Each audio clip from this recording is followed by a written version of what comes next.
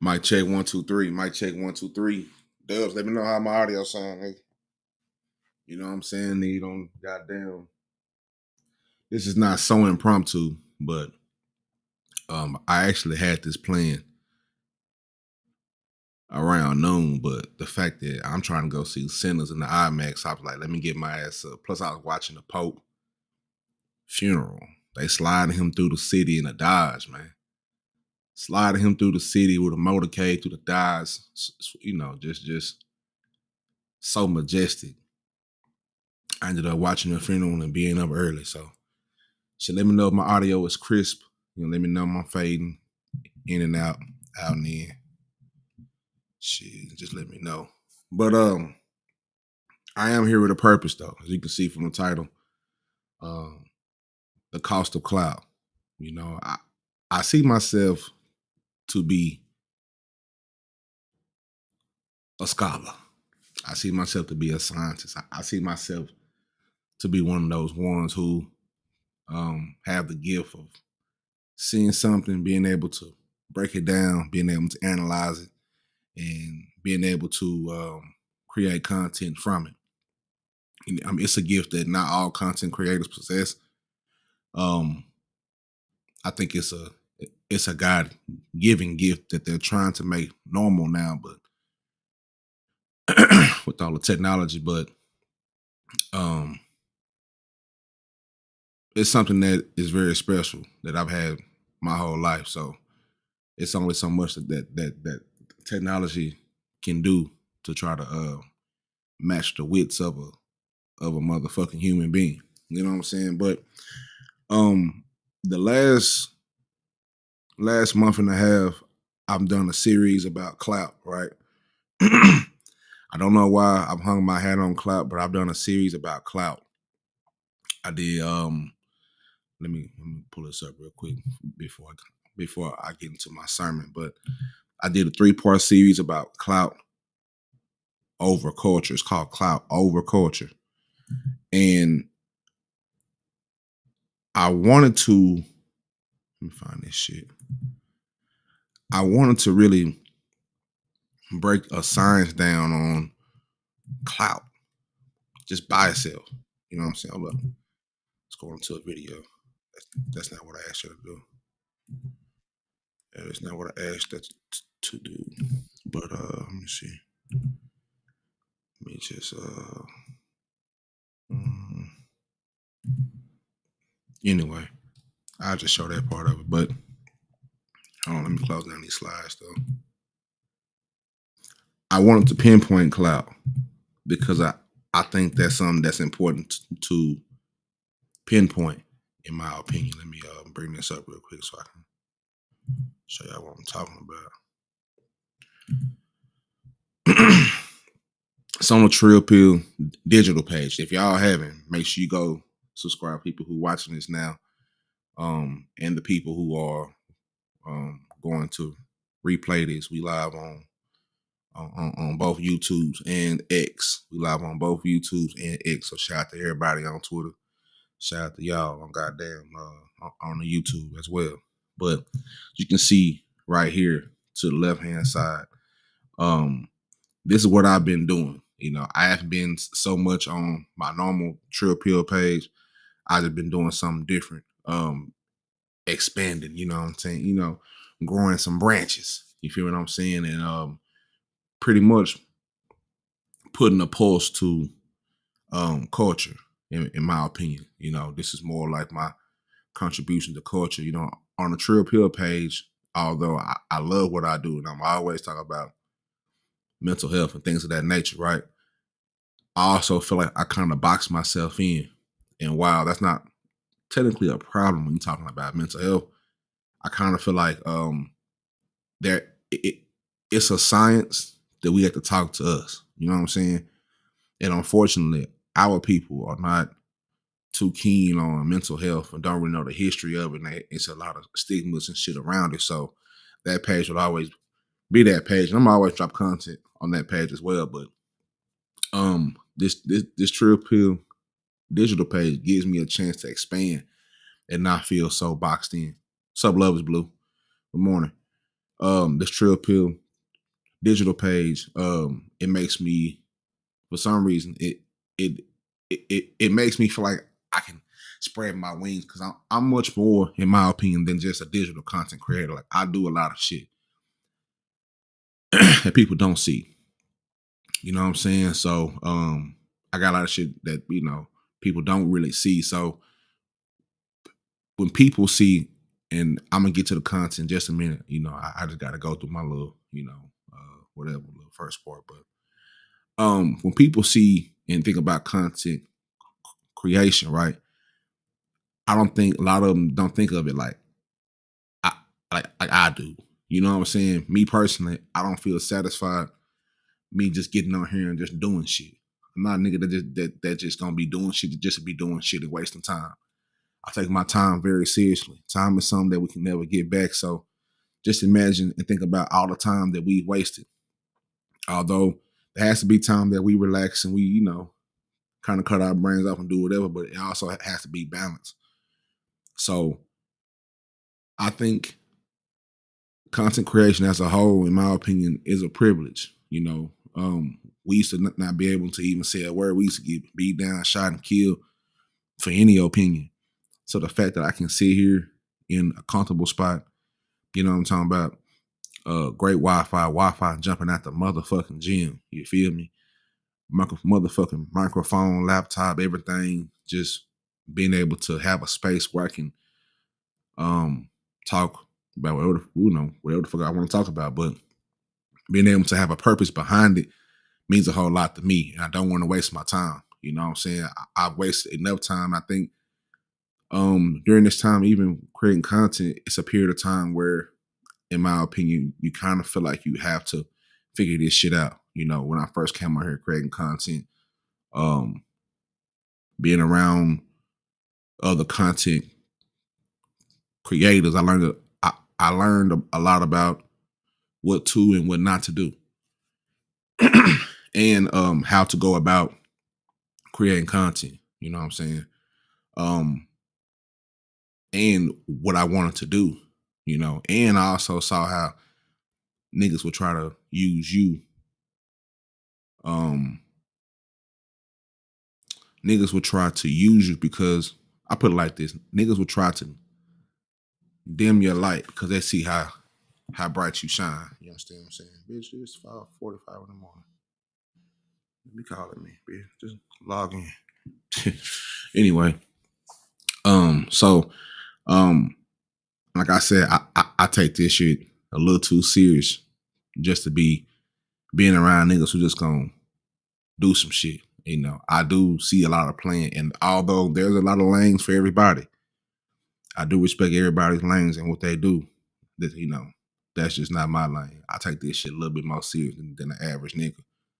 You know what I'm saying? So that being said, make sure y'all go subscribe to Trill Pill Digital. I believe that link is in the whatever. But as you can see, I got my video game shit here. I'm also on Twitch and I'm also on X, man. So and Instagram, man, and Facebook and Substack. But we'll get to all the ads and shit later on. It's early as fuck. But I've been up since about 3 o'clock watching the Pope. Now he slide through the city in the goddamn Dodge. I'm thinking like, God damn, that's how I want to go out. But anyway, the cost of clout. The cost of clout. The cost of motherfucking clout. Now, in the digital age, clout has become more than just a slang term, right? And it's evolved into a cultural currency that shapes it. It shapes influence, it shapes opportunity, and it shapes identity. And what was once reserved for describing power or respect has morphed into a symbol of status. And that status is often measured in likes, views, and followers, and the ability to trend. But in a world where perception often overshadows reality, um, clout is a golden ticket, but it's also a dangerous game. So when you think about the definition of clout, in my opinion, it refers to visibility, the influence, and what's perceived, or what the popular people perceive one holds. Uh, particularly is online, and it's not always rooted in talent and skill or accomplishment, right? Sometimes it's just about how loud you are, how boisterous you are, how viral your content goes, or how or who you're seen with.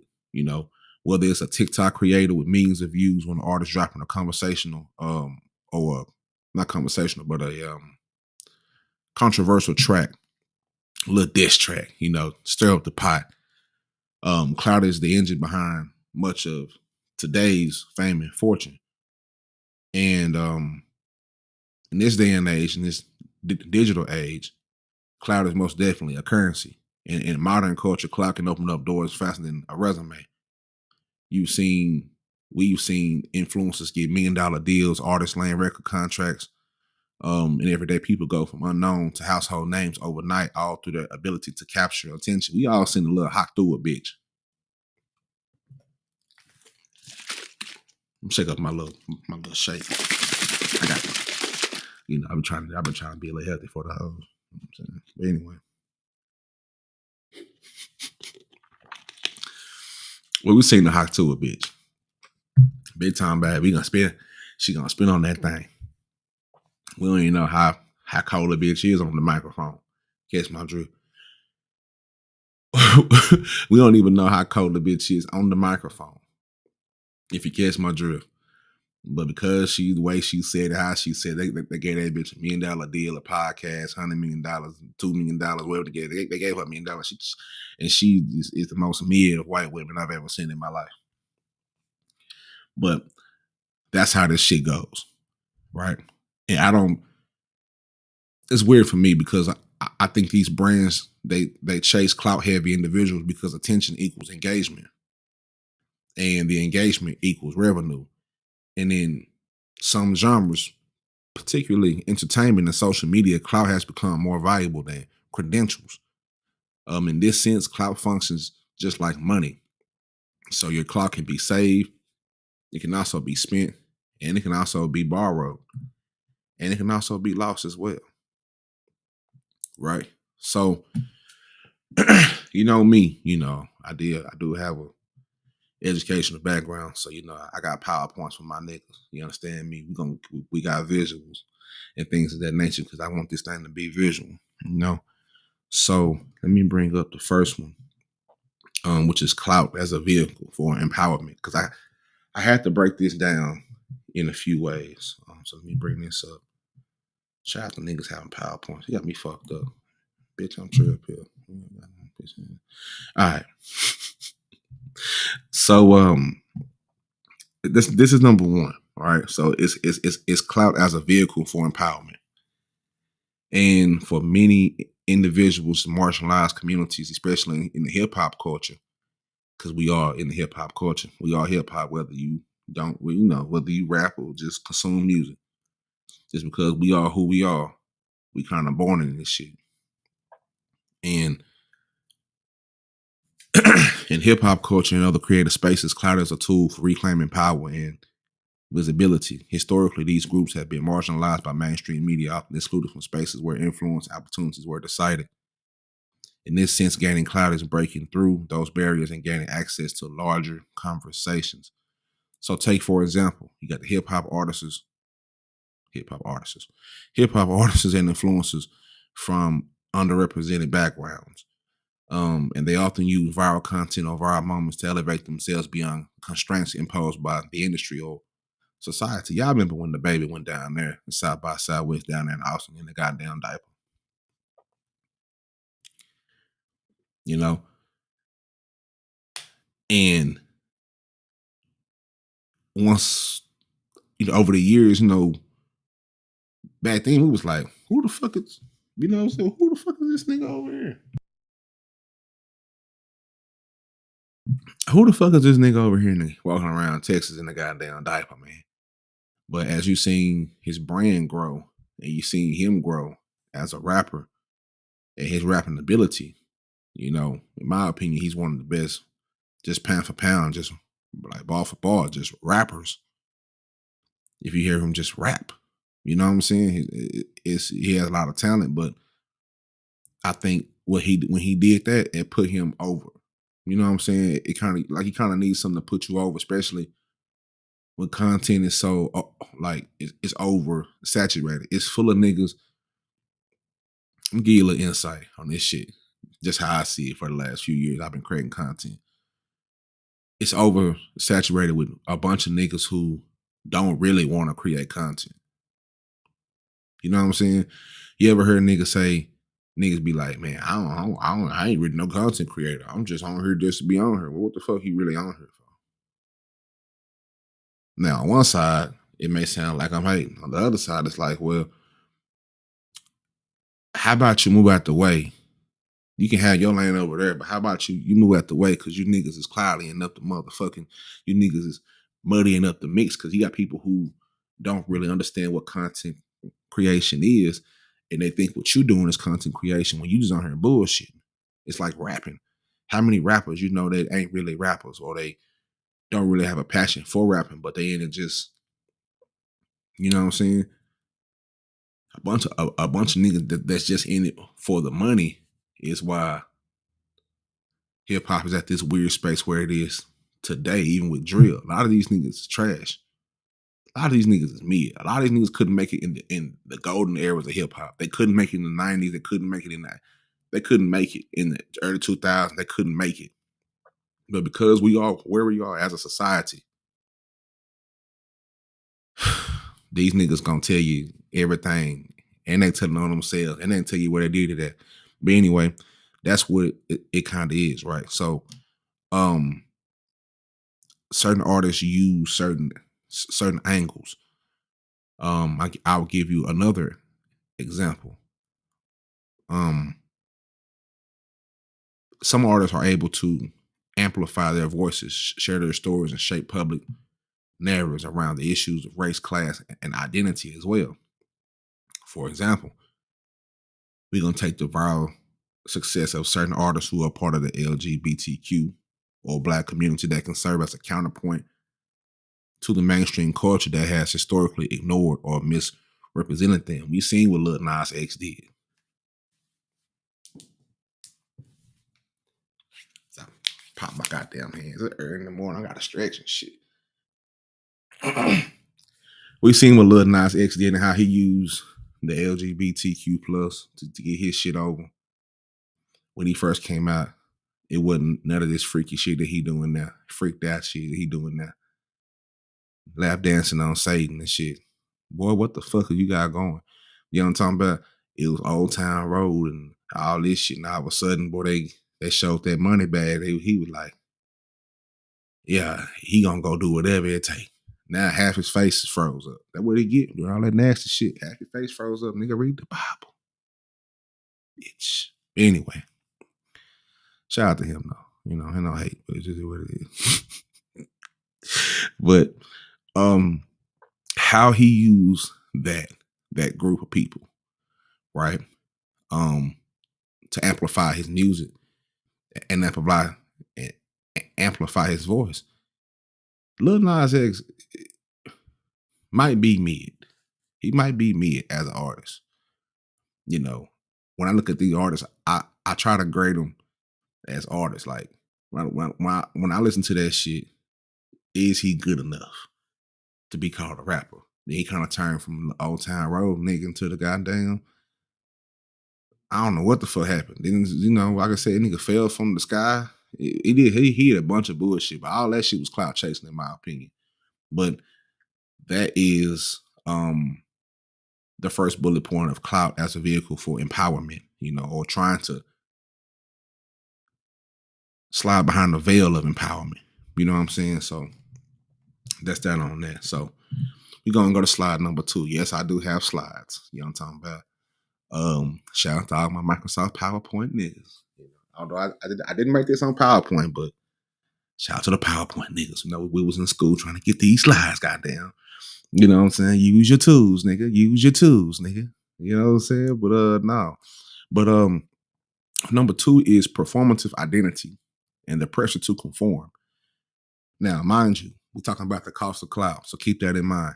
Now, however, the pursuit of clout can also create a tension between the authentic self and the performative self.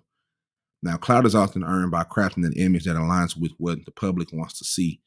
And in this process, marginalized individuals may feel pressure to fit into stereotypical narratives or perform identities that are not entirely their own. In real nigga term, these niggas cosplay. Now, how many niggas have you seen cosplaying real niggas? Now, I also did a video about that as well. And I'll show that later about the cosplay of real niggas. They can look like us. They can sound like some of us. They can dress like some of us, but they really ain't us. They can have all the tattoos and the grills and all that shit and make it look like these niggas just some of the hardest niggas, but these niggas are softer than motherfucking baby shit. These niggas don't stand on nothing. They don't take care of their business, and deep down in their soul is a bitch ass nigga, but we can't see deep down in their soul.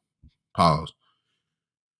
All we see is the aesthetic on the outside, what they appear to be, until these niggas start walking and start talking, and then you start breaking these motherfuckers down. See, it's one thing I learned from my pops, right? And the beautiful thing about growing up where I grew up at in South Dallas is I never was pressured into doing anything I never wanted to do. So although it was the enticement of what the normal enticement of being in a poverty-stricken neighborhood, South Dallas is 5 to 8% below the poverty line, so you already know what's going on. A lot of hustling, a lot of gang banging, a lot of this and that, but it's also a very, very beautiful part of town.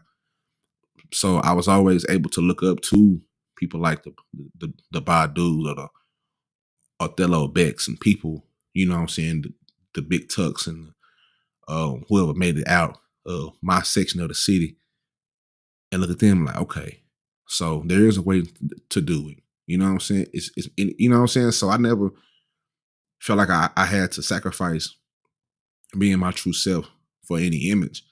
So for a nigga like me, I've been myself my whole life, I've never had to sacrifice being myself. So I don't really know what it is to fake nothing.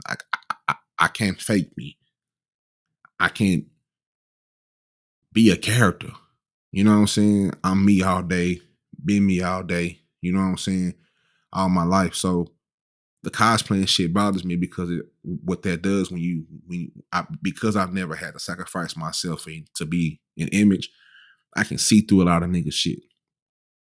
And although I may not say nothing, I can see through. It's kind of like Superman with the goddamn vision. You know, nigga beam that shit like, this nigga ain't. This nigga ain't. You know what I'm saying? These niggas ain't. And how do I know that these niggas ain't? Because I know niggas that are. Yeah, we gonna talk about it. I'm gonna drop the link in a minute. These niggas ain't because I know the niggas who are. I talk with them every day. That's a large part of me creating this content. And me having these conversations with the human beings that I've been able to be blessed to be around from many walks of life. You know, I don't judge nobody. I ain't no better than the next person. So I'm always engaging in conversations with any and everybody. So these conversations expand on my ideas, expand on my thoughts, and my phone line is always open to any of my niggas, anybody. Just if you really want to have a conversation, I can have a conversation with you. And there's folks that can vouch for that. I'm not on no bullshit. If I really want to have a conversation about something, we can do that because I'm all about learning. I'm all about knowledge. I'm all about the information. My pops always taught me to go seek the information. You know what I'm saying? So in these marginalized communities, right? There's already a history of being reduced to stereotypes, and the need for clout can encourage the individuals to lean into those stereotypes for visibility, even when it's at odds with their true identity. We see a lot of niggas on the internet being characters of themselves.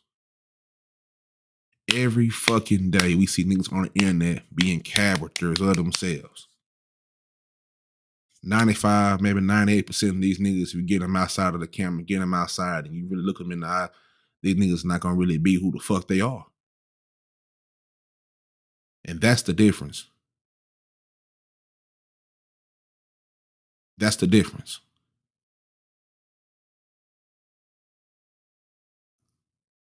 These niggas be at odds with their own true identity.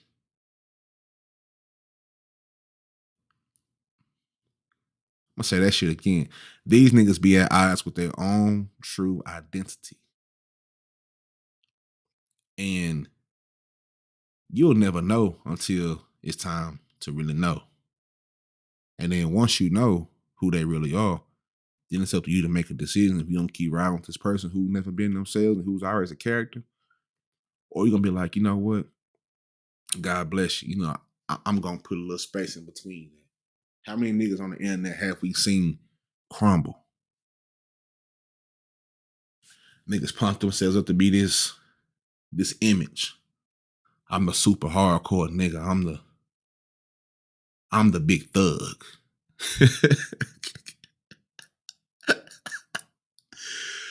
You know what I'm saying? Just for niggas to be decimated. You know what I'm saying? It's like, wow, man. I'm really watching this shit live. You start figuring out who these niggas is when they get in these dire situations. Shit get real, niggas start calling the police. Shit get real, niggas start doing hoe shit. Shit get too real, niggas start exhibiting hoe type skills. And it's like, damn, bro. Although I'm not wanting to be, talk down on my fellow black man, but god damn, we must be hold each other accountable in our community before we start pointing the fingers everywhere else. And after certain shit, you really don't be want to hear from niggas and what they have to say no more. It's like, nigga, you ain't even who the fuck you said you are. How many niggas have we seen on the internet came on here saying they gonna do this and do that, but they don't do it? Then you see niggas like me I've never disguised my intentions and still doing this shit. Don't give a damn about what comes from it. Not clout chasing, not chasing the algorithm, not chasing subscribers, not just working on my craft, just steady in the gym with the 1, 2, 3, 4. 1, 2, 3, 4. 1, 2, 3, 4. Dip. 1, 2, 3, 4. Give it to him. Yeah, we steady in the gym, fine crafting, tuning. Like I told niggas before, I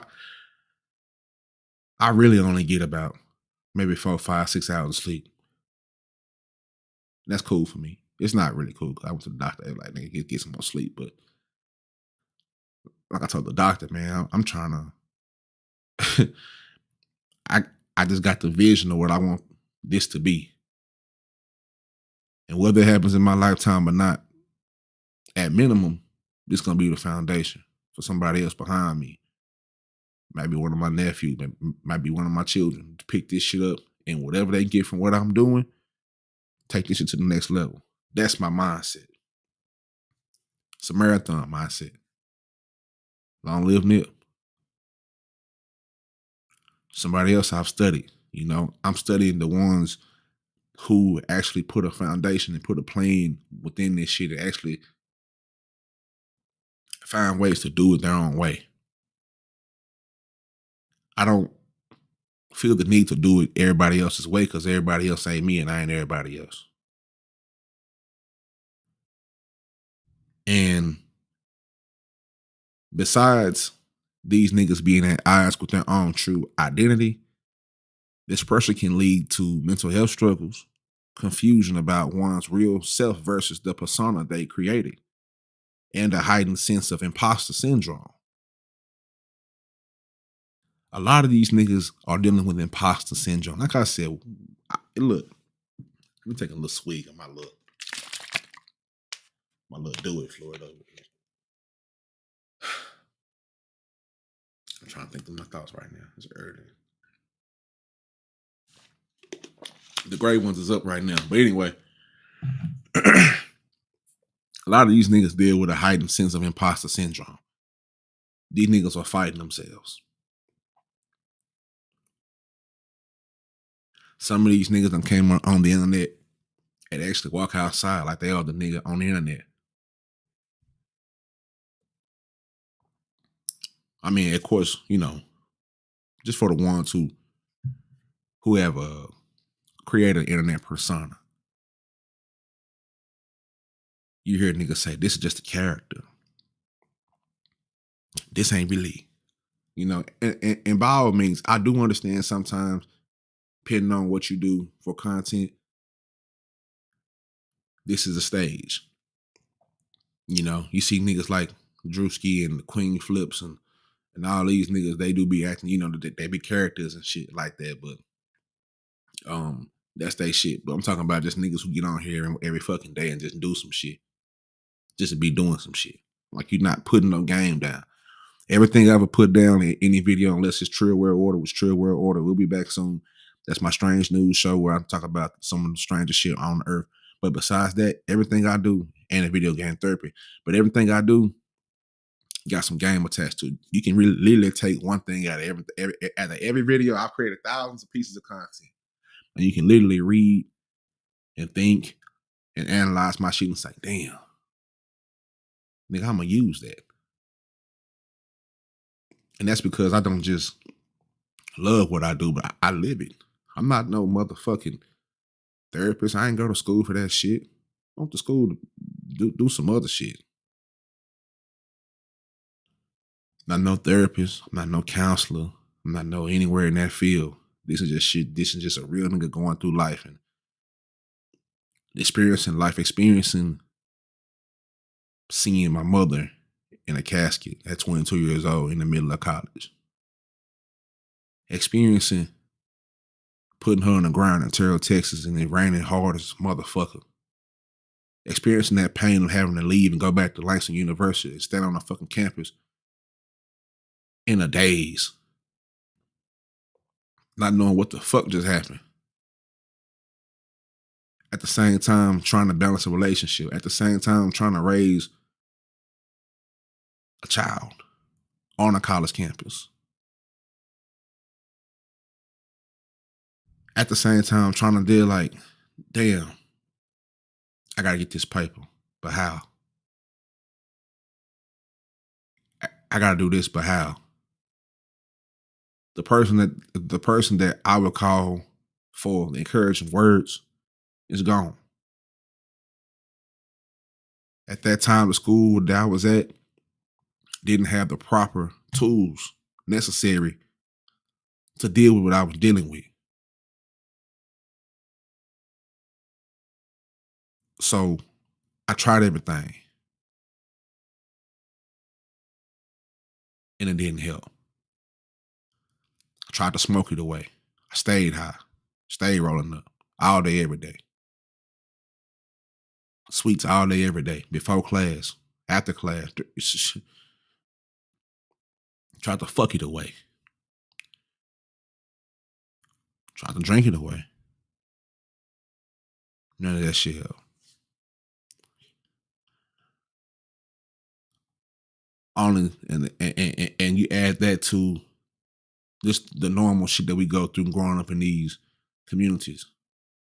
Add add on top of that what I'm going through in my life of being a nigga from South Dallas, Texas. Now I'm in Oklahoma, had a baby, trying to manage a relationship, trying to do the right thing as a black man and hang in there and noticing this shit is a culture shock.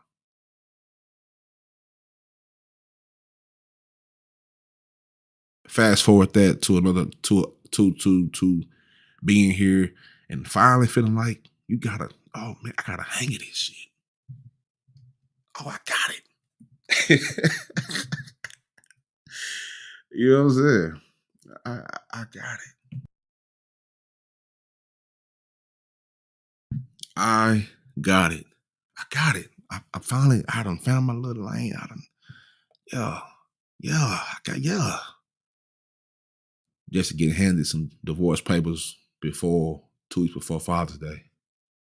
Having to explain to my kids what's going on and why I gotta do why we, you know what I'm saying?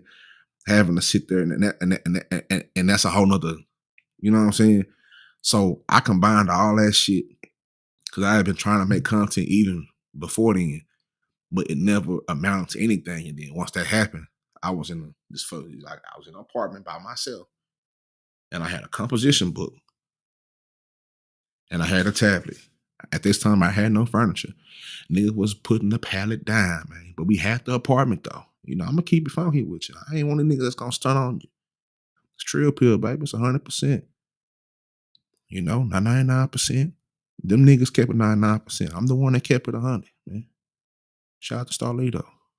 Anyway,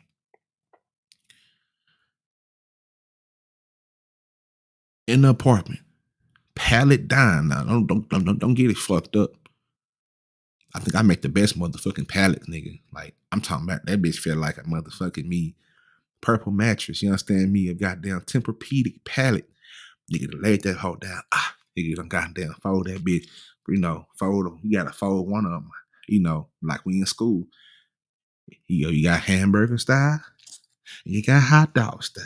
You gotta fold that bitch hot dog style. Now I'm a big nigga. So you gotta fold your pallet hot dog style, which you can't overfold. You got to fold it where you can roll over, do a little, you know what I'm talking about? Had pillars, all nigga done built a fort around that bitch. But this is what I'm doing.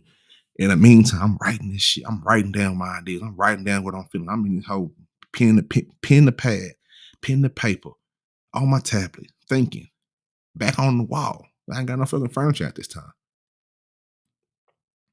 I ain't had no furniture. I ain't no TV.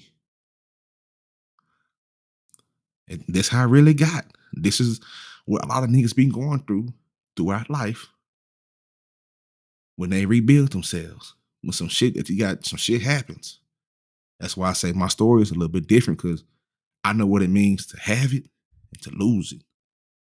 To go from a motherfucking 3-bedroom house, nice front yard, nice backyard, dogs, kids, wife, to be in a 1-bedroom apartment, no furniture. Just like that. Just like that. That's how that shit feel.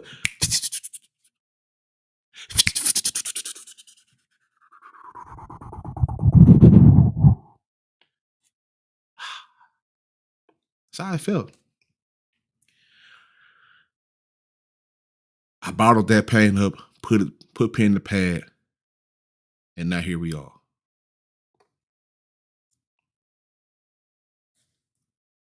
Now here we are. So all of this is the build up. This is the story. That's why my story doesn't vary in a lot of places because I have to be careful where I share my story at. I tried to share it on some of these platforms, but they just made content out of it and made jokes out of it, even though niggas are not in a position to make jokes out of nothing. That was my first lesson of I got to be careful where I share my story at because this shit is too valuable to just be sharing and people don't give a fuck. Niggas want to do all this and that. But shit show. Let them do that. They got that. Let them have it. But it's learn. You just gotta learn. So to get back to loop that back around, what I'm saying from slide number 2 is a lot of these niggas do not know who the fuck they are. They don't know. Like I said before, confusion about who they really are. Excuse me, I got a burp real quick. Hold up. I don't want to do that shit on microphone. That shit gonna sound amplified and get it to ear. Anyway, these niggas don't know who the fuck they are. They battling themselves. They battling the internet version and who they really are. They lost. These niggas is lost. They lost themselves. They losing themselves. You see people. We see people every day lose themselves on the internet just to keep up a perception of who they are and for some fucking strangers. For the entertainment of who? The cost of what? The cost of clout. Now, for instance, you know what? I think I said enough for part 2. But the erasure of their identity and ownership in the pursuit of clout can lead to feelings of frustration and devaluation of their contributions or whatever those contributions are. You know?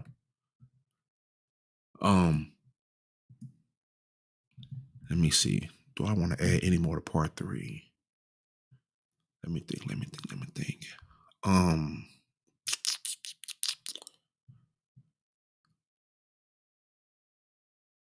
Well, I will say this before I move on. It's part 2. We can go to part 3. Okay, let me go to part 3.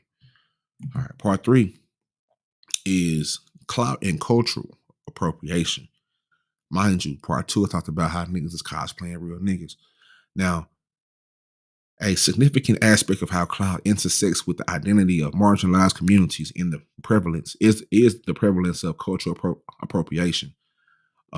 In the race of for viral attention, mainstream creators and brands often appropriate the identities, aesthetics, or the struggles of marginalized groups to capture clout. This can strip away the context and meaning behind cultural expressions, turning them into consumable commodities for entertainment.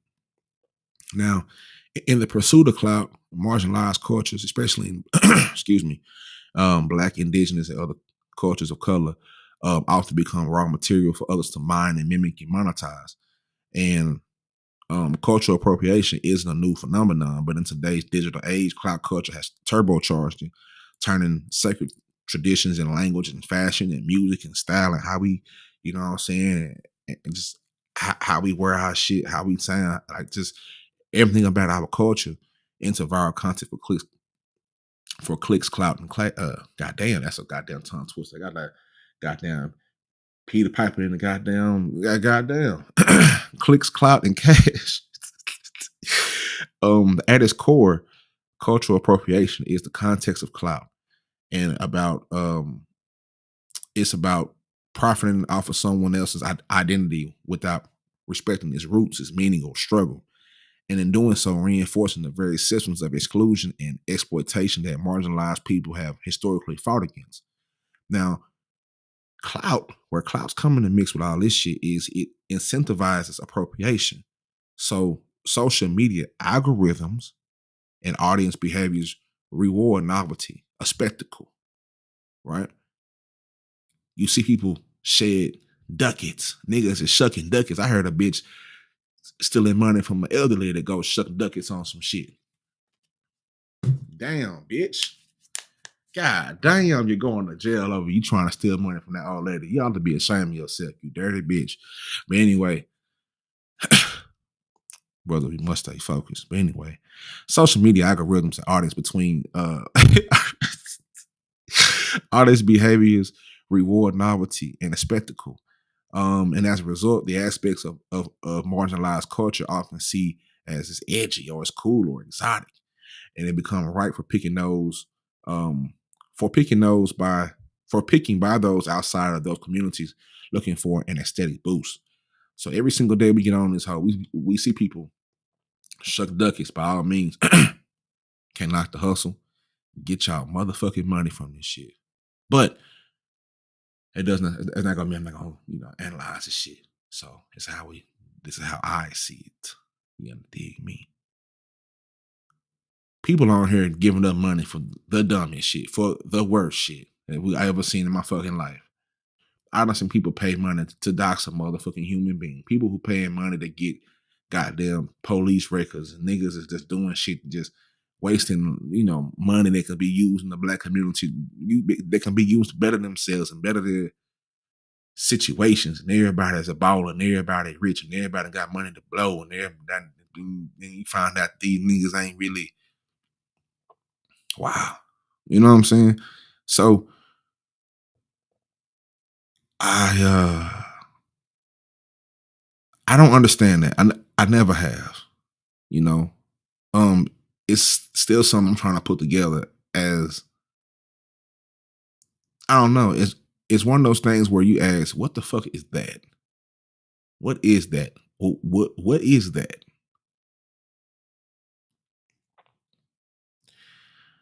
But anyway, let's stay on topic. Let's take, for instance, a non-black influencer adopting black vernacular, like the Bad Babies of the world, and you know, shit like that.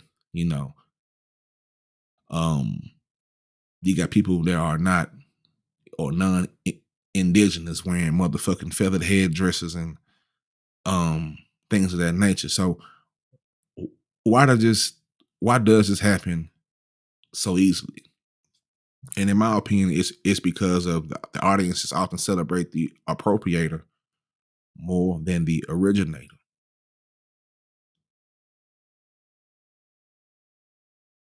I'm gonna let you marinate on that one. You know, the audiences often celebrate the appropriator more than the originator. Examples: Exhibit A. A white influencer might go viral for dance moves created by black teens and receive brand deals and build a career off borrowed sauce. Nigga done borrowed the sauce. Nigga done goddamn KFC, the shit. Come on, you can look at, we can break it down to just some of the simplest shit. We can look at Colonel Sanders and motherfucking know, nigga, you ain't create that fried chicken recipe, nigga. You capping. Fuck out of here where you find original spices from. How you get them original spices? Where did the original spices come from, Jack? Hmm? You just shit like that.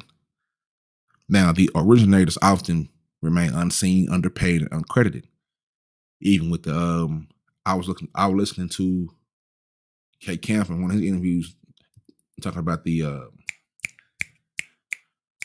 had a recent interview.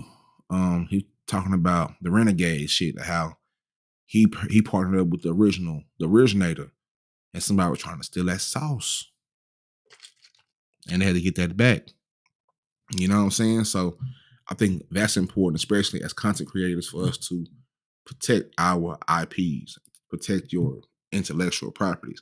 And sometimes you gotta protect your shit even from your own people. Boy, these niggas, boy, if I told you, cause like I said, nigga, I'm a scholar of, I see myself with somebody that, I just try to do the best I can. But I just can't help seeing it how I see it. Shout out to my mama and my pops and my big brother Sean and my family and my friends and my neighborhood of South Dallas, Texas that allowed me to see what the fuck I see, how I see it. I don't know how I see it like this, but if I were to tell you how many times I done said some shit and my videos ain't, in the thousands every video, whatever, but it might be 2, 3, whatever. And and how many times I would just casually listening on YouTube and just hear some shit that I just hear an idea that I might have. That's something I learned too. Can't be giving away giving away your good shit, but you might have said some shit on a video that might have got 5 views, and you hear that shit Do you hear content creators say the same shit and he got 500,000, not 500, but 500,000 people in the audience, and they be like, hell yeah, that's some real shit. I be like, wait a minute, I said that shit like last week. I said that shit like last week. Cuz don't even think like that. You know what I'm saying? Cuz don't even think like that. Then nobody asked you. Then nobody asked these niggas to expound on that. Hey, say fam, expound on that player. You know, they just let niggas ride off that shit. Hell yeah, that's some real nigga shit. Ooh, that nigga a real nigga. Let me give him $10. Let me throw a super chat. Y'all be doing super chats for some obscene simple shit I haven't seen. That's why I said the problem can't be me. The problem is the audience. Once I started going around different platforms, it definitely proved my thesis to be correct. Goddamn. It ain't a whole lot of us out here in this Mo3 sector that really actually use our motherfucking brain like that. Even around this case shit. Y'all don't let niggas do too motherfucking much with trying to get this clout, and this ties directly into what I'm talking about. Cause I got all smoke for all these bloggers. I got all the smoke for them, even the ones I fuck with. I got all the smoke for them. Cause one thing we can't do, even with this shit and going forward, we're not about to ditch academics this shit. Y'all niggas have done enough. Y'all niggas done made thousands of dollars talking about motherfucking Mo3 ain't dead. This nigga in Cuba. He ain't dead. He over here in goddamn Guatemala. Tupac ain't dead. He over here in Argentina. This nigga done had something to do with these murders. That nigga done had to do something with these murders. We're gonna bring in some people that ain't got nothing to do with this shit off in the mix because we want the content. We really trying to get down to the investigation. And it's a very thin line with that shit. A lot of you niggas barely passed the context clues part on your motherfucking 5th grade state test. But now you niggas done grew up and you want to do some context clues. A lot of you niggas ain't never even played the game of Clue. A lot of you niggas ain't even found out who yourself is, let alone trying to find out who killed somebody like you better than the police. We done solved the murder, y'all. No, you have not, nigga. Now, don't let that deter you from getting your brainstorm on. But once that shit start going left, it's like, okay, y'all niggas are doing too much. But I understand. It's clout. It's the cost of it. It's the cost of it. Because you don't know who you are, because you just bumped into some shit you didn't really plan on it. You kind of climbed your way up to getting these many people. You know, whatever you done bounced your clout off this person and that person and this person. So now you put yourself in a position where people really listen to what you say. And boy, that can be dangerous when you got niggas who don't know what the fuck to say. Boy, that can be dangerous when you got niggas who don't even have a single thought for themselves. Boy, that can be dangerous when you got scary ass niggas behind the microphone. Boy, that can be dangerous when you got niggas who ain't really living what they live and talking about they doing what the fuck they doing.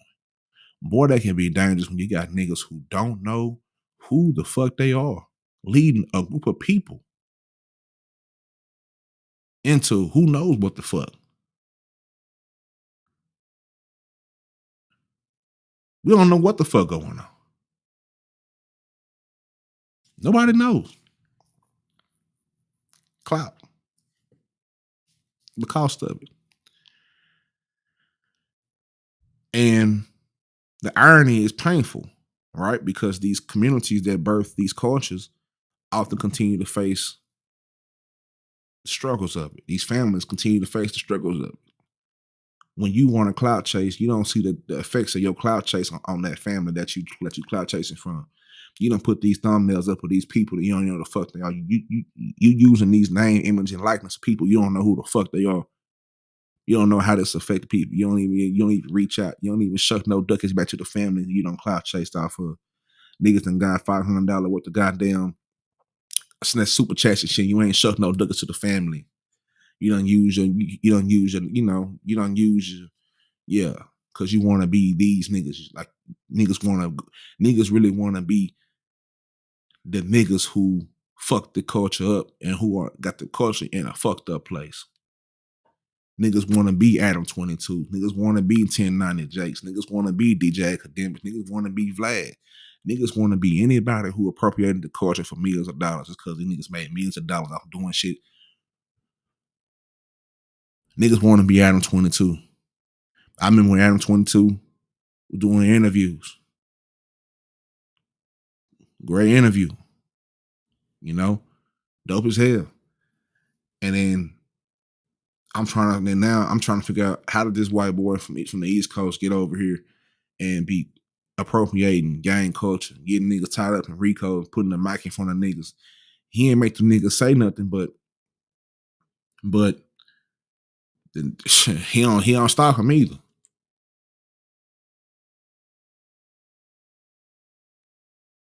Nigga be getting away with shit that if we walk through a goddamn neighborhood with a goddamn the wrong hat on, nigga, we gotta get jumped, stripped, robbed.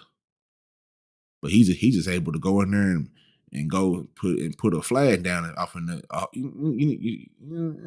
clout, clout, clout, clout, and social media platforms and corporate brands play a huge role in normalizing a lot of this shit and even encouraging cultural appropriation. The algorithms don't care about your authenticity. They reward engagement. Whoever garners more views, more comments, more shares, often the appropriators get more visibility. Meanwhile, these brands often tokenize our culture without investing in the community that they borrow from. You understand what I'm saying? Whether it's streetwear, they'll slap a streetwear label on anything now. And in clout culture, the goal isn't respect. And that's what I had to learn coming onto the internet and being around these YouTube niggas. I used to not know what a YouTube nigga or what the internet niggas is. I used to not know. When I first came on here, I used to not know. I was just myself. I probably shouldn't have been on the internet, to be honest. I was in the whirlwind and shit. I was standing in the eye of the hurricane, going through shit, going through a divorce, going through trying to figure out, going through trying to raise my kids in this fractured shit. I never grew up in a fractured home, so I'm learning how to deal with broke. You know what I'm saying? How am I going to tell my kids how to? I never experienced it. I'm reaching out to to my niggas and my family. Hey, say fam, this is wham wham wham whoop de whoop. This doesn't happen. Now what? How do I go about doing this? How would you know what I'm saying? I'm in the middle of that and being on the internet. I I saw I saw I saw a panel. I saw a panel and I was on and I had my camera on and I looked myself in the fucking eyes and I immediately got like a motherfucking that shit down there made me want to cry because I was like, damn, bro. I can look at my own eyes and see, nigga, where are you? Where are you? Where are you? You fucked up right now. You're not right. And because that was my first walk in, my first introduction to who whatever it is, niggas try to pin that on a nigga, not knowing what the fuck niggas act like real life don't ever happen. That's why I create out of a special place. I created myself out of my depression. I created myself out of that shit. I just kept going and kept going and kept making videos. I ain't never gave up. Don't get me wrong. I do care about this shit because unfortunately, the views and all that shit is important to the whatever. But that was like number 5 on my list. I just gotta get this shit out. I just gotta get it out of my system.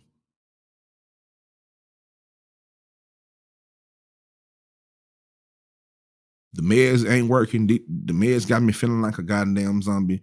This shit ain't really for me. This shit ain't fucking with my body. Fuck all that. Let me go and do what my mama, my pops, my big brother did when we was young. Doing what we grew up with. Let me go express myself. Let me go to goddamn Michael's and buy some canvas. Let me get some paint. Okay. Yeah, I got this microphone. I got this computer, but let me go and get some paint. Let me slide by the ceramic store. Let me go buy these molds. Let me go do this shit. Let me go get this energy out. in a positive way. I created my way up out all this shit. And that's one of the reasons niggas can't fuck with me. I don't give a fuck about what anybody else. That's the clout game. I'm not chasing that. Nigga, this shit, I'm gonna be doing this shit until I die, regardless of what the fuck happened. This shit is beyond this digital shit. I'm right now, I'm trying to figure out, and I ain't gonna say too much about whatever. I'm trying to figure out how many different ways can I get my message out. That's where I'm at with it. And boy, I can show y'all a shoebox. Morning juice. I can show y'all a shoebox of just the benefits of being able to create your way out of this shit and not get caught up in this clout game when you in the content creation space. It's a clout game. It's the cost of it. How far do you want to go for your clout? How far do you really want to go for this shit? And like I always say, man, not always say, but like I just said, is in this point of culture that we at in clout culture, the goal isn't respect or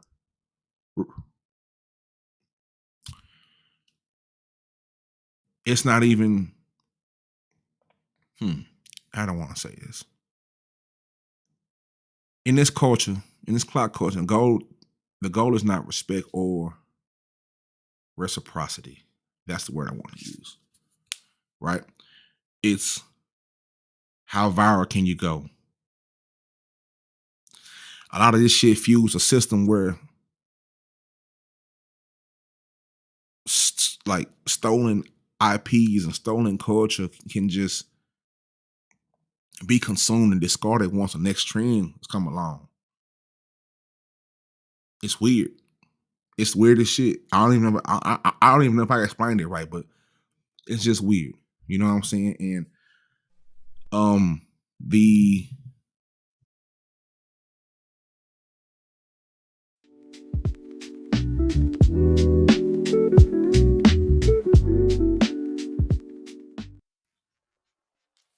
okay, I'm back. Boy, I'm pressing many goddamn buttons over here. Shout out to Restream though. That shit fly. I just learned something. But anyway,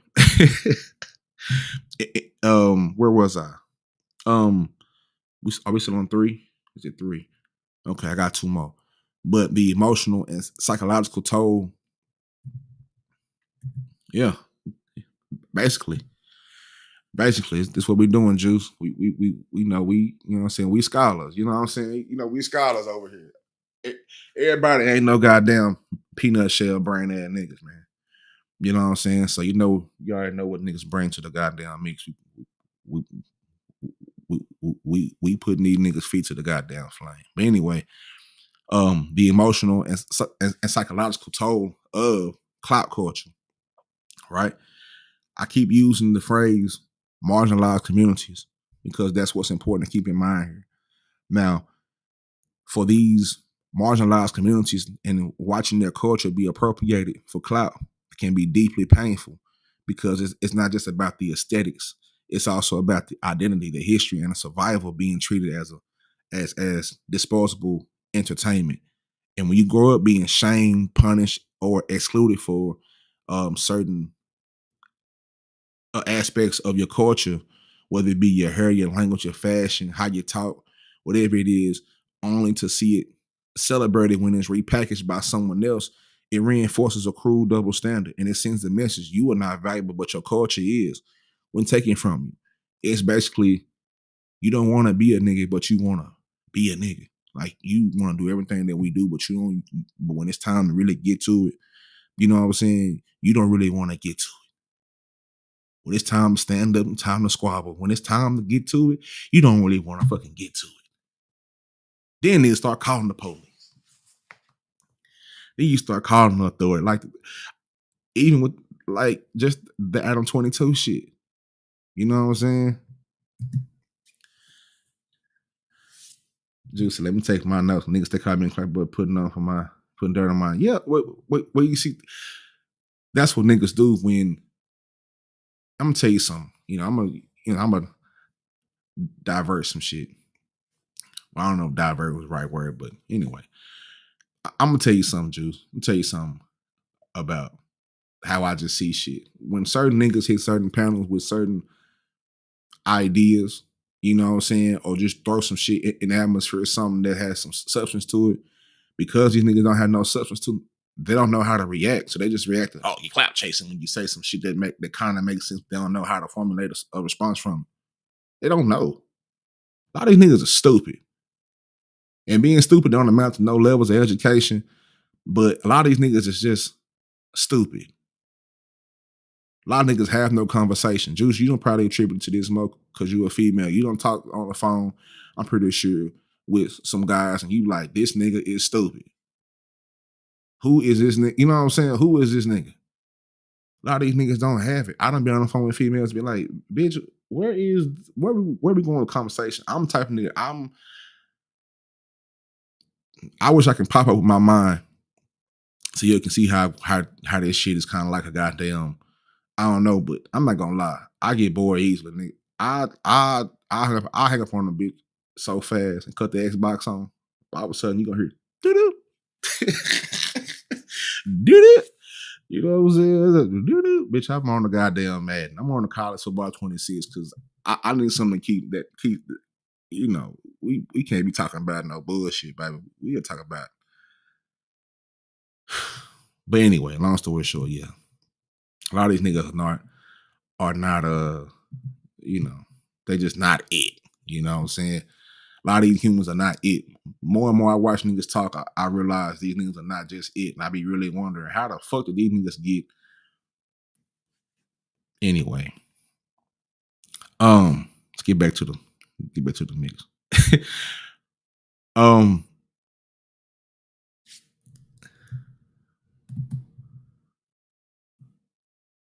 yeah, yeah, yeah, for shit show. But you pose a threat because you're not simple. So you pose a threat. Like anybody, this is one thing that I have learned, especially about being in certain spaces, right? Because I'm in a lot of different spaces. Whether I'm over here on, I'm over here on YouTube, or on Twitter, on Substack, or doing something else. It be the people that be around, like people, like it's certain niggas that like if you was to say what you be saying, like if you came to Twitter and joined on some of these spaces, you will be around more like-minded people. When I'm on Twitter and I get on these spaces in the right group, don't get it twisted, because it's a lot of bullshit going on in every platform. But certain things, when you get around like-minded people, it does nothing but elevate your thought and idea. Like people ain't looking down on you because you might say something that it may or may not make sense to some people, but it's like, okay, well, let's expound on that. Let's see it. Let's try to see it this way, or try to see it that way. You know what I'm saying? People who use their brain for more than just a motherfucking hat rack. You understand? So that's really what it be. You know what I'm saying? But a lot of these niggas don't know who the fuck they are though, and that's what I said in part number 2. We got 2 more to get to. As you can see, Juice, niggas putting them skills to use. God damn it, we got motherfucking slides on these niggas. Now, anyway, where we at? Cultural appropriation. The clout economy doesn't have to thrive on theft, but there is a way forward. Cultural appreciation versus cultural appropriation, where people uplift and respect and compensate the communities they draw inspirations from. You know what I'm saying? And that is that on number 3. A lot of people they they they're profiting off of identities and leaving the real communities behind. And if clout is any worth, if clout if clout is going to have any worth keeping, it must be tied to respect, acknowledgement, and justice. We gotta start holding these niggas more accountable. I think that's something that we can say, especially we can say over here in this Mo3 sector or in this community, right? Because at first I was saying, I don't know, I don't like the name of it, but I see it like a Reddit. So, in Reddit, it's subgroup after subgroup after subgroup. So that's how I kind of see it now. I had to change my perspective, but niggas don't like being held accountable for their bullshit. They definitely don't. They definitely don't. They don't like opinionated female shit. You know what I'm saying? These niggas just want. Come on, man. You know what they want. These niggas want. These niggas want. Say, man. You know what these niggas want. See what these niggas be doing. We see what these niggas be doing. But that is that on that. Let me see. We can go on to the next one. And we're on the back end of it now. At number 4, which is the double-edged sword of representation. Keep in mind, I'm talking about the cost of clout. Now, while gaining clout can provide representation in spaces that will otherwise overlook marginalized communities, it can also create a distorted or oversimplified view of those communities. Media often reduces the complexity of identities, fit marketable narratives, trying to focus on the shock value or controversy to sustain attention. This can mean that the most viral or clout-worthy representations are those that fit within the mainstream stereotypes. For example, in the case of a lot of Black creators, the fight for visibility often involves leaning into hyper-exaggerated tropes of Blackness, whether it be street culture, whether it be violence or hyper-sexualization to gain traction. And while some individuals may embrace the representation as a part of their lived experiences, the others may feel pressure to perform in ways, that don't reflect their authentic selves, but serve to fulfill a larger system of clout chasing. I keep saying, the system rewards clout chasing. The industry rewards clout chasing. These platforms, the algorithm don't give a fuck how real you are. It is going to reward clout chasing. When you start clout chasing and these niggas been getting every view and everything, the algorithm give a fuck about none of that shit that we like. No morals. It's a fucking algorithm. It ain't made to have a feeling. And not all representation is created equal. And I'm gonna keep using this term, marginalized communities, gain visibility through visibility online, rather. And it can kind of be a breakthrough moment and an opportunity to challenge stereotypes, reclaim narratives, and carve out spaces traditionally denied to us.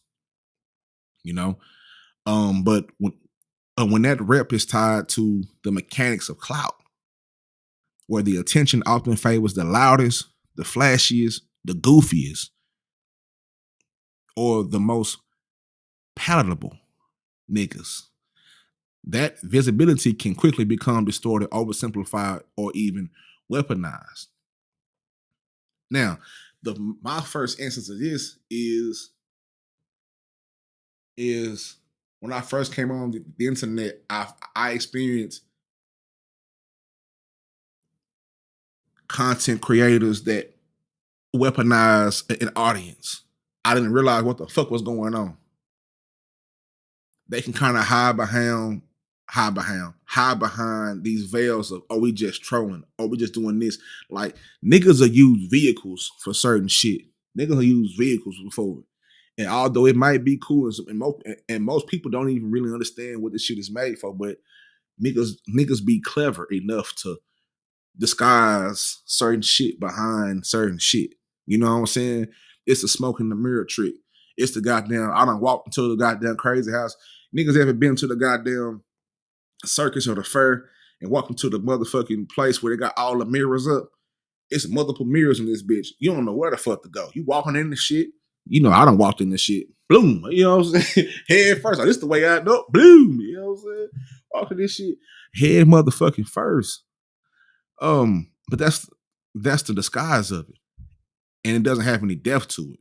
But you don't know because certain people have been in certain realms before you. So they know the tricks. Certain niggas done had 2, 3, 4, 5, 6, 7 cracks at this internet shit before a lot of us really got on and started creating content on this shit or really got into it, started being involved. So they already know. It's the whole difference of being on a team or being part of an organization where when you brand new or some shit, people who before you kind of just look at them like, you know what I'm saying? You kind of just look at them. It's the perfect example. Perfect example. Perfect example. It's like this. We on the block. Okay. I go into details. I put it like this. We on the block. We grew up in the neighborhoods, Juice, you grew up in No Cliff. I grew up in South Dallas, so we already know, about the just, in these communities, we got the OGs. Yeah, he big OG. Yeah, he big certified, big, he clouded up. Got the money, the hoes, clothes, cars coming down. You know what I'm saying?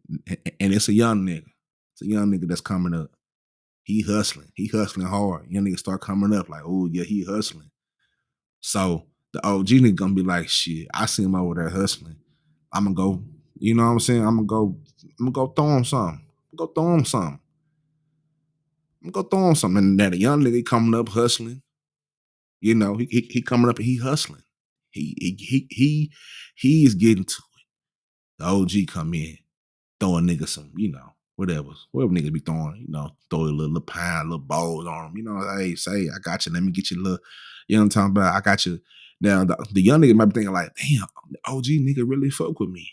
When in return, the OG nigga might be setting you up to put another layer right in between you and whoever. You think he really fuck with you because he done gave you the goddamn, you done got the bones of the corn. You feel what I'm saying? He done came and blessed your game with these, now you gotta find out where to hide the shit. He done front of you so much. It's like, damn, he's showing love. Yeah, OG show love. OG showing love, man. Nigga. 9 times out of 10, the OG is really putting you in the mix because he see what you are. He see that you have the potential to be better than him at whatever that is. He gonna put the people in your life. Now I create a layer. Now, because you gotta understand, especially in the street game, you don't get higher up without fucking with the higher ups. They ain't just gonna let you just do all this shit and move all this shit without you having to shuck some ducats over here and over here. You know what I'm saying? Hey, who the hottest in your community? Hey, who the young nigga? Yeah. So now if anything goes wrong, he gonna use you. Say, man, it's a young nigga over there. He got all the, and I know where he hold it at because he gave it to you. It's kind of like that, if that makes any sense. You know what I'm saying? A lot of these niggas appear to be trying to help out. These niggas don't be trying to help. These niggas really be trying to, I don't know what these. It's a weird, sick game. It's 2025 and niggas are still using the logic of 48 laws of power. Some of this old prison shit. 48 laws of power ass niggas. Law number 25. What if you don't get that shit the fuck home before you get shot? You know what I'm saying? Trying to finesse some shit. You better stop, nigga. You know what I'm saying? You better read some other books. There are some other books other than 48 Laws of Power for all you niggas out there. You know what I'm saying? Do you understand it's other books out there? Stop trying to use law number these laws on niggas. Niggas still trying to get over the 48 laws. Like, yeah, read the shit. I'm not telling niggas don't read, Juice. Yeah, read the shit, but don't be trying to niggas because niggas like me gon' understand that shit, and because I'm not the most verbal, you know what I'm saying? I'm a conversationalist. I like to have conversations, but other than that, I don't like to talk and stuff. You know what I'm saying? Like I kind of have to battle, being self-conscious because I can kind of talk kind of fast and I stutter and shit like that. So having to get past that to actually have something to say on the microphone is a whole lot. But once I get past all that, once I've gotten past all that, I can't help but to see this shit and say this shit. That's why I don't be around a lot of these niggas because I figure them out too fast. I'm not gonna say nothing because I might benefit from what's going on, but nigga, you figured out. Bloop. Bloop. You know what I'm saying? You figured out already. But okay, but now that I got you figured out, now I'm just going to watch and I gotta analyze. I think that's something that we all should do. Whether we can, I think we all should learn from each other, whether we learn what to do or what not to do. But they niggas still trying to apply some, you know, mm-hmm, not good intentions. So I think about that all the time. I've had that happen to one of my partners before. That's how I know that because I ain't no street cat. I ain't grow up trying to, you know what I'm saying? I ain't do nothing outside trying to get a couple little lows off for goddamn middle of Oklahoma. But the fact that I've had partners that say that shit, yeah, exactly. Niggas don't use it for elevation. They use it for mind manipulation. I almost stumbled over that shit, but you got it right. My manipulation. These niggas don't use it on the people you actually supposed to use that shit against. You use it on you niggas be learning that shit and use it on their own people. No, dumbass, go use it on them. And we ain't gotta used to say who them are. Them and they. Go use that shit on them and they. To maneuver how you supposed to maneuver. Don't use it on your own people. Like nigga, that shit, you know what I'm saying? That's kind of fucked up, you know, in my opinion. But um another major issue in the double-edged sword of representation is tokenization. Brands, institutions, and media outlets often celebrate the first. We always hear about the first black woman, the first black man to do this, the first queer artist to do this, and X and Y, the first person to do this and that. And they don't address why they are the first. You know what I'm saying? They don't address the systemic barriers that exist in the first place. In these cases, clout is used to market the illusion of progress rather than to achieve real structural change. And for the individual who becomes the face of a movement or a moment, this can both be empowering, and isolating. And they are placed under a magnifying glass and they are expected to represent an entire community's hopes, struggles, and complexities. It might be too much on the young hustler to throw 100 bowls on him. He might have been dealing with 1 bowl, 2 bowls, 3 bowls, 4 bowls, 5 bowls, 6 bowls. The OG done came around and threw 100 bowls on him. That nigga sitting in the living room like, boy, what the fuck going on?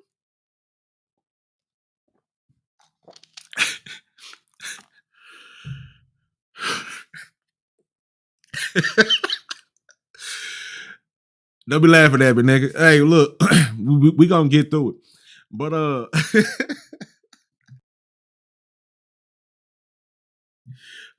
yeah, these niggas might be, you know, the young hustler nigga on the block might be dealing with 1 ball, 2 ball. He ain't got he don't have a team or the network for the 100, the 50. He done threw all them balls and nigga. Now he gotta figure out now where I'ma stash this shit. Cause boy, if they come through this hole. Even you know, boy, if they come through this hole and I got all these balls now. I was cool with the 1-2 balls. I had a little bitch over here on this side of town. I can, you know what I'm saying?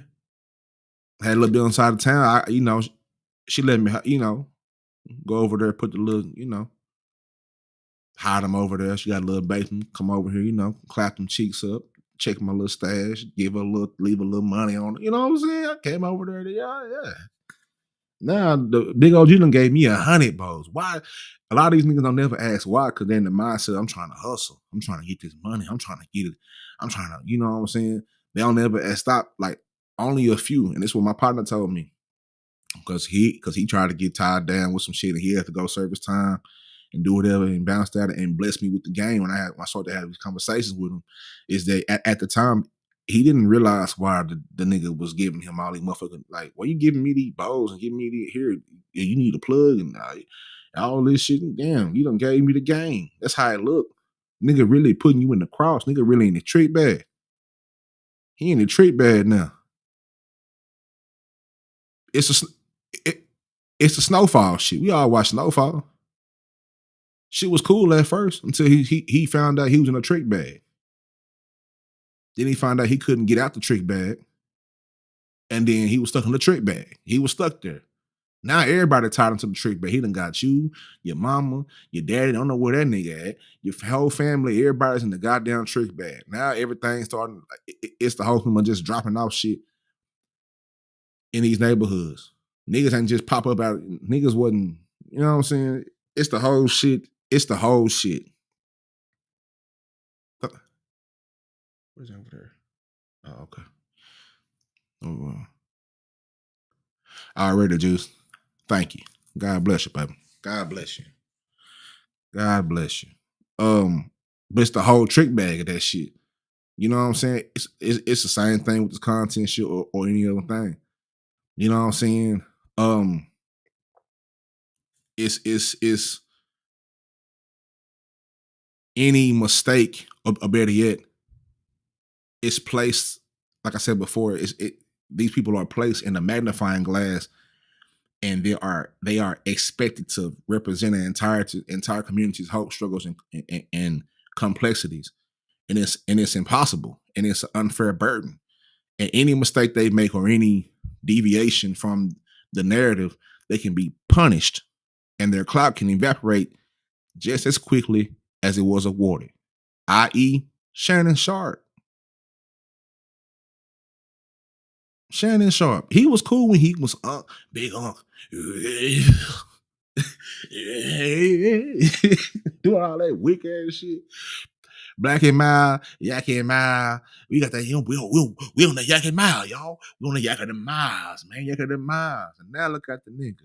Caught up in a freak bag. Freaky ass nigga. Freaks. Caught up in a freak bag. Caught up in a freak bag. Paying $25,000 for each booty cheek. Caught up in a trick bag, man. The cost of clout. The cost of clout. You might want to share this to your preacher. Preachers might want to hear what I'm saying right now. The cost of clout. Now Shannon Sharp, Club Shay Shay's in a trick bag. Him and Chad freaked out. Chad headbutting bitches. Freak bag. Niggas in a freak bag. Niggas is, we don't see the text messages. Boy, you in your freak bag, boy. The bitch got a pimp. Anybody, I don't know whether just because I'm from Texas and I just see shit differently. When I seen $25,000 for each cheek, I said, oh, she got a pimp. She got somebody back there managing her. That bitch got a pimp, man. That bitch got a pimp, and he done sent the mother. This been going for a long time. He been here for a long time. $25,000 for each cheek. On some mid though. On some mid. Now don't get me wrong. I get in, I got a bag that I get in. It don't involve tricking. I'm cheap as fuck. Bitch, we gonna sit here butt neck on the edge of the bed and order this Wingstop. 15 piece for $2. It come, you know what I'm saying? Or if I'm, 15 piece for $2, or you know what I'm saying? Hey, how about we can goddamn the 20 wings, goddamn bust it down. You know what I'm saying? We gonna see. You know what I'm saying? Yeah, I ain't paying. Yeah, I'm the homebody. I'm not thirsty for coochie. That has saved me a lot of pain in my life. Is not having the thirst of sex. God damn it, I'm not no sex driven ass nigga. But I can get in that bag. I can get in that bag, but Jesus Christ.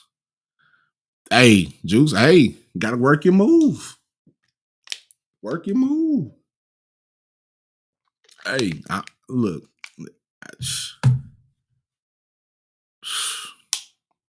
25 each cheek for some mid. I'm gonna check it. It's mid. Like, although I don't really favor or white women like that, but that's mid, bro. You paying 25 for some mid. Nah. You ain't clout chasing. No. That's not clout chasing. Mm-mm. Shit, cause shit, if I can sell my dick for $1,000, excuse me, ma'am, where would you like for me to be at? You know what I'm saying? Where would you like for what would you like for me? Long as it ain't no foul shit. I ain't you know what I'm saying? I ain't down for whatever type of nigga. We not doing all that, but you know, hey, 100,000, 100,000, bitch. What you want me to come over there and stand in the kitchen like Melvin off a baby boy? Cool. I can cook. Give me an apron. Butt naked in the apron. You know what I'm saying? What you want? You want me to feed you? Want me to feed you, bitch? You want a massage?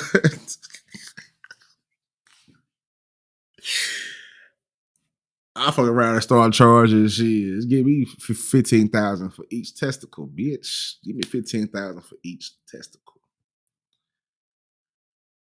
I don't know if he did pay 25,000 for each cheek, but when I seen the text messages, I'm not gonna lie.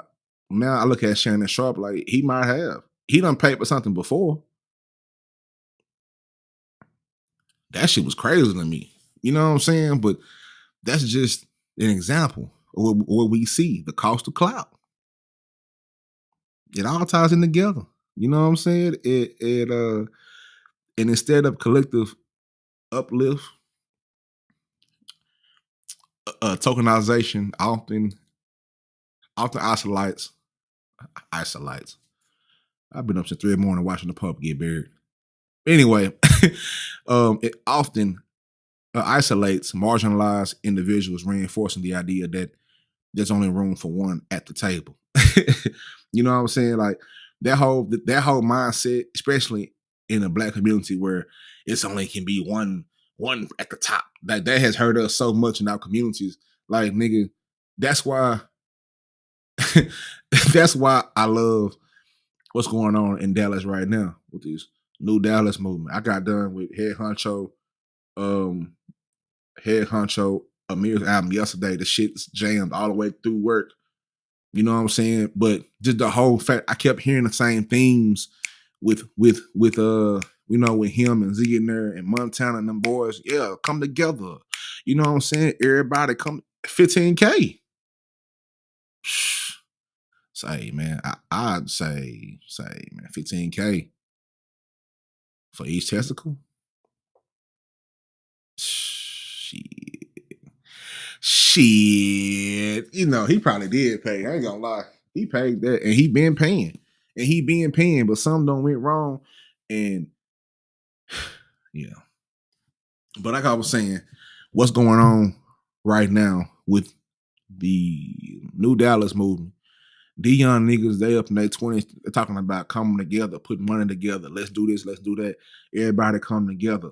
That comes as a result of the backlash from the Mo 3 and the Yellow Bees and shit, where the city was so divided. And that's how I see it, because I have a unique perspective of it, being that I don't live in Dallas, but I'm from Dallas. So I can I just I can always tap into information. You know what I'm saying? So I see it from a first and a the third person party. You know what I'm saying? Third person point of view. But from like how I see it, it's like because we couldn't get the new Dallas movement without, unfortunately, that Mo 3 shit. Because they seen how bad the city was, and then they got this little drill shit. And some nigga was like, nah, we ain't with that drilling and killing and all that. We trying to get some money. We trying to raise family. We trying to take care of mama, take care of granny, take care of our sisters. We trying to get some money. And we can get more money if we come together. All sides of, you know what I'm saying? Like, I just like hearing that. Like, so that whole idea where it's only one room for one seat at the table is insane to me. You know what I'm saying? When this table too fucking big. You know what I'm saying? Everybody can have a seat. Everybody can have a plate.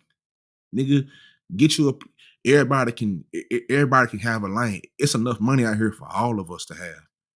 But they've made us feel like it's only one major spot. You know what I'm saying? Next point, number 4, is the fetish, the fetishization The fetishization, I found out that was a word 2 hours ago. The fetishization of struggle. Now, clout culture doesn't just celebrate rep. It has a fetish with struggle. Clout culture is has a weird obsession with struggle. And these marginalized identities become profitable when they are framed through pain, they framed through trauma, they framed through adversity.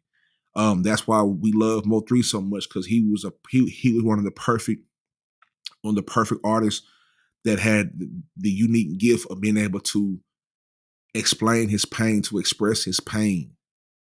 Only certain niggas can make songs like that shit hurt my feelings. One nigga might say that shit hurt my feelings, and the nigga like, nigga, get over your shit. But when he say hurt my feelings, it means something, because he's going to explain to you how this shit hurt my feelings when this happened. Certain artists have that gift, like Zero has that gift of, I can explain to you how my feelings was hurt, what I was going through. You feel what I'm saying? So think about the Zeros and the Mo3s and the Scarfaces and people of that ilk, the Nas's and certain people who have the gift of, I can explain to you my pain. I'm gonna tell you why I'm hurt. I'm gonna tell you why I'm going through it. You know what I'm saying? And be able to paint a picture from it. It connects to us. And the audiences are drawn to the overachievers and the overcomers and those narratives. And it's the person who made it against all odds, made it from the dirt, did it from the dirt, made it from the mud, got it out the mud. Although a lot of these niggas didn't get it out the mud, but it just sound good to say he got it at the mud. You know what I'm saying? God damn, it sound great. And while these stories are real and it's powerful, these problems, you know, the problem that arises is when they become the only acceptable stories. When we can't enjoy our lives because we so focused on the dark shit, it feels like the joy, creativity, and complexity within marginalized communities get sidelined in favor of narratives that center on suffering. Because suffering is what generates the click shares and the quote unquote inspiration porn. You already see these niggas on the internet, and I'm tied back to the hip hop shit too, but it's certain niggas on the internet, like, they just have the knack for just creating posts. And don't get me wrong, like, I be thinking about some inspirational shit. You know, I be in my inspo bag, but I don't do it to the point to where it's just everything that you know what I'm saying? Like, I just don't, because everything is not inspirational. Some shit is just tough and it's hard and it's fucked up. You know what I'm saying? So, but because everybody wants to be inspired and everybody is looking for some inspiration somewhere. And my pops told me this a long time ago as a child. My mom told me this a long time ago as a child. My big brother Sean told me this a long time as a child. And that's why, excuse me, I had to burp like a hoe. Hold up, man. Give me some water. But anyway, excuse me, that was gross. I apologize. So because of that, right? Because of that, my big brother Sean is somebody that since childhood, that's my shit since before I was in the womb. That's my favorite nigga in the whole wide world. Whenever I go through something, you know what I'm saying? Like, we lost our mama and we have to become our mama. We have to be, you know what I'm saying? Like, everything that she taught us, like, we have to keep like, we help heal with each other. We kept volleying shit back and forth, and it makes it harder when you know what I'm saying, we're not close together, but it's just whenever he remind me of where we come from and how we do this shit. You feel what I'm saying? And one thing they always told me was, you can look anywhere else for inspiration. You can try to give all the therapy, all whatever to help. That shit's not gonna work if you don't do it. If you don't look yourself in the fucking mirror. People looking for these celebrities to be heroes when your hero's in the fucking mirror. You've been your hero the whole time. You just ain't realized that you your hero. You got to be the one to save yourself. Not Sexy Red can't save you. Kendrick Lamar can't save you. Kevin Gates can't save you. Future can't save you. Shit, these niggas on the internet can't save you. Your favorite gospel singer can't save you. Your favorite piece of candy, piece of food can't save you. Nobody can save you, but you gotta you gotta look in the mirror. There's your hero right there. You gotta do that shit. You gotta literally make the decision of, okay, right? So in the act of everybody looking, people can capitalize on this and say, you know what, I'm gonna take a motherfucking, you know what I'm saying? Yeah, hell yeah,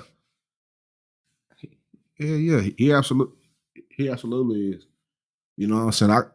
I don't know where I would be without him, my pops, my children, his children, a few close friends and family. I don't know where I would be right now. To be honest, I don't even know if I would be here right now. And that's just keeping it all the way funky. That's just keeping it honest. So, in the act of people looking for all this inspiration, they fail to look in the mirror. Sometimes it hurt to look in the mirror. I posted something the other day on Twitter, and I'm gonna get to it. And I'm gonna get to it before I go into part 5 and close this on out. But matter of fact, let me get to it right now. Let me expand this back and get to it right now. I posted something on Twitter the other day. And let me make sure Twitter is safe, boy, because I'm gonna tell you what, boy, you go from get on Twitter, you gonna see some wild shit, boy. They on here getting it popping on the Twitter.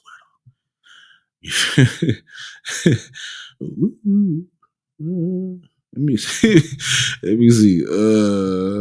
Boy, Twitter crazy. Let me see. Go to my post. Let me find this shit before I you know what I'm talking about. Fuck around, get on here and then be some butt naked bitches over here. Butt naked bitches on the Twitter page, baby. The hoes be naked. All right, let me see. All right, here we go. I found it. Book. What's up, nigga? What's going on, man? We're just doing a little, just doing a little science right now. That's all we're doing. Just doing a little science right now. If y'all could, y'all make sure y'all subscribe to Trill Pill Digital. I think that link is pinned. If not, I pin it myself. Trill Pill Digital is we on both sides. I figured I might as well go ahead and put it on the other side too. You know, because everybody knows that side as well. But maybe niggas don't know that I'm really over here giving up the game. Putting some science to this shit like we always do. Let me find this shit. I have to make sure that Twitter is safe because, like I said, it be some butt naked bitches on Twitter busting it open. They be putting Hennessy bottles in that club. I be like, yeah, what in the devil? The devil's over there on Twitter. This is what I said though, and I quote. Make sure this shit is on the screen. And I quote. Right? I put sometimes you gotta look in the mirror and look in your own eyes. Sometimes you laugh, and there will be times that you'll cry. But don't take those times for granted. Whatever you've been through, you're still here. I also say y'all cuffing and kissing these despicable women in the mouth knowing they eat ass. Crazy work. Gotta be some Gemini shit. And shout out to the Cowboys as well. But yeah, go follow me on Twitter too. You know what I'm saying? Go follow me over there too. But yeah. Crazy contrast, right? Crazy how I hit niggas with the goddamn introspective bad and talk about these funky hoes. We ain't talk about these funky bitches. Kissing these hoes in the mouth. They are here eating ass and shit. Some of them eating ass on camera. Crazy work. But anyway, let's get back to the presentation. You know what I'm saying? I think we believe we was on 4. So let me go split screen. like golden. All right. So yeah, that is that. So that's what I said the other day. So and I really believe that because I look in the mirror every single morning. It'll be times where it was even hard. Like it's crazy how that works. You know what I'm saying? And I truly believe that the windows are the eyes of the soul, keys to the soul. It's been time I've been trying to look in the mirror, and it was hard to look at myself. You know what I'm saying? And it made me sit there like, damn, why is it so hard to look my own self in the eyes? You know what I'm saying? And then you get to a point where you just build and keep building. You don't like that feeling, so you keep working on yourself and keep going through that shit. Like I said, we all go through this shit. You know what I'm saying? So it is what it is. But don't feel like um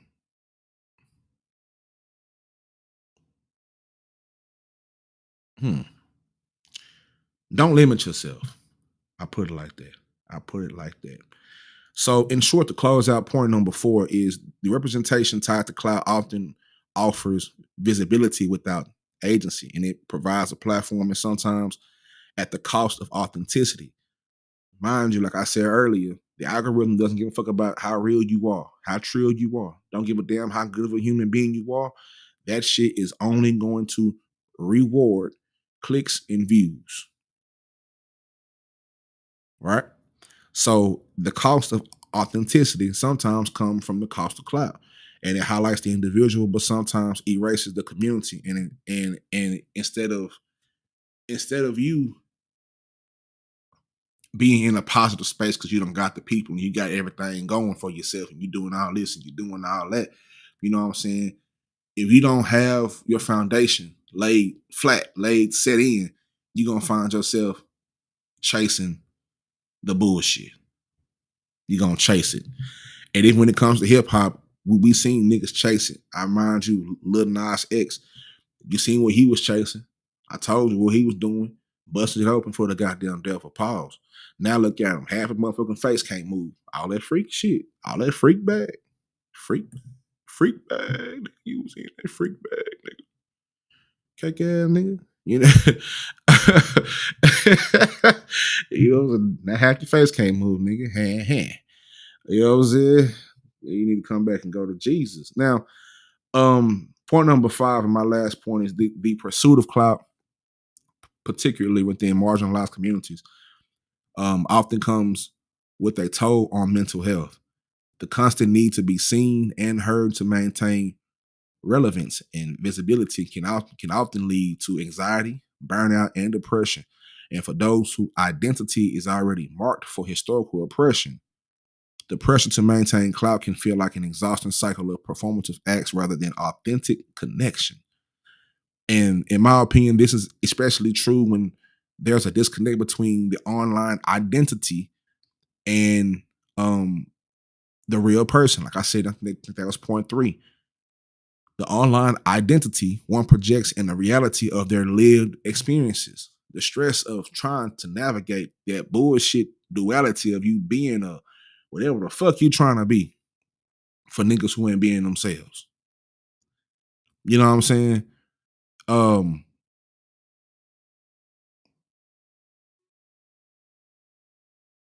it's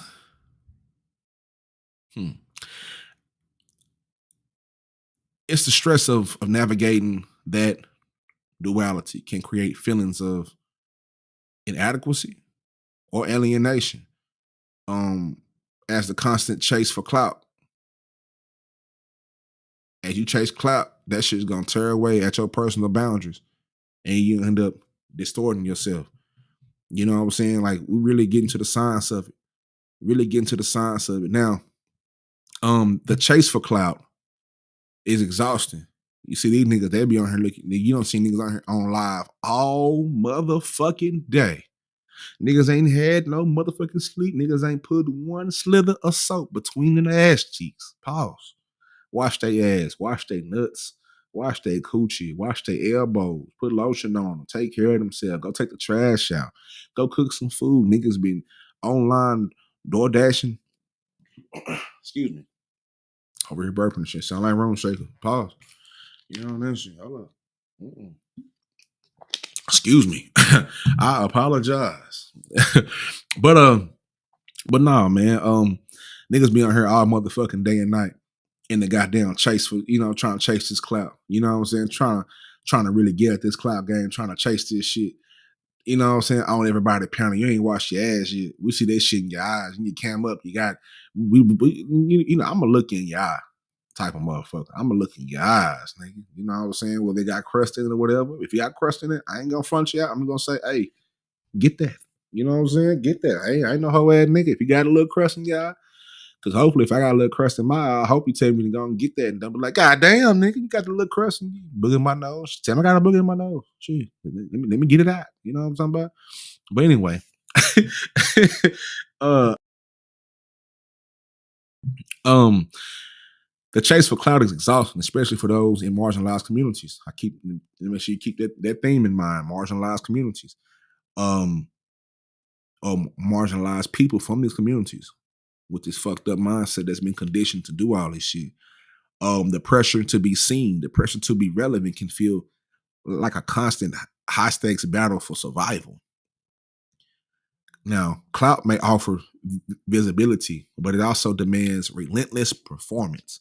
That's why this is the cost of clout, the relentless pursuit. Now we get into the meat of it right now. We on number 6, the mental health and the cost of clout. All right. And the emotional, psychological, and even physical toll can be devastating. In the clout-driven culture, the existence often feels transactional. So every post, every opinion, every creative work is evaluated by numbers and shares and likes and comments and followers, right? And this relentless validation loop can create a near constant anxiety about staying relevant, right? When I first got on YouTube, or better yet, not even just YouTube. Before I came to YouTube, I was just doing my podcast shit on Spotify, which is still up by now. Go on Spotify and I get DSP to get the Trill Pill podcast. Anyway, I noticed an unsatisfying thought, like, damn, I done spent all this time doing this shit. You know me, you see how I get down. Visuals off the chain. The aesthetic of the Trill Pill has never been in question. You know what I'm saying?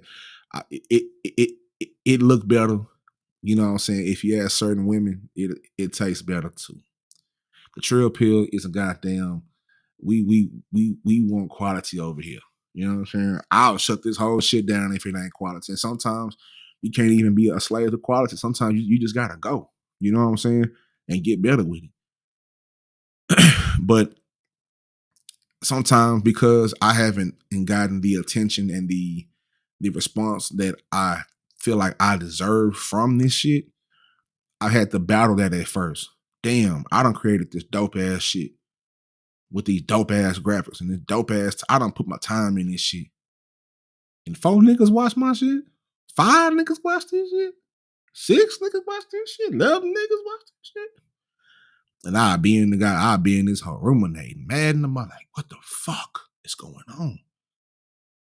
And that's a part of it. And then I had to realize because the music is also a way that I heal. I look at my favorite artists and their origin stories. A lot of them guys had to wait 4, 5, 6, 7, 8, 9, 10 years to get. You know what I'm saying? Some don't, some do.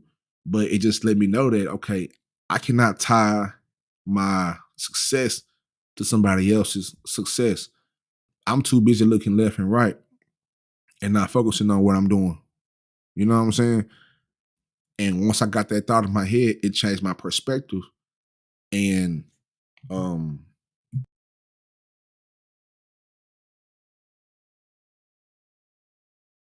it kind of yanked me out the mix a little bit.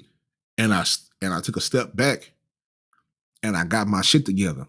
You know what I'm saying? To a certain extent. It was a lot of I just was going through a lot and I couldn't function well enough to go live or just do none of this shit. I had too much shit in my mind. I can't just get on here and just do some shit just to be doing. Sometimes you want to have fun, but that's why I got an Xbox for the goddamn fun. and you know what I'm saying, and shit like that. But I just couldn't. I just couldn't fucking function. I couldn't get my thoughts right. My shit was frazzled. It was razzled. You know what I'm saying? It was fractured. It was like, oh my god, I can't. You know what I'm saying? It's just like, oh fuck. But once I understood that, like, nigga, you may create some of the dopest shit, and nobody might not ever see it. So do it again and keep doing it. Cause how else you gonna get better? Then eventually, when you break through the surface, people gonna want more of that shit. And when they want more of that shit, guess what you'll have? A whole catalog of more of that shit. So I've been blessed to have some more of that shit. You know what I'm saying? And been blessed to for people to, to understand and like what I'm saying. And like, do you have a yeah, I got a page. Yeah, let me boom. Send them the link. Boom, I got QR code. Shit, the image. I'm gonna tell you how layered this shit is. The image on the goddamn screen, you can put, if you watching this on your TV right now, you can put your motherfucking phone to that QR code. It'll give you everything you're asking for. I laid it right there in front of, you know what I'm saying? These YouTube pages, I got that shit organized, playlist, this and that. You know what I'm saying? I just I took time out to make my shit look professional and make it look like, you know what I'm saying? I stopped caring about a lot of this shit. I stopped caring about how many, you know what I'm saying? Because I can't tie myself to how many. You mean tell me because my piece of content they got one view is less important than anybody else's shit? Hell no. It's the same concept of niggas having a whole bunch of money. That don't mean you're not lame. You just mean you a lame man nigga with a bunch of money. The money don't unlame you niggas. Same way the views don't unlame you niggas. You just got more views than the nigga. That's it. You still a lame ass nigga. You still a funky bitch. At the end of the day, if you done been online being a funky bitch, hey, even in the kingdoms, goddamn it. That's when even off in the kingdoms, the goddamn justice. Yeah, we need the nigga with the clown hats and the niggas for the entertainment. Yeah, we need that shit. We all need a piece of bullshit. It's the balance of it. That's when I really understood my role of this shit. Like, okay, I can be more entertaining and find ways to entertain it, and it make me start honing on my craft. It's kind of like a sport, you know what I'm saying? I played D tackle in Texas, so by that nature of my stature in high school, I was 5'8", 250 pounds. I was undersized. In the state of Texas, everybody I'm facing is 6 foot and above down there. 6'2", 6'3". We talking about Texas football right here. You know what I'm saying? So how the fuck was I able to start 2 seasons besides some niggas who went D1 and I was the nigga, it was me. It was them tall ass niggas, 6'2", 6'5", and it was me offering it because I had to find a way to hone in on my craft. I couldn't do a swim move, nigga. Who the fuck I'm a swim move at 5'8", 250, nigga?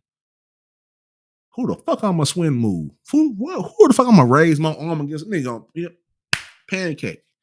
So what I have to do, I have to realize, okay, my bull rush gotta be right. I'm faster than these niggas. My center of gravity is better than these niggas. My leverage, I got more leverage than the low man wins in this motherfucker. You understand what I'm saying? So my whole thing was to get in front of a guard or a center or a tackle, wherever I'm put at, and break your motherfucking ass down. By the third quarter, I got you with my trick bag, nigga. I've been hitting you with the same Now I'm hitting you with the. You know what I'm saying? Now it's that third down where the game can turn. Now it's time for me to bring my moves out. Now it's time for me to get my, you know what I'm saying? The same thing here. And I apply what I've learned on the football field to content. I'm good here, but I gotta improve this. And to loop that back around to the content is that took me out the clout chase. I almost got lost in the clout chase. I almost became one of these niggas who got lost in the mix. I almost became a slave to the clout. Almost did. Almost did. Almost did. And then I look myself in the mirror and realize who the fuck I am and who I walk out like. I don't just I don't just create content. I live my shit. I live it. This mental health shit is something that I'm not perfect in, but I live it. I don't have to lie. I don't have to create no fucking stories about who I am and where I come from. It's been niggas who came on the internet and I recognized the voice. I was at work. Shout out to my nigga Justo. Came on, did my hair live. I just knew by the voice. I just knew by the voice. That sound like my nigga Justo. Yeah. Much love to him. That's my guy, man. That's one of the people who's seen the origins of me. You know what I'm saying? The origins. The origin stories is being important. Love that nigga to death. I love my niggas. The niggas that I grew up with, I love my niggas, bro. Square business. That's how valid I am with this shit. Never had to, I never had to disguise who I am. I never had to. So when these niggas do, I be like, who is these niggas? You know what I'm saying? Who is these niggas, man? Because I know niggas. You know, but what I'm saying is just that point. Just that point. Yeah, yeah. So it's shit like that where I gained I was in 2020, I was a fraction of myself. When I was when I introduced myself to you all, I was a fraction of myself. What you saw when I introduced myself was a nigga who was going through it. I probably shouldn't have been on the internet. That was a very dangerous point in my life. I probably shouldn't have been on the internet because that shit could have went either way. I was at a dangerous point in my life where I felt like I've lost it all. When I came out here talking about my divorce and all this, niggas was being, that's when I first learned about, I thought YouTube, we content creators, we gonna be on some thinking shit. That's when I realized not everybody's not on the same wavelength. These niggas kept talking about, oh, well, you ain't fuck right. First of all, pause. Second of all, I was trying to say without saying it because this is my family. I'm a black man with a black family, with black children. So my black family had to sit in front of a white judge and white lawyers and hmm, I couldn't tell niggas that. Maybe at that point in time, I wasn't in the right mind state. But I can say that now. I couldn't all the way go into detail because at that point, you can see it in my face. I'm looking at these niggas. I'm watching this one nigga. He just sitting back and just, hmm. I'm watching this shit, but I'm not knowing that I'm not in my right mind. And I was off them shrooms. You know what I'm saying? So I'm not in my right mind. I'm not in my right mind. Dangerous point. Dangerous point. But that was my introduction. And I had to realize how much that point, how some people view me. Although they can't tie me to it, but not all niggas can compartmentalize this shit. Niggas don't know. A lot of these niggas don't know anything about growth. These niggas ain't never grew. A lot of these niggas are still. I don't care. I'm gonna tell you something about these niggas, man. You know, I'm gonna keep it real with you. I'm gonna keep it funky.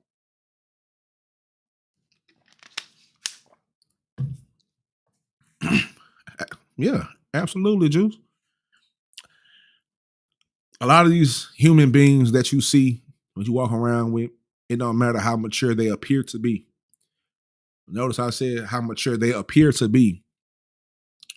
Majority of these human beings walk around Earth at an adolescent mental level, at an adolescent emotional level. Certain niggas in my position done did way worse shit. I done seen stories where niggas lost everything, got divorced, whatever, child support, okay, whatever, nigga done killed everybody. They done killed him, the woman, the kids, everybody. Crashed all the way out. How many niggas we see crash out?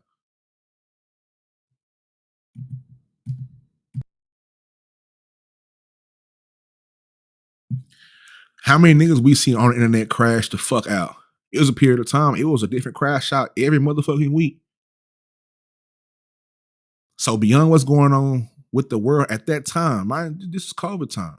So let me just peel the layers back. I'll peel the layers back. You know, I'm a trill pill.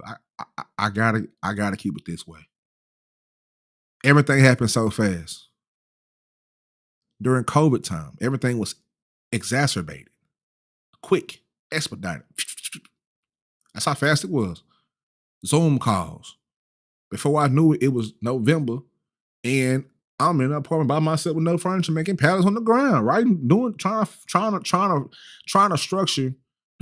trying to structure this trill pill shit at its very inception, trying to break this shit down. Like, okay, how do I want to go forward? Trying to really put pen to pad with this shit, just like that.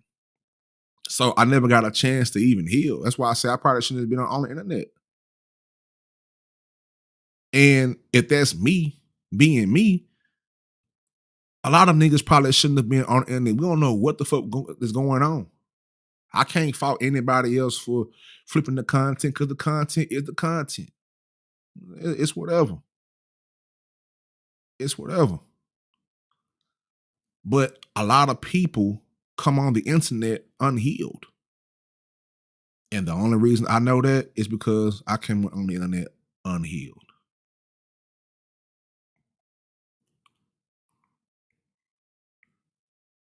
It's the only way I know.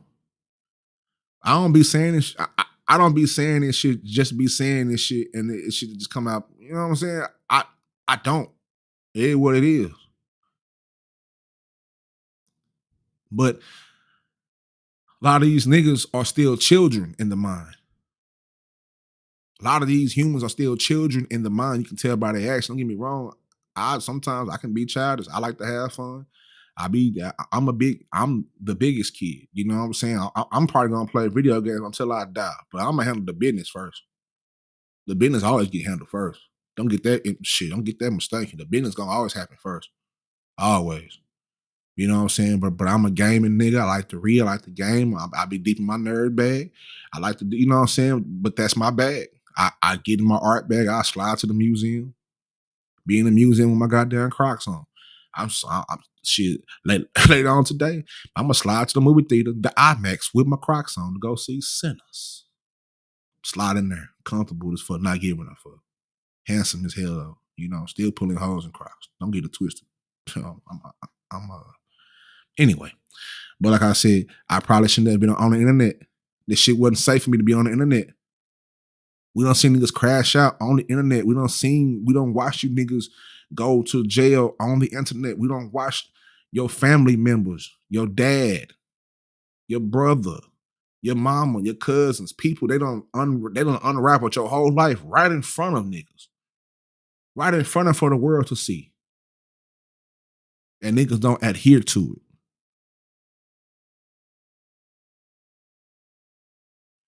Niggas be too caught up in the moment to realize what's going on. The cost of clout. You got to be careful what you ask for. You want this shit, right? You want to do this shit, right? You want it, you say you down, ready, whatever come with it, right? Well, do that. I done faded out my smoke. Half of it, shit, a part of it was in front of all y'all. When I had my camera on, you can literally look in my eyes and see me going through what the fuck I was going through in my life. Now, was that intended?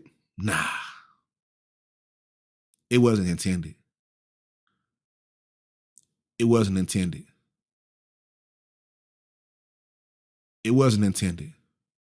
at all for me to be on the internet and be, you know what I'm saying? Like to be to put to put aspects of my life on the internet beyond my control. But at the same time, I didn't give a fuck because that's what I based my platform on. But like I said before, you have to be careful where these spaces. Don't just take these spaces for granted. I wasn't careful about where and who I shared it with. And before I can get mad at niggas for doing this and doing that, I have to check myself. Nigga, you put yourself in that position though. Yeah. Buddy and them, yeah, well, we know what he is. We know what he rooted in. But you can't be mad because he doing what he doing because that's what he want to do and that's how he rock. But you can't put yourself in that position that you put yourself in. So you got to take that L and move on. And when you start moving on, when you start doing shit, when you start doing shit and you don't be a slave to the clout, and niggas start seeing you break away, and niggas start seeing you moving different, niggas start seeing, that's when the problems start happening. Shit, and that shit wasn't a problem when you were spending your whole life on a fucking panel. But damn, you spilling your, and I see so many niggas do this shit every fucking day. Niggas will spill themselves on these panels. And when you catch yourself and you stop, that's when the problem happens because you just took away another source of revenue. Your life was somebody else's chump change. Can't blame them. The hustle is the hustle, nigga. It is what it is. Hope you used it right. I hope everybody who had platforms where, you know what I'm saying? Like and that's why me having a platform is so important because that's when I learned really the importance of having of spaces because I was able to do that same shit and express myself in a different space and didn't go through any of that shit around like-minded people. And what happened was a bunch of people were sharing their experiences and sharing their stories and sharing what they've been through and sharing how they got through it and sharing how they getting through it or helping somebody else get through it. Hey, say fam, I did this shit right here. I did that shit.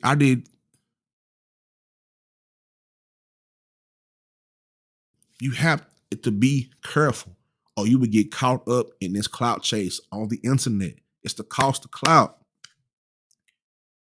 The cost of clout. The pressure to perform. Everything is transactional. Shares, comments, followers, relentless validation.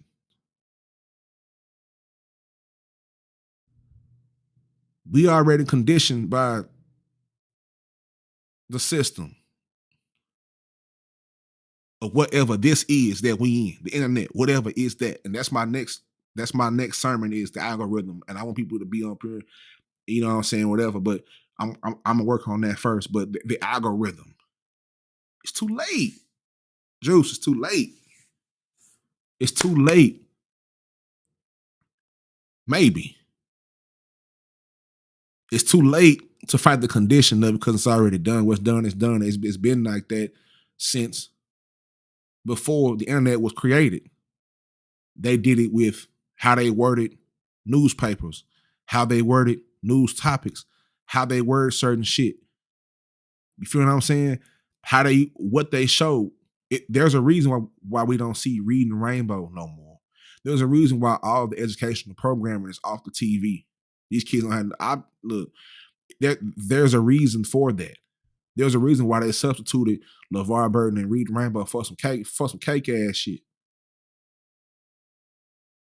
When niggas was learning niggas was, come on, man. There's a reason why they made us feel like clout is more important than anything else. It's more important than your own talent. It's more important than your dreams. It's more important than your hope. We're going to put this clout in front of you. We're going to put this money in front of you because, yeah, money is more important. Yeah, money is everything. but it's not. So some of my best conversations came from people who have lost everything.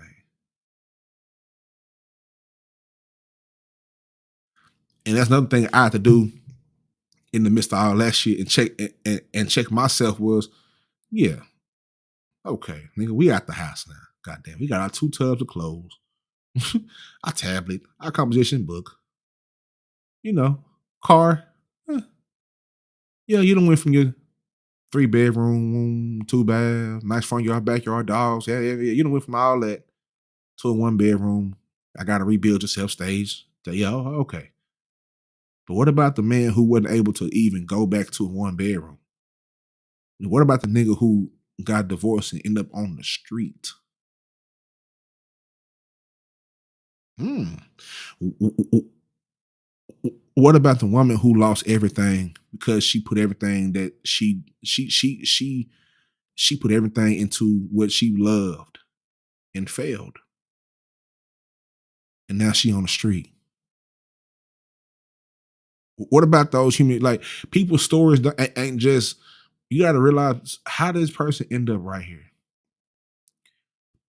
I see everybody as a story.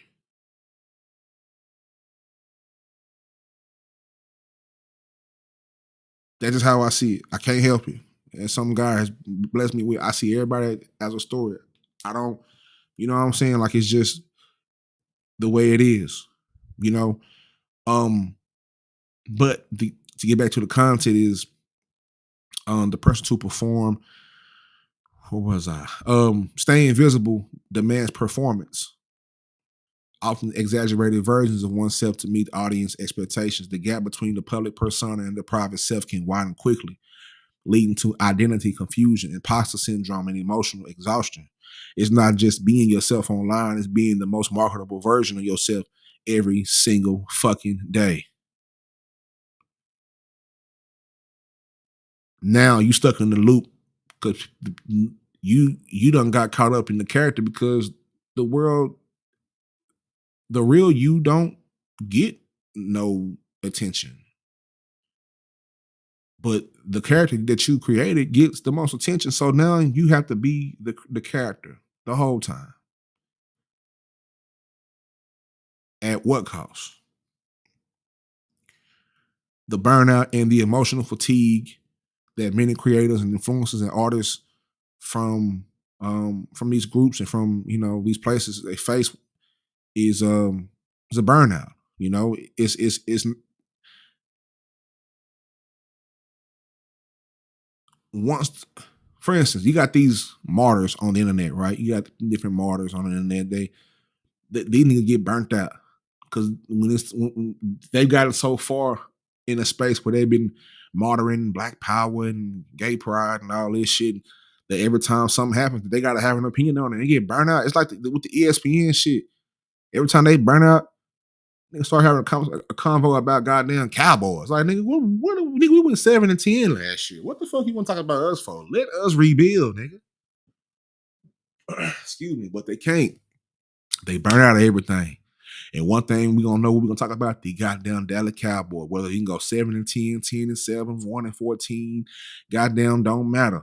We gonna talk about some Cowboys on ESPN because it's lucrative. They go from Cowboys to Bronny. They go from Bronny right now is Shadur Sanders. How he slide in the goddamn draft. They on it every which way. It's a burnout. Especially when you have to show up and talk about the same shit every single fucking day. It's a burnout. It's an invisible pile of labor, and it leaves little room for personal healing or personal growth. So a lot of the content creators,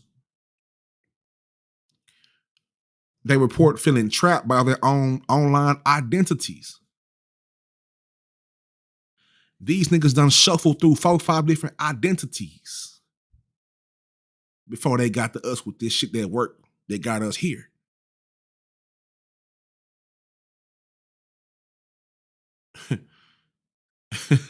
These niggas done went through identities before what works, what eventually they find one that got us here.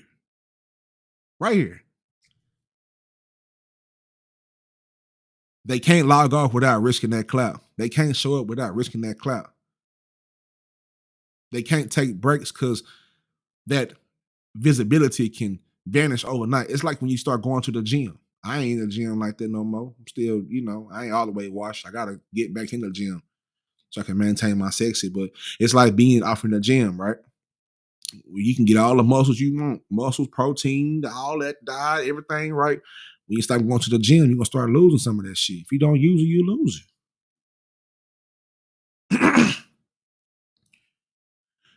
When you ain't, especially if you a nigga that crave attention, see, some of us content creators, we ain't gotta just be in front of y'all all day. I don't have to be in front of nobody all day to do whatever. I can go, you know what I'm saying? I don't really want the attention like that. I'm not an attention seeking motherfucker.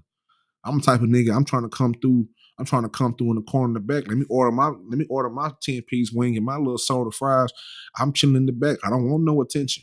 I don't want to be in the front doing all that, shaking and baking and shaking and baking and you know what I'm saying? All that jigaboo and niggas been doing to get these goddamn views and shit. I ain't gotta do all that shit, nigga. I'm smarter than up. Nigga, I ain't gotta do all that shit, but some of these niggas do. Some of these niggas do.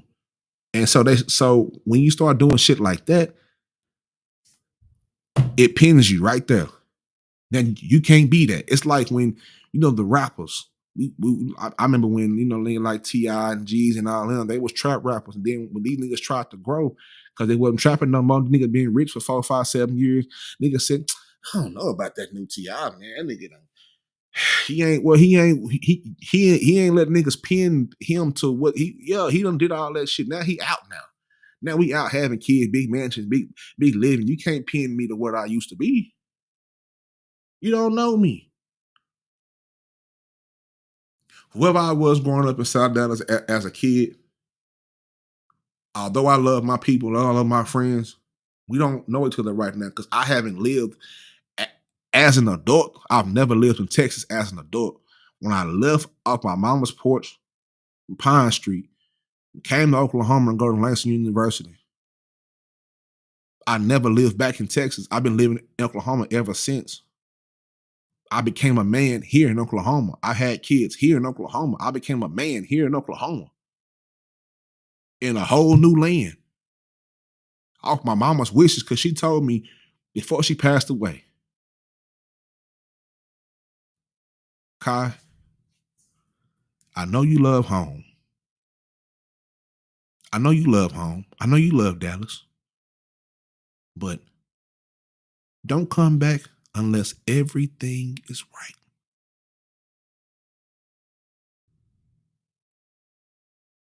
That fucked me up. This is like a year before she passed away. She had just told me that she had lung cancer. My mama had breast cancer when I was in middle school and all that. She had to get a mastectomy, and we dealt with that. You know what I'm saying? We faded that, 1, 2, 3, 4, we faded that smoke. Me and my pops, my big brother Sean, my family, my Uncle Leon, rest in peace to him too. We all faded that smoke. We faded that. Cool. This lung cancer was something different.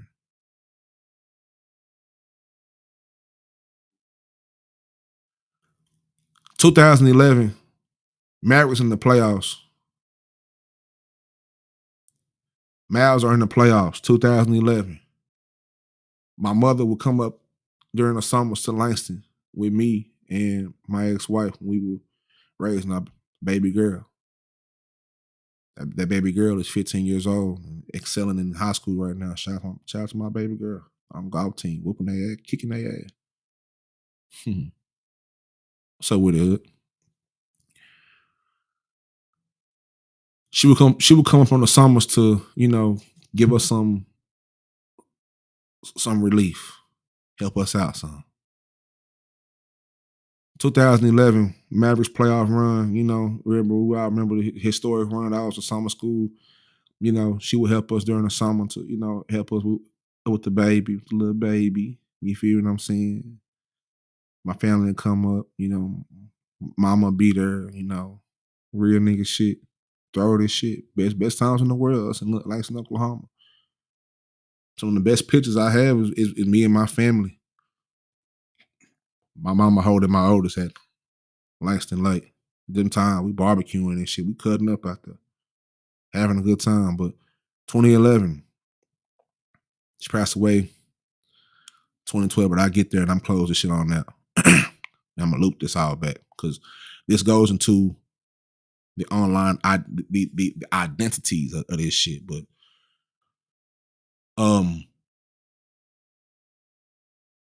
2011 summertime, just came up there. We having fun. We going, we having fun. We know shit. Me and mama, we out there. We gonna roll up, baby. We gonna roll up, drink a Heineken. You understand me? We cutting up out there, having fun. You know what I'm saying? She with her baby boy, with his baby girl and his woman, helped them out, doing what real mamas do. You know what I'm saying? In the middle of nowhere in Langston, offering them some reprieve from the constant struggles of being parents and living on the college campus while being parents, and having to deal with college while being parents, young parents at that. 21 years old. We had this conversation, and that conversation came up because she asked me, what you doing, when you plan on, graduating, when you plan on, graduating or just leaving, it don't matter, whatever you done with college. I was like, shit, come back home, you know what I'm saying? Come back to Dallas, bring the family back to Dallas. And she looked at me, she was like, no. I was like, no. Like, what you mean? Like, our family, you know what I'm saying? I'm bringing y'all into the mind of what's going on right now. You know what I'm saying? So get your eggs and bacon and shit. We cooking. We here for a moment. Right? So she said no. I said, what you mean? No, mama. Like, I don't want to be here in Oklahoma. I ain't trying to, you know what I'm saying? What the fuck? I don't get me wrong. I fuck with this. I'm here. I came here to play football. I didn't end up playing football. I just, going to school here, but at least I'm out of South Dallas. I'm in I'm in a positive space and a place where I can become myself, and wasn't planning on having a child, but that's what happened when you fucking raw. You know what I'm saying? I'm side note, I was happy to come away with just one child. You know what I'm saying? I was low key wilding out a little bit. All right, now back to the story. So, knock on wood. Okay, most definitely. R.I.P. Mama. And I was like, I don't know, mama. Like, I just, I don't know. I want to come back home. I want to come back to Dallas. And she was like, and do what? I was like, shit, do whatever I got. You know what I'm saying? Just, she was like, then when she told me, she looked me in my eyes and told me, I never get this shit. This is 2011 summertime. Just to put a time frame around it, this is round 2 when the Mavericks is kicking the Lakers' ass. Mavericks are kicking the Lakers' ass. They are up. Actually, this was after they completed the sweep. Got Kobe and Phil the fuck out of there. Kobe and Phil the fuck out of there. R.I.P. Kobe. But got him out of there. So now we're on to the next round. But it was right after that fourth game. Just give y'all a time frame. And she looked at me. She was like, I don't want you to come back to Dallas until everything is right. Your money right. Your mind right. Everything has to be right. You're in a perfect spot. You're in a perfect spot. You up here. Excuse me. Let me get some water real quick. Hold on.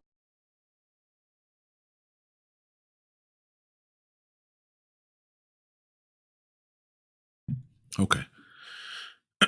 You're up here in Oklahoma. It's the convo that me and mama having. You're up here in Oklahoma. Nobody knows who you are. You're raising your family. You're doing a great job raising your family. All right. 21 years old. My baby like 2.5. She was born in 2009. I mean,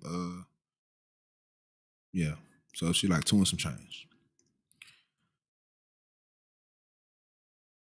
You're in a good spot. And I said, Mama, look, I understand that, but I'm trying to come home. I ain't trying to, you know what I'm saying?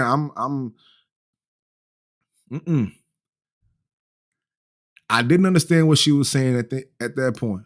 I didn't get it. I didn't get it. You know, mama's got a way of just foreshadowing things, foreseeing some certain things. It was in my best interest that I stay where I'm at because that's good for me in my life, whether I want to or not. Fast forward, winter. It's winter break. You know, winter break. I'm down there at Dallas. I'm down there in Dallas. Winter break. Seeing my mama. I knew she had, at that point, I know she had lung cancer, but they didn't tell me how bad it was. They kind of kept me away from that because they was trying to shield me. Mind you, I'm the youngest child of all my brothers and sisters. So they were trying to shield me. I'm the youngest child. I'm the youngest in a family where everybody is kind of older than me. My oldest brother's in his 60s. But my big brother Sean is the closest one to me. We 13 years apart. But my oldest brother's in his 60s. So my parents were older. At this point, um, I'm just, I'm going to doctor's visits and, Baylor Medical, I'm looking at it, you know. I'm looking at it, I'm trying to peep the scene, my whole family's there. We down there for, and it was time to go. We having conversations. I'm trying to figure out, okay, how is she getting up 5 in the morning and they saying that she ill like this? She ill like that. She's still up doing what she doing. I got up one morning. I never get this shit. I got up one morning, went to the kitchen. Mama, what you? I'm making coffee for your daddy. She never stopped taking care of my pops. Even when she was, she did that shit to like, you know what I'm saying? Real one, real one, real one.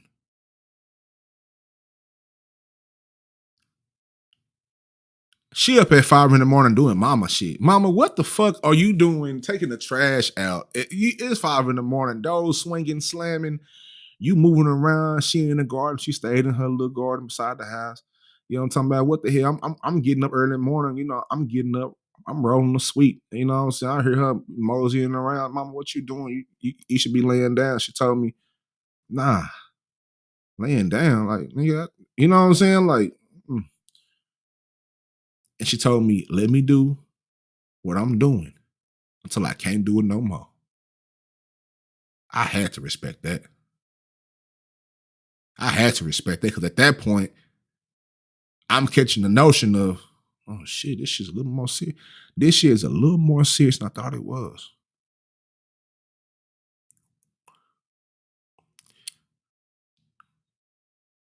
Fast forward, it's time to go.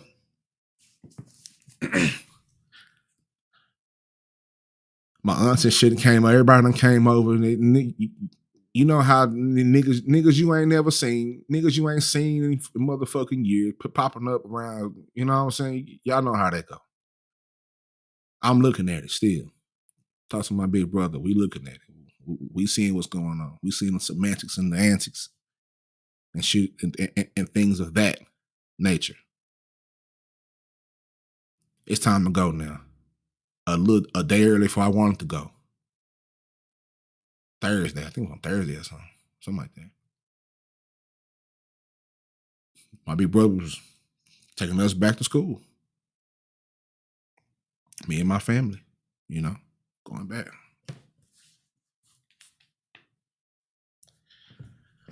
I hug my mama like I normally do. Walking down the hill with my shit, you know. I get to the truck. I close the door. At this point, I already know that death is probably imminent at this point for her because lung cancer is one of the ones where you can't quite shake it. You know what I'm saying? It's one of them ones where it's one of them things. They ran through all the medications with her. I was there I seen it all. They don't even know how she's still up doing what she's doing. That's God.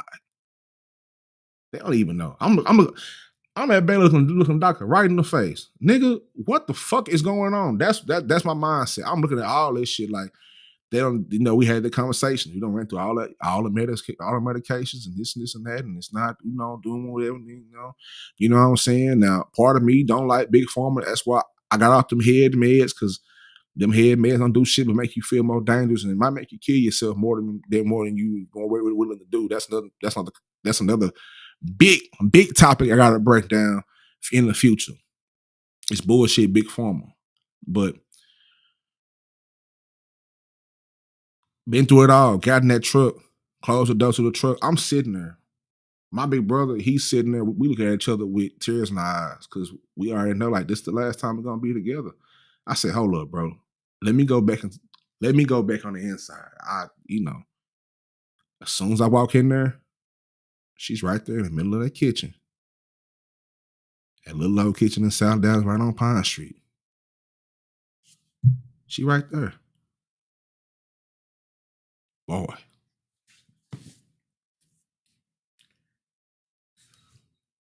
Got that second hug in. That first hug, the first goodbye hug, just, goodbye, you know what I'm saying? But that second hug,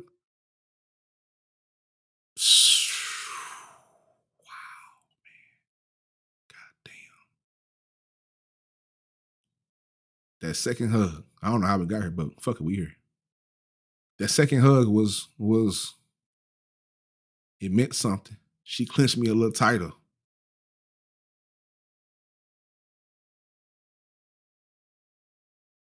Probably hugged for about 3 minutes long.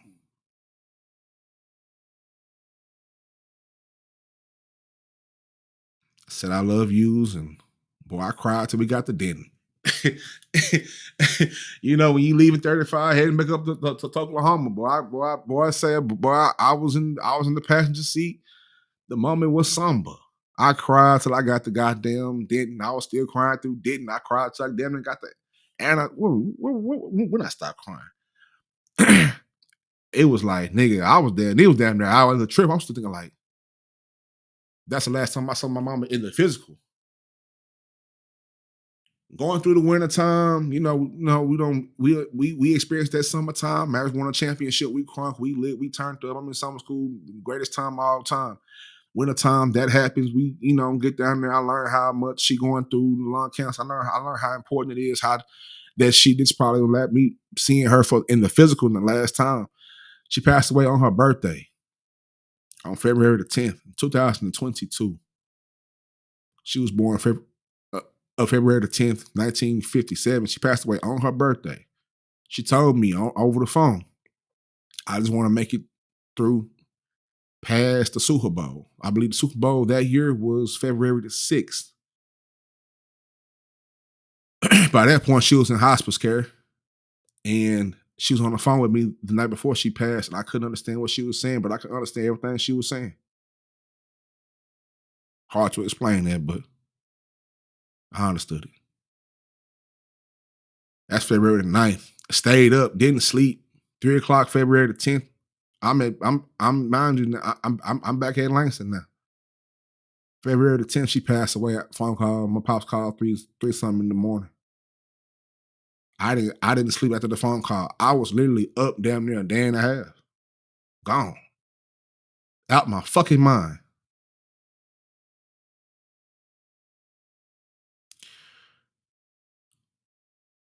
So I guess I said all that to say this. When it comes with this content creation shit, I take it serious because serious matters have happened to me. And I know if it's happened to me, it's happened to y'all. Happened to somebody out there.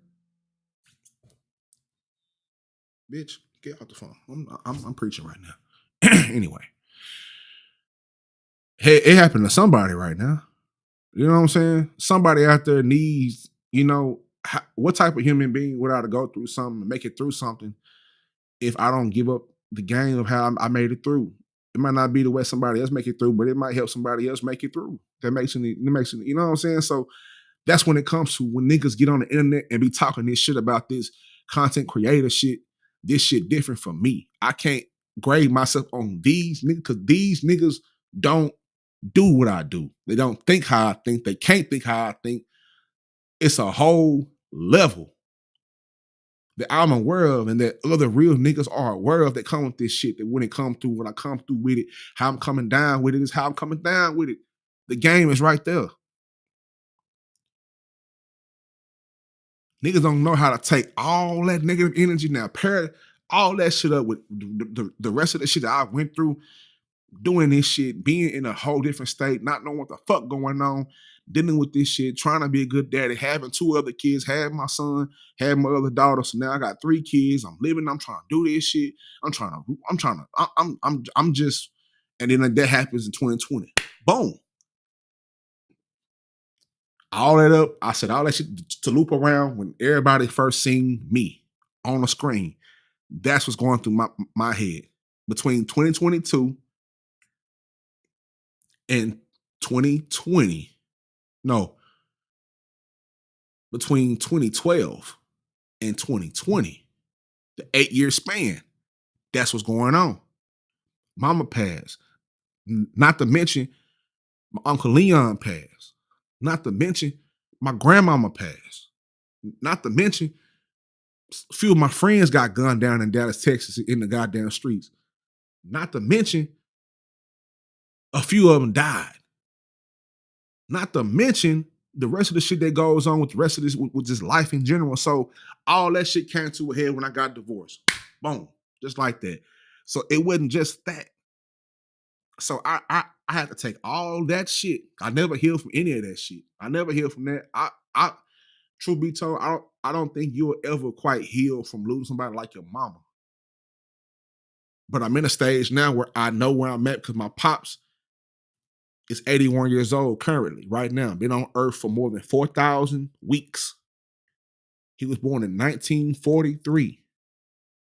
So the 50s, the 60s, the 70s, the 80s, the 90s, 8 decades of life, of game that I'm getting. That these niggas don't have, won't have, that I have. Dealing with that shit sitting here right now, being able to do this shit and just niggas gotta understand you gotta be able to transmute that energy. Niggas can say it. These niggas and bitches can say everything about transmuting their energies and all this shit. It's different when you gotta do it. Can't no book tell you how to do this shit, nigga. Can't no fucking Instagram quotes and whatever quotes you see tell you how to do this shit, nigga. You gotta live this shit. This shit hurt. This shit painful. This shit that's this shit comes with everything.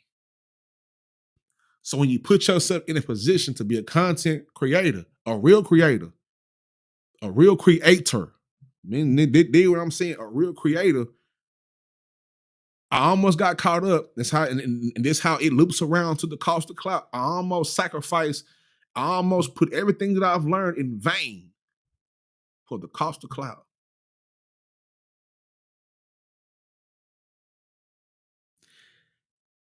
Everything that I ever been through when I set out and I wrote, this is what I'm gonna do for this trail pill shit. It's mental health foundation, and then we'll figure it out. We know we'll figure it out. We'll mosey around. We'll figure it out. But right now, this is the foundation. I was working myself through all that, through all them videos. That's why I say it's different. It's different. I I I created my way out of depression. I created my way out of them suicidal thoughts. I created my way out of all that shit to bring this here to you right now. All of that stacks up and layers up to this shit right now.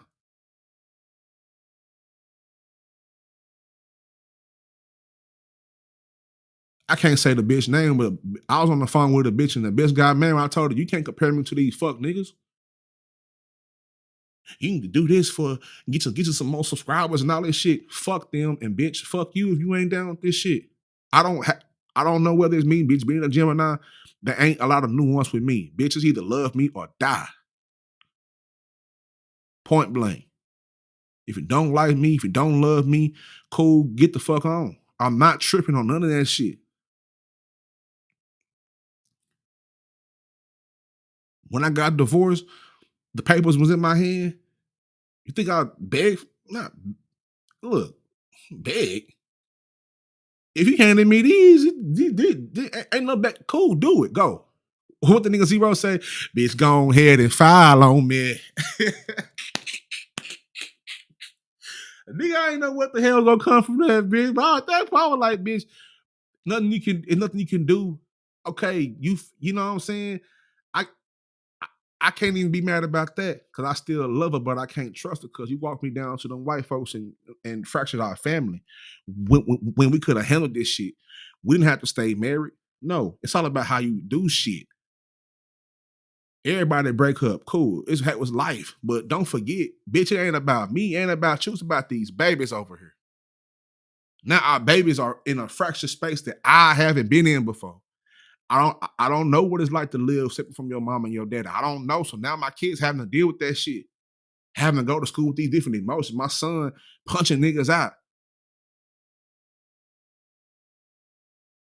Me having to go to the school because my son is drawing different things that don't quite shouldn't be there. And he's an inquisitive kid, intelligent kid, all A's. But as a family, as a black family, we all had to work through that shit. So now that we here, we good now.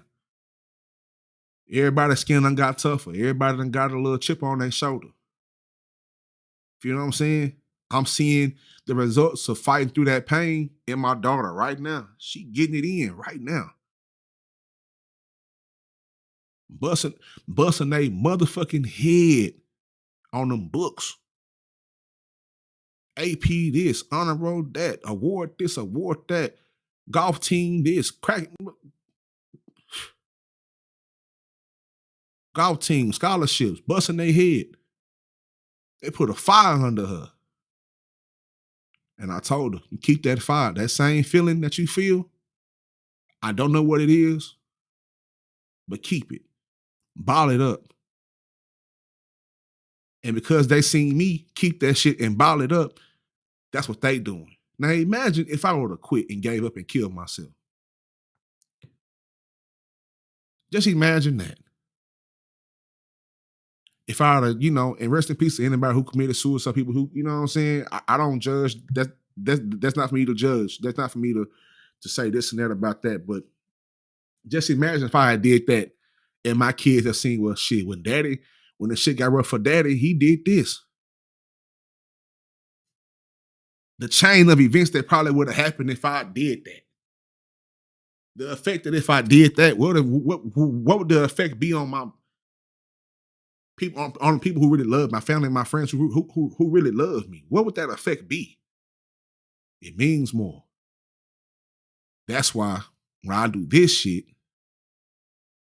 regardless on how many views or subs, I don't give a fuck. They can't fuck with me. Tell them line they catalog up with my shit and see if that shit add up. That shit is entertaining, but that shit fast food. Bitch, I got soul food.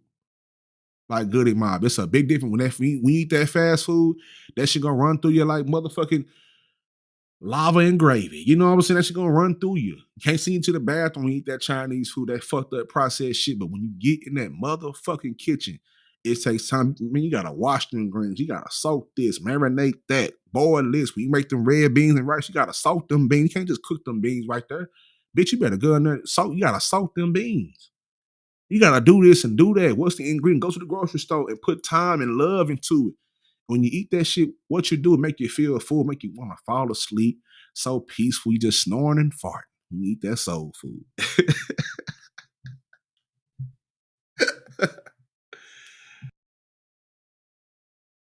And that's the difference.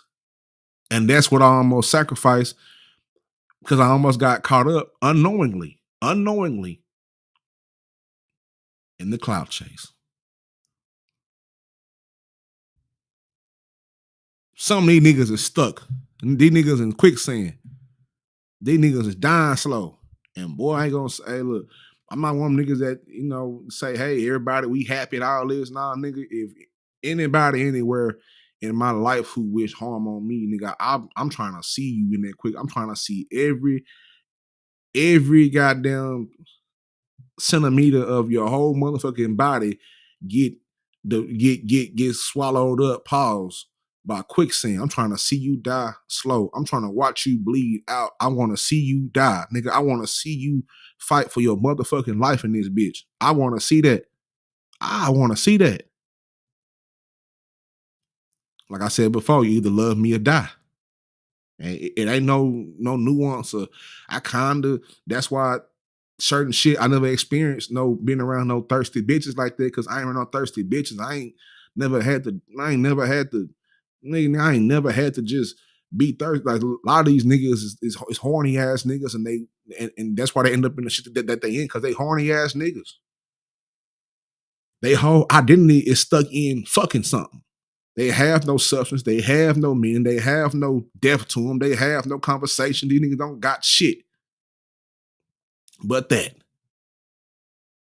And for some people, that's cool. I'm not accepting to the rule. I've dealt with some bitches who just have that. Bitch can't cook. The bitch got six toes. Goddamn.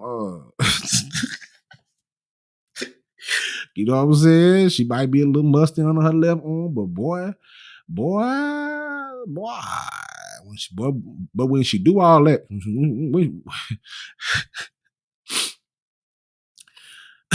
she can sing on a microphone though.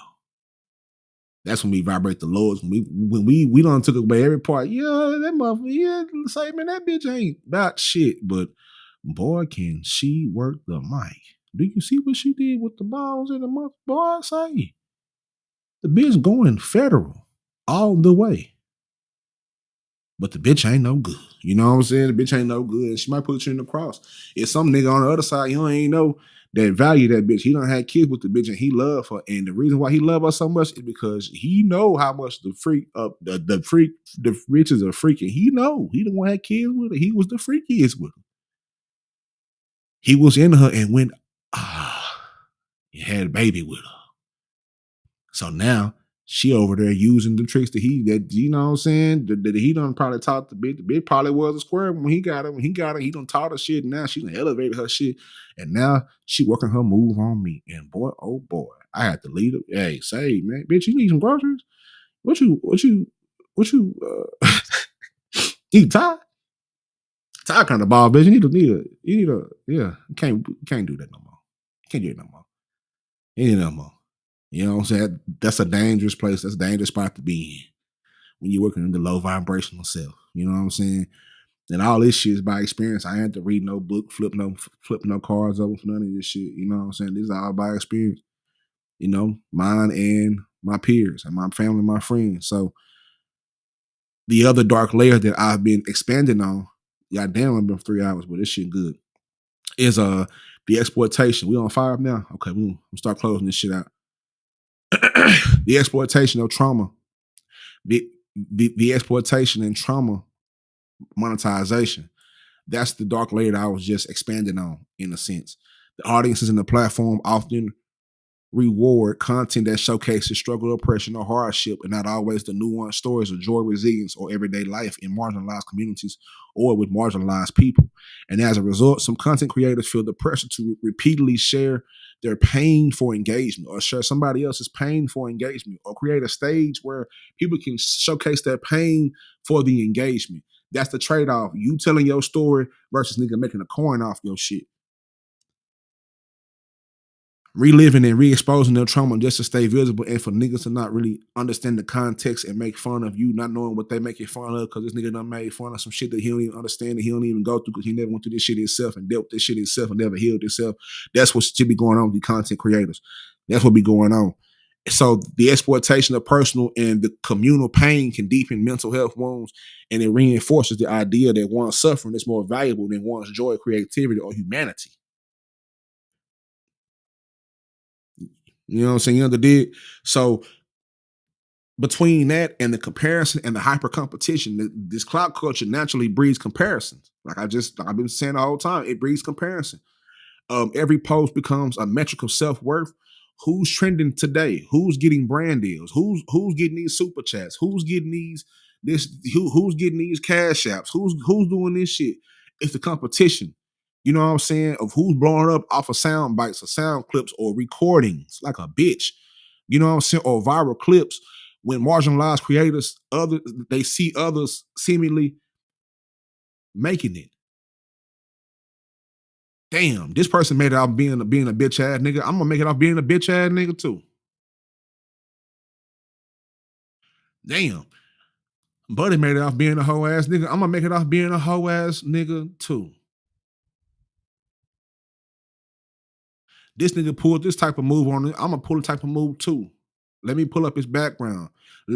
Let me see where I can dissect the nigga to make it hurt just for the cost of clout.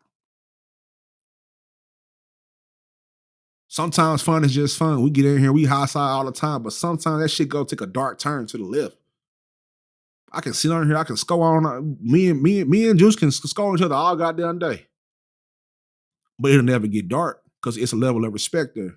I respect her as a human being, as a woman. You know what I'm saying? I respect people as human beings.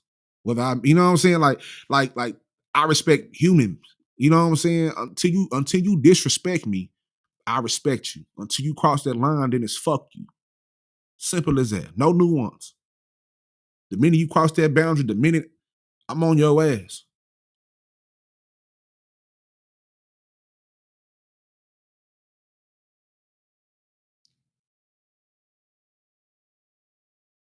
These niggas do this weird shit, especially over here in this shit, and niggas have the audacity to deem this bitch a Mo3 sector when niggas is doing some of the most foulest shit. That was my whole argument in the beginning, and niggas said I was hating because I didn't like this shit over here being called the Mo3 sector. I'll be goddamned if I pass away and you start taking the most negative things out of life and you make them and say, yeah, and put my name and my face on that shit. Nigga, fuck you. Fuck y'all. What about his family? What about when you think the family not in these chats? Do y'all think that y'all just so secluded that the family not here? Niggas is here.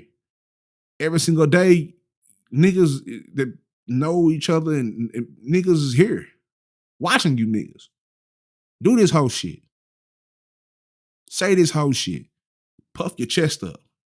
Come outside, nigga. That's all you gotta do. Come outside and try some of that fly shit. Shit'll get dangerous. These niggas ain't dangerous. Who is these niggas?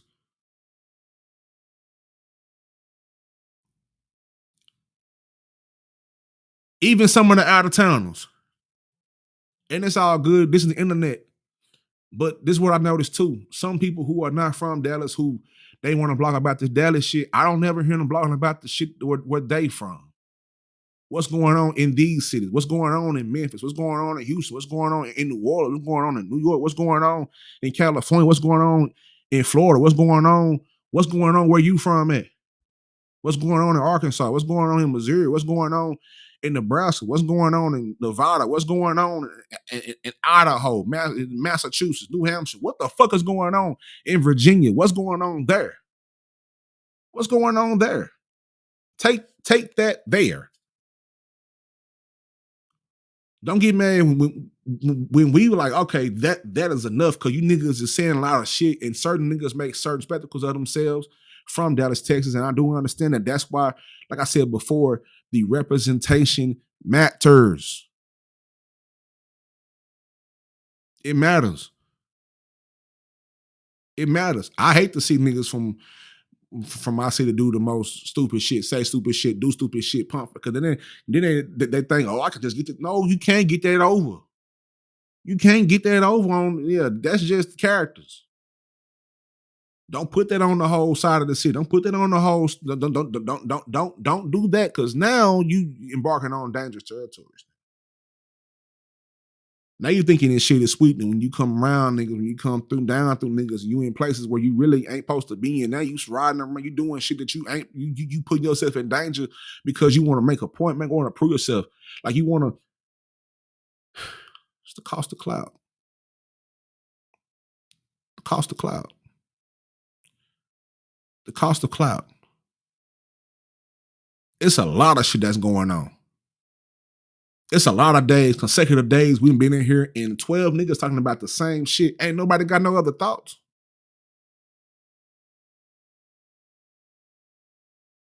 The cost of clout.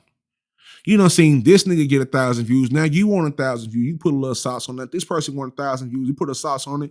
He gonna put the sauce on it. She gonna put the sauce on it. She knows some niggas that do some done some shit. You know niggas from one side, both sides, all sides. You know some niggas that do over here, call over here. Hey man, what's going on? Get you on the panel. Do this shit. Do that shit. Playing these fucking games with these words. Playing these games. Put niggas in a spin cycle. Put a lot of you blogging niggas in a spin cycle with this shit. You niggas don't know what the fuck where to look. But you got what you wanted. You can't get mad when you get what you want. You got your views. You got your coin. You got the clout. You can't get mad when niggas is just running down 100 on you and you niggas saying the right shit. You can't get mad when Juice Box get on the panel, nigga, and call her a clout chaser, nigga. Cause she identifying it. And when she do get on the panel, it's rare. But when she do get on the panel, you can't get mad because she gonna ask the question. You can't get mad when I ask questions. You can't get mad when niggas like me is in the chat and I'm high silent like a some bitch. But I got a way of putting I got a way of putting the mix in. I done seen me say some of the really shit. Niggas avoid my comments. Niggas I thought it was cool be avoiding my shit. No, nigga, answer that question that I posed to you. Answer that. See, I don't want to get up on get up on a panel. You need to be playing too many games, dropping like you need to be playing too many games. So I can't ever get really down to the mix of a bunch of shit. But we watching you niggas. We see you niggas. We analyze you niggas. You niggas have put enough of yourself out on here to where we can create a motherfucking case, just a case study, not a case like not calling police, but a case study for niggas who is really scholars and hustlers. So that's why I say the Trill Pill is composed of hustlers and scholars, niggas who gonna get to the information, get to the money, and do what they do with it. Make sure it goes in the right hands. Hustlers, scholars, scientists, everybody who really put some extra thought into that's what the Trill Pill is. It's way more than what this mental health shit is. That was just my foundation. What it really is a lot that y'all don't even motherfucking see.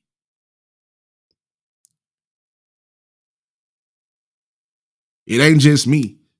It's us. Us being whoever see the same shit like I see it. Watching this shit. Watching you niggas. Watch me too. Watch me. Shit. Hey, I'll be the first one to tell you.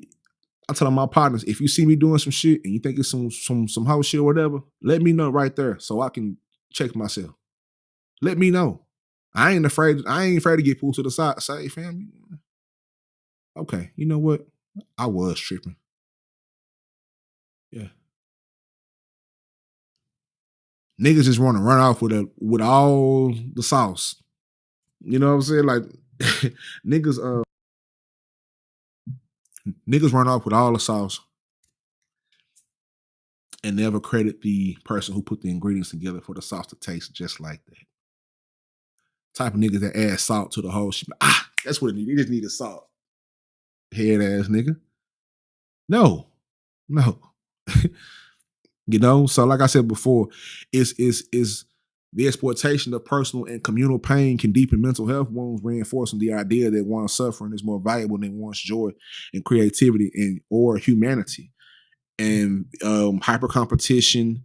Where was I in my notes? The sense of hyper competition with people from the same communities. No, let me go back up. Marginalized creator. It can fuel feelings of inadequacy, jealousy, or self doubt, especially if they feel they are equally or more talented but overlooked. That was me.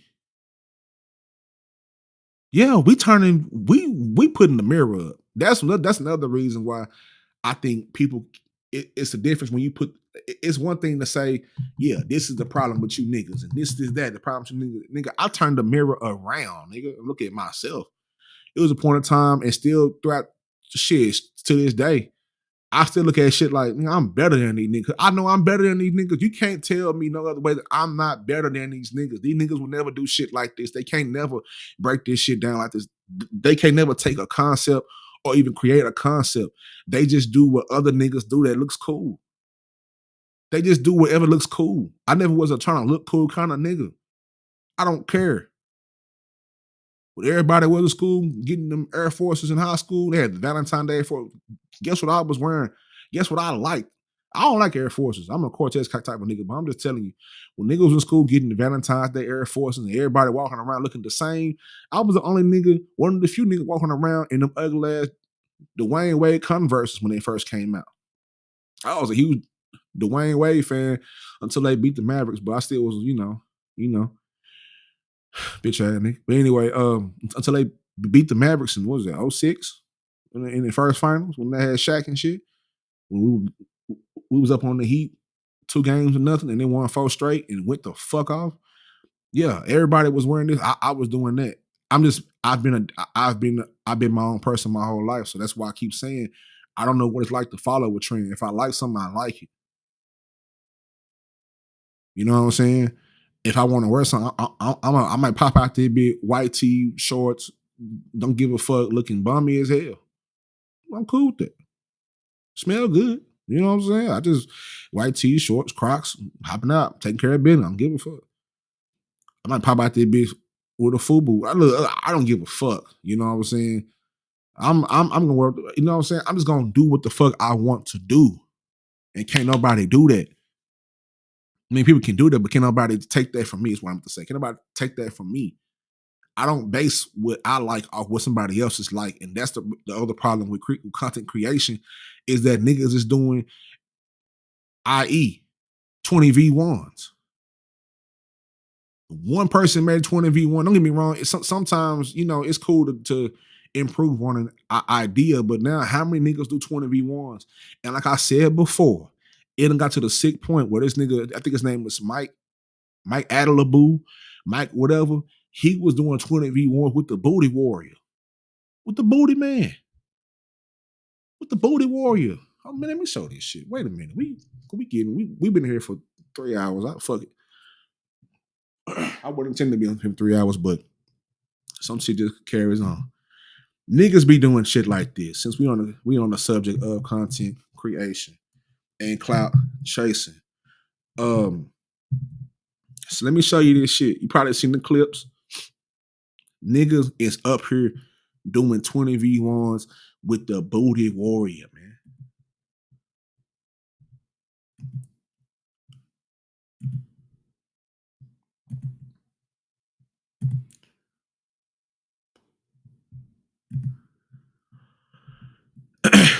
Right there. Y'all gotta, this cake ass nigga. Now, when I go at certain bloggers, or certain people on the internet, I don't, I know I ain't got no massive people to be whatever, but I don't give a fuck. I'm tagging these niggas. I'm gonna tag you. If I feel like I got something to say, I'm gonna tag you. I don't bite my tongue for shit. But he had one with the little boy, had these little girls on there, and that was very inappropriate. You know what I'm saying? Where's one with the little boy? Let me find the little boy real quick, man. Little RT or something. Anyway, he had one with the little boy, had the little girl doing that weird shit. He took one little girl phone, slammed it on the ground. But this is what he doing. Like, this is what niggas be doing.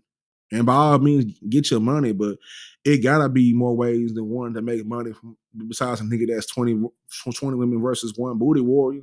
And if you watch the fucking video, it ain't 20 women. It's a nigga that here trying to, like that nigga that's fighting right now. And this is a trans nigga. Shit got real weird. Shit got kind of freaky. Niggas got in their tree bags. Well, I told y'all about these weird. You have to watch these niggas and the content that they put out. Because this nigga is the Booty Warrior. This nigga name is Fleece Johnson. We all know him. The Boondocks made a character off of him. This nigga name is Fleece Johnson. He trying to fleece niggas out their cheeks, man. So niggas is now putting a camera in front of this nigga for the sake of content, for the cost of clout, and giving this nigga a platform when all this nigga did in prison was rape other niggas and get raped and raped. So now we monetizing rape. Is that what we doing? Go on pause for a minute. I gotta use the bathroom. Hold on. Taking a break. Intermission.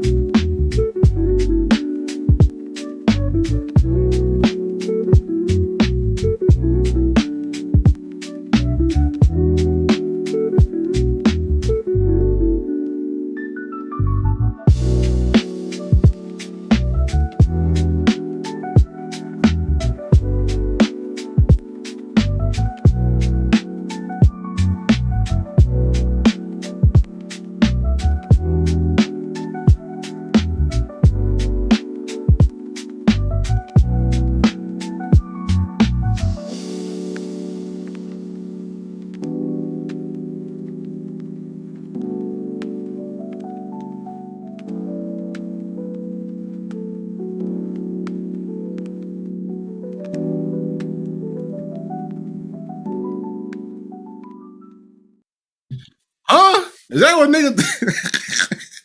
We back. Had to go. Yeah, I had to go to the bathroom. But boy, is that what we doing right now in the content game?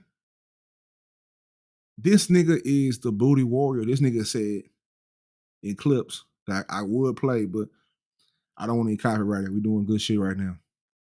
Make sure y'all go subscribe to Trill Pill Digital. This nigga said that booty was more important than water. Booty was more important than water, man. That's what we dealing with right now. Niggas giving niggas a stage and putting other human beings in front of him and got some of the weirdest, freakiest people, and not freaky in a good way, freaky in a worse way, freaky in a, and I ain't meaning the worst way in a good way. I mean like on some horrible, despicable, evil, demonic, deep, demonic type shit. Niggas, one nigga tried to run up and try to take, like, bro, like that's where this shit is going. Get this goof ass nigga off the screen.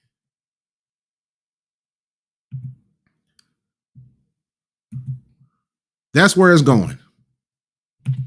Not where it's going. That's where we at. Where niggas done ran out of so much shit that niggas gotta start doing the weird shit. Start telling late night zesty stories. Look, I ain't got no zesty stories. I'm sorry. If y'all like zesty stories, you're going to take that shit out somewhere else. But for the sake of entertainment, niggas will exploit their own sexual preferences. Wow, man. And for what? Cost the clout.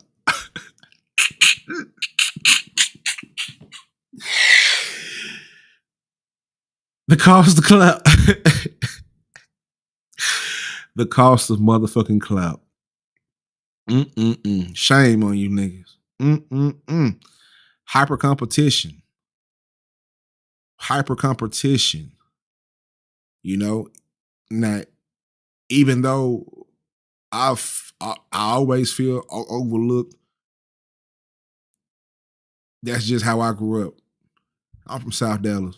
I grew up in an overlooked community that has history in a bunch of things. People have came from South Dallas and done some of the greatest shit in the fucking world, but the community, people look down upon it. They never wanted us in that space. They never wanted us in these spaces in the first place. My dad and my family were some of the first people to own property in South Dallas. So, and my pops is a legend in his own right in South Dallas. I'm gonna drop a link where you can see my pops and my uncle Roger Boykin. They have a conversation, and it's a PBS KERA. They have a documentary with my pops and my uncle Roger about the Forest Theater, about them throwing a South Dallas Pop Festival in 1970. That's how deep rooted my love for South Dallas is. It ain't got nothing to do with no hood shit. It's because my people planted shit here. They planted flags here. They planted some of this shit. A part of that shit will always be a part of me because of what they did there in that space. I don't have no excuses. I ain't had nobody to look up to. I didn't have that excuse, even being from South Dallas. I don't have that excuse. Everybody I'm around the wind did some great shit.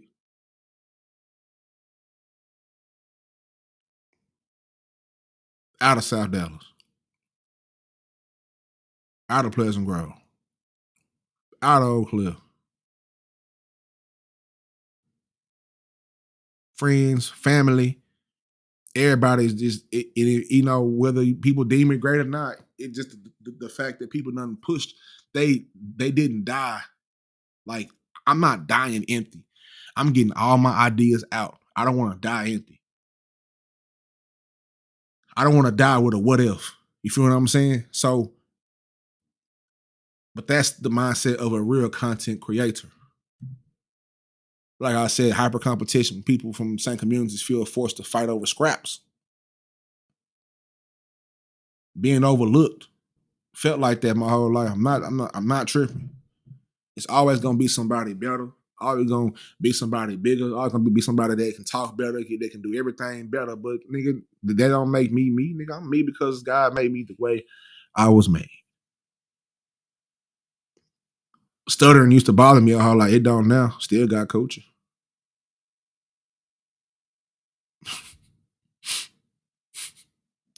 Still been able to make money. Still been able to actually sit here in front of this microphone, actually speak.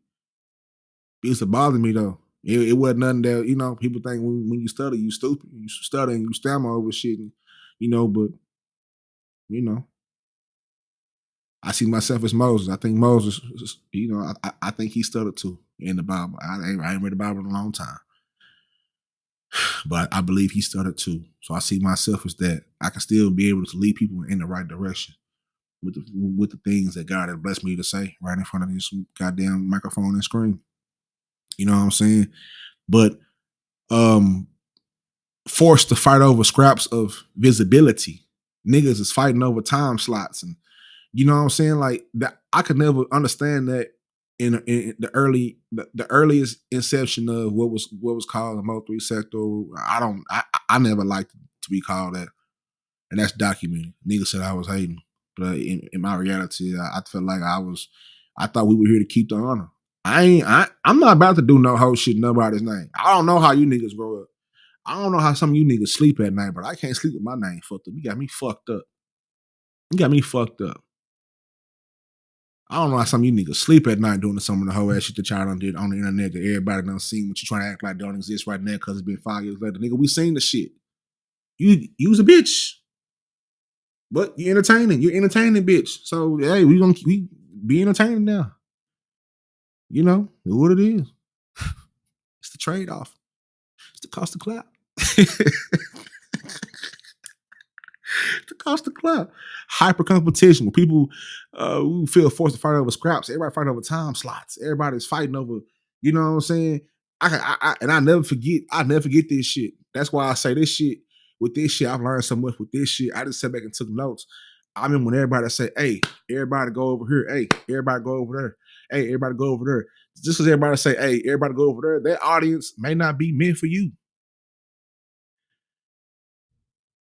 Me personally, if these niggas just got done listening to 2 hours of some bullshit, you think they really want to come over and listen to the Trip here, talk some of that real shit, talk talk about some niggas? Niggas don't like being like niggas don't like information. And maybe I wasn't as entertaining. I had to learn how to be entertaining. I'm an entertaining guy. I'm a funny guy, but doing this shit in front of the screen is a gift in itself. A shout out to everybody who has that gift. But if 200 people just got out of a goddamn chat when niggas was just bullshitting, do you think that they want to hear you in a different tone, a different setting? No, they want to go somewhere else with the bullshit because they on the height of that bullshit. They on the high.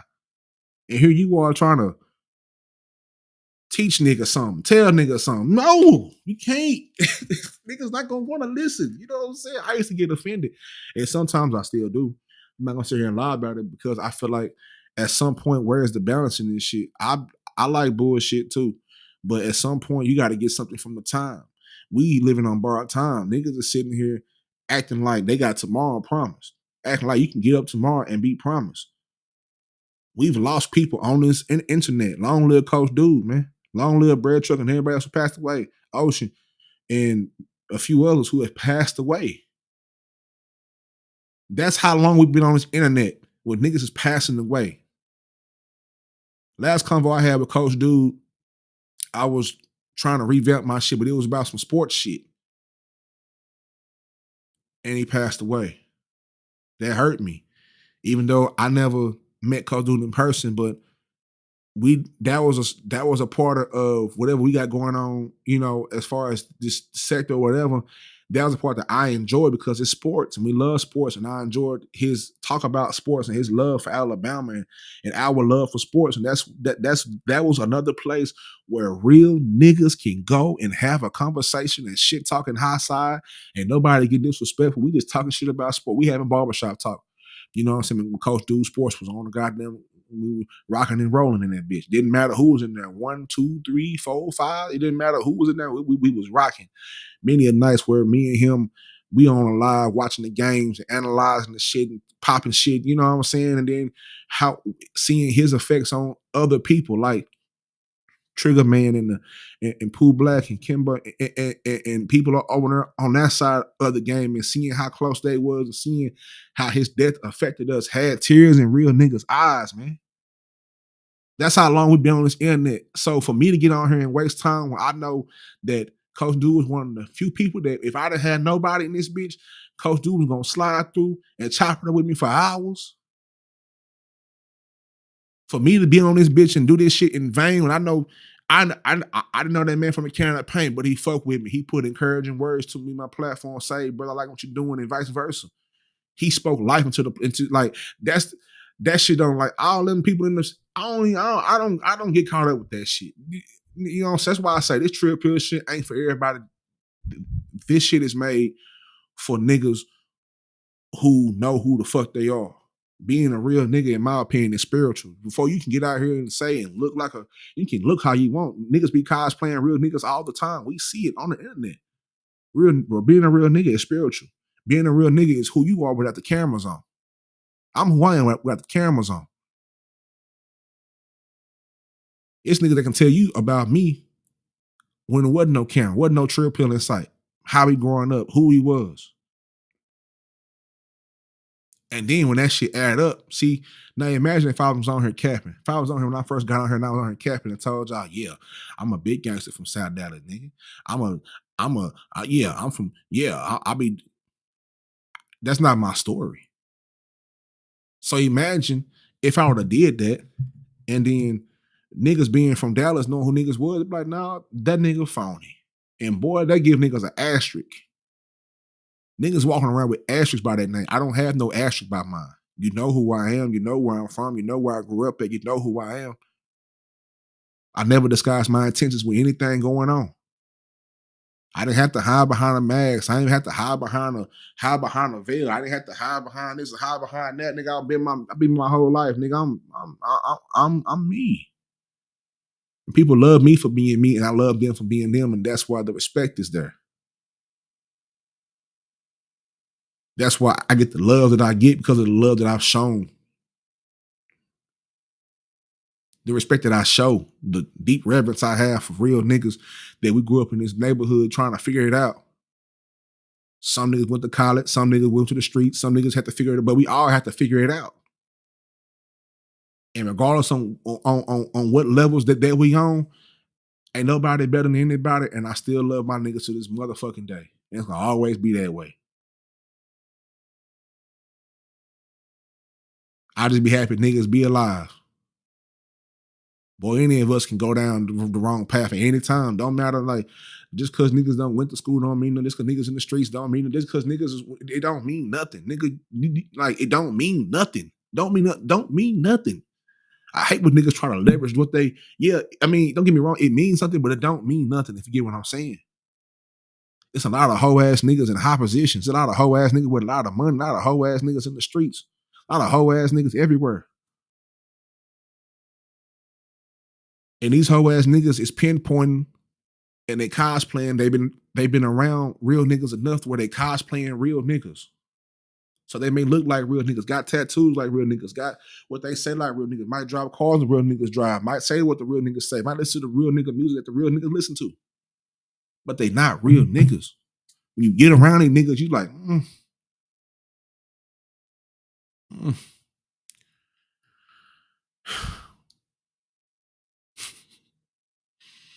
Cosplay. So a lot of these content creators are cosplayers. But however, you know, protecting one's mental health, it requires resisting the urge to commodify every aspect of your identity for public consumption. Not everything is made for the internet.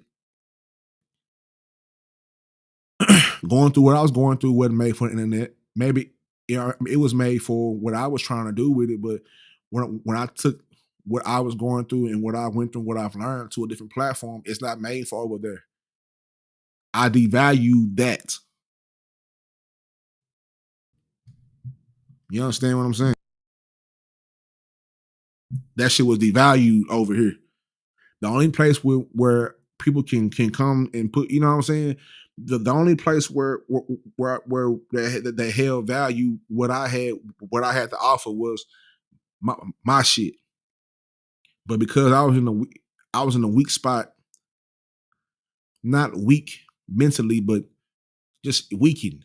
Like even the strongest thing get weakened. Like we all seen our heroes get weakened. Like, oh shit, this nigga Batman might be out of there. This nigga Superman might be out of there. This nigga Black Panther might be out of there. Oh shit, Spider-Man might be out of there. Oh Roy Jones, you know what I'm saying? Might be out of there. Ooh. You know what I'm saying? So you just know you're human. You're human. But because of that, I didn't realize that the power was in my platform, the power was in my voice. I had to shake that shit off and get back. That's why I had to step back and no, hold up, nigga. Go in that motherfucking bathroom, look at that fucking mirror, nigga. Realize who you are. Realize what your lineage is. Realize what your bloodline is, nigga. Realize who you are, nigga. Realize what you done been through. And take all that shit that you realize and realize you still here, nigga. So fuck these niggas. Who is these niggas? But when you're in a weak mental space, when you're not in the right mental space, you kind of in the limbo of what's going on around you. You leave you leave yourself vulnerable to certain shit. It's like when they get hit in their body too hard. You know what I'm saying? Paul. You know what I'm saying? You ever seen niggas boxing? Niggas boom, boom, then get hit and shit.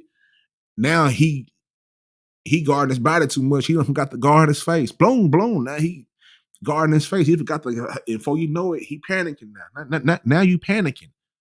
Now because you done got knocked off your shit. Now you trying to do too much. Same shit. So you have to resist the urge to commodify every aspect of your life, of your identity for public consumption. You know what I'm saying? Now, however, it's easier said than done because we see niggas like Casanet get on there and stream all day and night. He don't stream when he's sleeping. He don't stream. These niggas be streaming. They stream their whole life and have people watch them live their life for 10 hours straight, 11 hours straight, all the hours straight. You know what I'm saying? That's different. I don't know what that is quite yet, but that's different. But what's more important, not what he's doing, but the engagement that he has there. So now these niggas that, you know, and we also seen Casanet in some weird positions. I was introduced to Casanet with the AMP niggas, you know, just with Agent Zero, Duke Dennis. I know who nigga was kind of before that. Just watching the uprise of all of them young men, shout out to them because they getting their money, man. They done made this shit their own. And shout out to them. That's what happens when you can unify. When niggas really unify and do some shit, bro, niggas can be millionaires and do what they want to do, bro.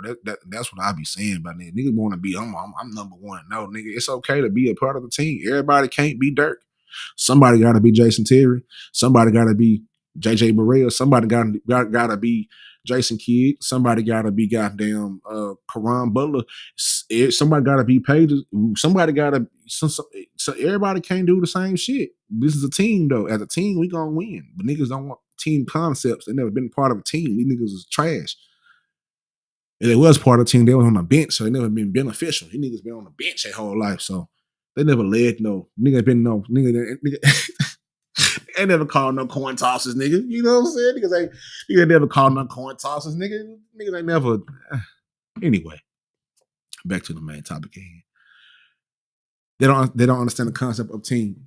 You know what I'm saying? So, sometimes when you fight over scraps of visibility, this can isolate you. It it isolates the individuals, and it also fractures collective moments and increases emotional distress. So instead of building each other up, the scarcity mindset driven by clout culture can turn peers into its competitors. I've dealt with that. We all seen what happened with that shit. We all see what happened with the Polar King shit. Fractured up before it could even get started. Fractured up before it can, niggas. How many groups have we seen on the internet fractured up before it can even get started? Well, all niggas had to do was just converse with each other and okay, where are we going with this shit? What directions are we going with this and that? Nigga, what is your vision? What is this and that? You know what I'm saying? Like it's just it's certain things that even from that, being a content creator and knowing okay, this shit is this trill pill shit. I don't have no team. You seen these niggas be having teams and teams of niggas. Niggas be having teams and people who gonna do this shit, make shirts for them and run little whatever. People be having that. People, I'm gonna go share your shit over here and go over here to this sector. I'm gonna go run this scam for you. I'm gonna go goddamn get this shit over here. I ain't never had that shit happen for me. So the good part about that is, although I'm not complaining, but I'm realizing that okay, all that did was made me a colder content creator and made me do all that shit myself. I've always had the vision. I've always had the concepts. It's just having to try to, and even now, trying to find people with like minds to move this shit forward. I don't want people that just going to just sit in the chats and shit. I need you to be doing something in your life actively. So not only can you help me, but I can help you out too, and we can help each other get up and get the fuck out of whatever we in and do what we really want to do. 95% of people that's working are not doing what the fuck they want to do in their life. And I understood that I had run into some money, goddamn, and I didn't work for like half a year, maybe close to. I didn't work for damn near a year. I was straight, and I was doing shit like art and doing shit that I really wanted to do. That led me into doing art and getting back in art and getting back into my ceramics and getting back into just what I really wanted to do. God allowed that to happen for me personally. So niggas can't do that if niggas is too worried about credit and who did this and who did what. Nigga, fuck that. Nigga, how we get into the money? Niggas is having all the conversations in the world about hoes and what's going on. How are we going to take this shit and monetize it and make money off of it where everybody can eat? You know what I'm saying? Everybody can't do that. If one person is off the rocker, we can't do that. You know what I'm saying? We've all seen football teams, some of the greatest football teams, some of the greatest basketball teams that never amounted to something, that it fell down because one nigga didn't like the plan. One nigga felt like he was better than the whole group, and all of a sudden the whole shit fractured. Niggas done lost games, lost championships, can't do this, can't do that. When all niggas had to do, the shit was right there for them. All niggas had to do was just go. That's the difference between being a content creator and your chase of clout. A lot of niggas that are in content, that are content creators, whether niggas like it or not, this puts you in a spot of a leader. When you have people in your chat, whether it's 3 like I got right now, it's 3 right now on YouTube. I don't know how many over there on Twitter. Probably 0, probably whatever. But anyway, I don't know. I haven't checked yet. But whether it's 3 people, 300, or 3,000, my responsibility as a content creator. If you here for this, that means that you here to hear what I have to say. You're here for a reason. Hopefully, I'm executing that reason right. Niggas don't realize like we grew up with TV with channels. Not I know a lot of this shit is subscriber based and shit, but niggas don't nigga you don't go to ESPN for animal shit. You don't go to National Geographic to learn what's the top restaurants in wherever the fuck. You don't go. You know what I'm saying? It's like that. Or you realize when you got channels, when you got just thinking about content in the content space, we got the ABCs where they got everything, sports over here. They don't team up with ESPN. Disney bought in. Now you got Disney, Hulu, all that shit. Everybody bought in. You can make this. You can make this shit to whatever you want it to be. Me personally, I just see this shit of me having to do it without being a fucking clout chaser and a bitch ass nigga.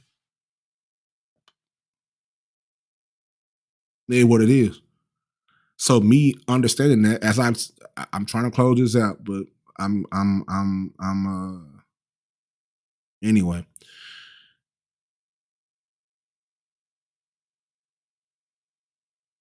You can do it without being a hoe.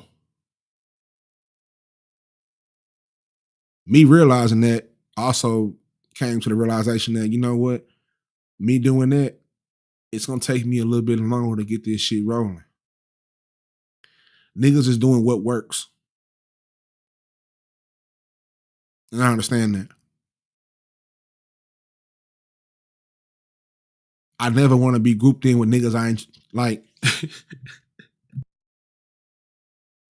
Never wanted to be grouped in with a bunch of niggas that I didn't choose. It's like being like you know when you in school, when you in school and you get the group project, like and the teacher just randomly group people together. You know what I'm saying? Like we all off in this sector, and nobody asked to be in this sector until them other niggas start coming in.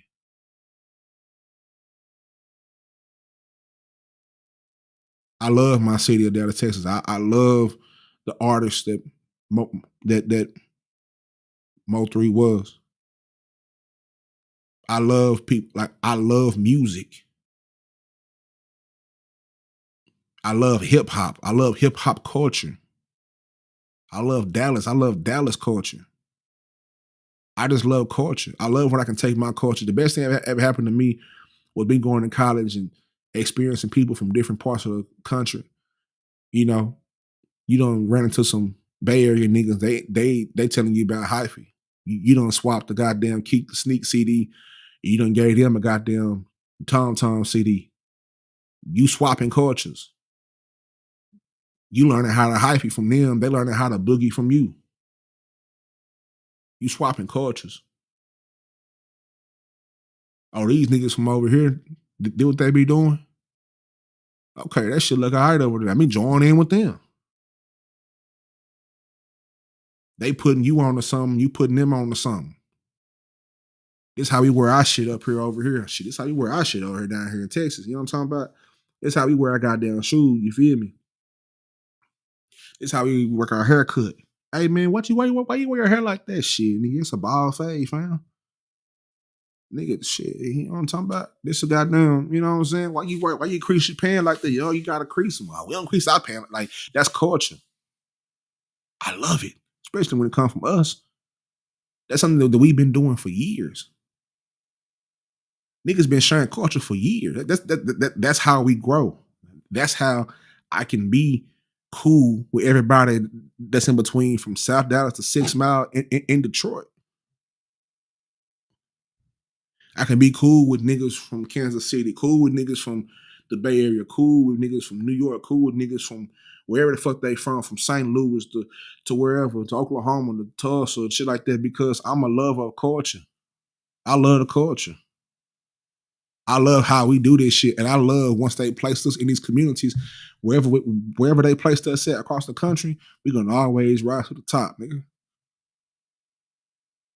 The black culture has always made sunshine out of shit. They put us in some of the worst environments. And we don't make the best of it.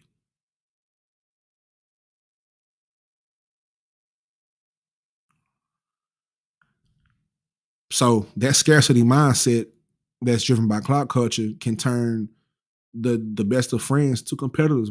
We seen it with the Mo3 and the Yellow Bees and shit.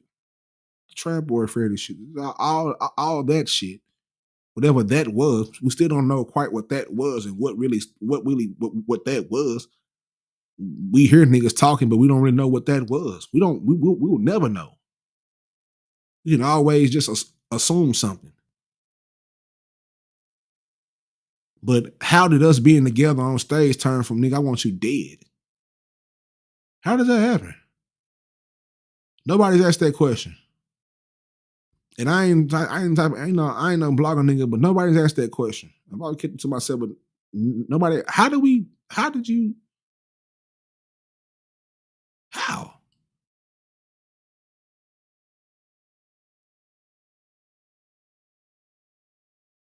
Hmm. Peers into competitors. Niggas done got us so conditioned to the point where nigga we looking at each other as ops. And nigga, we ain't the ops, nigga. It's them niggas. You know who them and they are. They are the ops. Them niggas is the ops. I am not, whether I like you or not, whether you like you from this side of the city or where I fuck with you or not, nigga, I am not your op unless you try to cause harm to me or my family. Then I really, then I'm, whatever. But for shits and giggles, right? We ain't each other ops. The real ops is the niggas who fuel the shit to do that. Like it's, I kind of broke it down in clout over culture. It's all this shit is monetized. Niggas is monetizing. Now you gotta keep and stay in the fucking loop of this shit until somebody die. And now when somebody die, oh man, they dead now. These fans get involved and think, oh, they the ops. You are a consumer, sir, ma'am. You are a consumer. You are not the ops. You can be fandom. That fandom shit sometimes get carried away. Yeah, I mean, it was cool for him to diss this and yeah, but you are a consumer. That's why it's hard to have conversations over here about the whole scale of it. Because I was a fan of everybody. Mind you, I'm in Oklahoma the whole time the Mo3 shit going on. I'm in Stillwater at this point. I'm living in Stillwater at this point. So I'm listening to C Struck. I'm listening to Mo3. I'm listening to Yellow Bees, and I'm listening to Trap Boy Fred. I'm listening because that's the only way that ties me to home. The Outfit Texas, Bobby Sessions, the normal of norms, shit, all the legends, the Pookies, Lucci's, Tux, DS. I'm listening to everything from home because that's my home. So that's the way. Don't because I'm in a whole new land. So I don't. But I know when I get in this whip, I turn this music on. Home. So it's fucked up how that shit was fractured like that. But without that being fractured, you don't get New Dallas. And so I'm seeing New Dallas heal, bring this shit together. Let's make money. We seen, mind you, these niggas is in their early 20s. That these are the kids who saw this shit. They were kids that at some part of them like, you know what? Nigga, we don't want to be like Yellow Bees and Trap Boy Freddy and Mo3 and them. Yeah, they made great music, but that nigga 3 dead, these niggas dead, Roy Lee dead, Cool Money, all of them, like, you know what I'm saying? A lot of niggas died just over what? The cost of clout. The cost of clout. No real reason. I don't care what these silly niggas say. Oh, it was because of this. And once you get down to the root of it, you realize it was nothing. It was egos. It was pride. It was everybody fighting over the scraps of visibility. Nobody came along Nigga, none of these. That's why it's hard for me to even. None of these niggas, and I don't care how much these niggas lie. I don't care. I understand sometimes you can't, whatever. But nobody said, "Hey guys, this shit ain't gonna work if like, you know what I'm saying? Like, what are y'all?" And niggas probably tried, but it was too late. By the time they tried to try and patch it up, it was too late. Niggas was having fun, making too much money at that point. And then once they realized, oh, this shit really serious, now it's too late. Now you want to come and slap band-aids on bullet wounds, nigga. It won't fucking work, nigga. It's over with. Now something has to happen. Now it's warfare.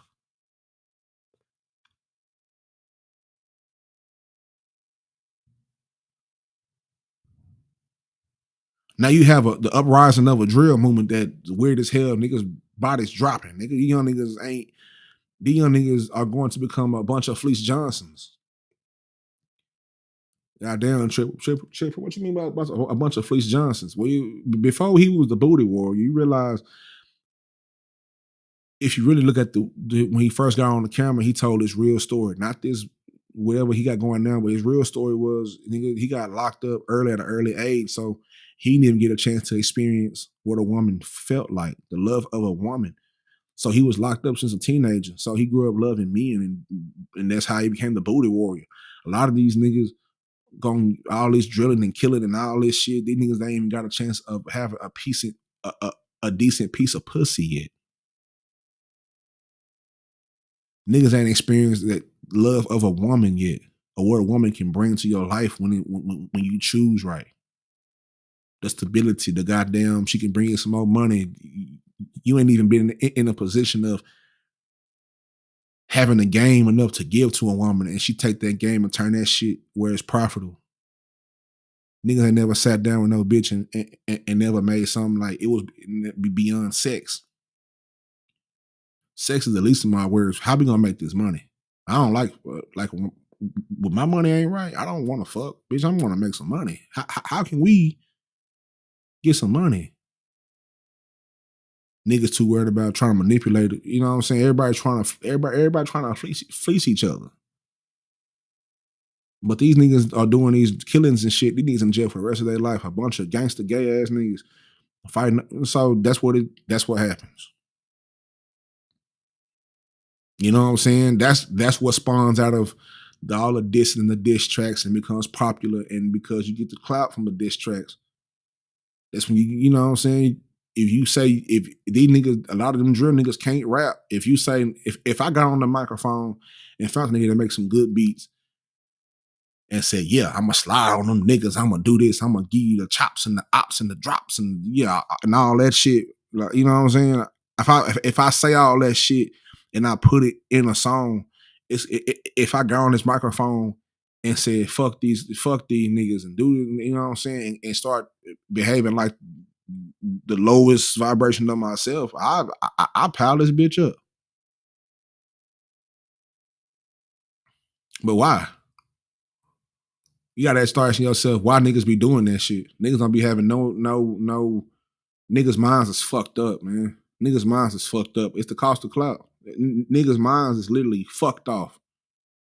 If you get on here and listen to what people be saying, they fucked off. Niggas are letting a legally incompetent human being pack the chats with bullshit. That's how low we've come over here since niggas want to say, yeah, we want to have pride about being a sector. Well, y'all niggas who want to merge and do all that shit, nigga. Who was you to do something like? Who was you to be trying to gatekeep some shit, and you let niggas who are legally incompetent, people who are legally not there, people who cornbread ain't cooked all the motherfucking way, pack a chat room out with that bullshit because this shit is the lowest vibrational shit that can be whatever. So when you get a nigga like me or anybody else with an idea or a thought that raises the vibrations up just a little bit, no, he gotta get. No, we can't let. No. Because if he get inside the mind of people, man, he gonna make them realize that it's the trick bag. It's the cost of clout. It's what happens when you let everybody out the motherfucking asylum. Some can manage, some can't manage, some gonna figure it out.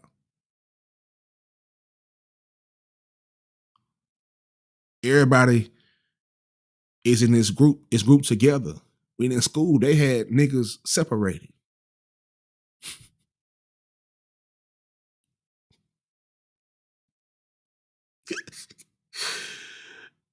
It's a reason why them niggas ate lunch early, man. Keeping it kosher.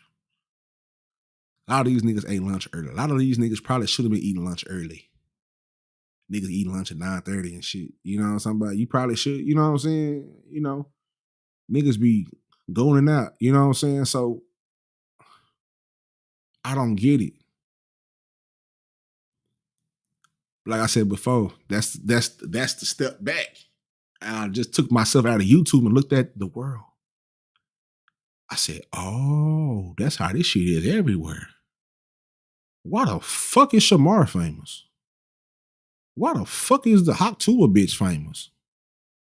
Why the fuck are they putting these people up here? Who are these niggas? Adam 22 got a gang of niggas up there. Who are these niggas? Telling everything. Niggas is letting the ill niggas, the mentally ill people who they don't care about what they really going through. They just want the content. They got niggas like, they put niggas like Duke Farrell on TV in front of millions of people and he get up there and fumble. And make the city look bad and make some shit that's supposed to be about Mo3 about him. The nigga might have some good thoughts. The nigga might be this and he might be that, but whenever you put the camera in front of the nigga, he gonna turn into character. Cause these niggas are characters. A lot of these niggas are characters. And they've benefited off being characters, so that shit they in that loop, they in that trick bag of being characters. And sometimes it's entertaining. I ain't here to hey, sometimes the shit make you laugh. Oh shit, boy, that ain't crazy. Clout chasing.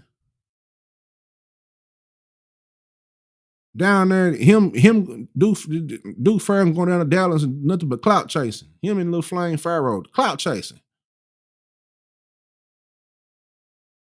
Niggas showing love to niggas that fuck that. I don't know. I don't hang around. I don't know no niggas that want to do that shit just for fun. Nigga, like niggas ain't got the time to be doing shit. Niggas is trying to, you know what I'm saying, make money, pay bills, take care of kids. Niggas got another mindset. You can't be on here all day to be doing this shit for you niggas entertainment. That's why I don't get a lot of this shit. Like y'all niggas be praising niggas who don't do shit, ain't about shit. And once you find out that niggas ain't about shit, you keep praising niggas who ain't about shit. They don't do shit. These funky bitches don't be doing shit. They don't. They don't. I don't care how niggas feel about it. It's just the fucking truth. We got too many people in the media space who ain't thorough. It's enough that they trying to do away with print. Now we're in a digital space where everybody's a content creator, quote unquote. Niggas who ain't never had a creative thought in their fucking brain. Niggas had a problem folding paper hamburger style back in elementary school.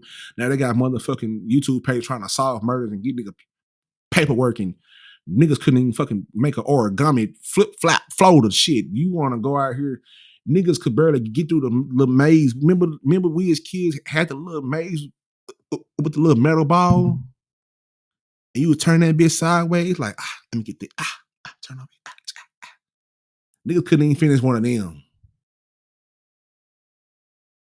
Barely putting together sentences. Now niggas want to be detectives. Whole niggas. Niggas with weird backgrounds.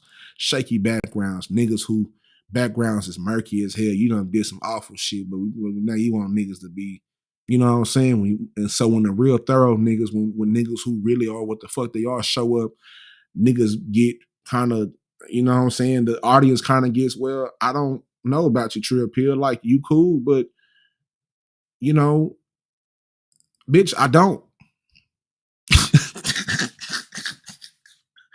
I don't. I don't know because my mind is not there. I can compartmentalize this shit. I did not know that it was this like I didn't know that it was this bad until I started making content and I started making more content and more content and more content and being in spaces where none of this shit goes on. Being in spaces where I can really, really build. These niggas, these niggas don't want to build shit. They just are here to destroy. I don't put myself out here to be played with because I know what I'm gonna do if a nigga play with me. Pause. In my natural life, I go to work, I come home. I go to work, I come home, take care of my babies. I go my babies are the first thing on my mind when I get up, when I go to sleep. How can I make something or create something where I can leave for them? They know what I do. They know about the trill pill. They know about it.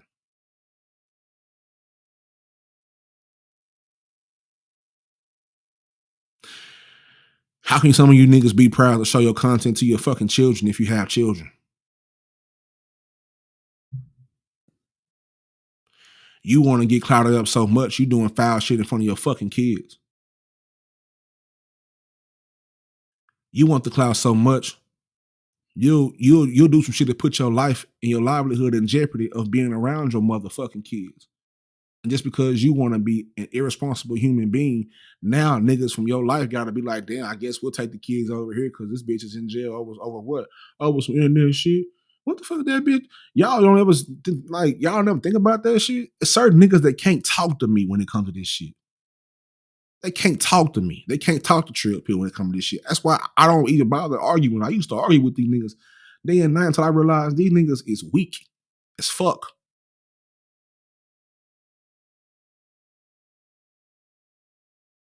Weak.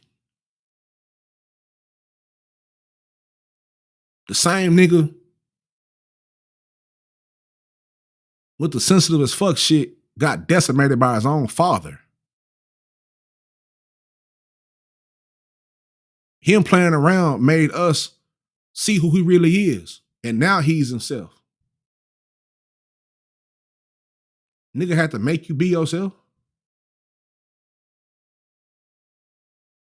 Niggas driving hours to go squabble up and fight, going to jail and getting cases. Who is you niggas? For what? The cost of clout. Got you niggas in the loop, nigga. Can't fucking talk to me about this shit. Fuck your views. Fuck all that shit.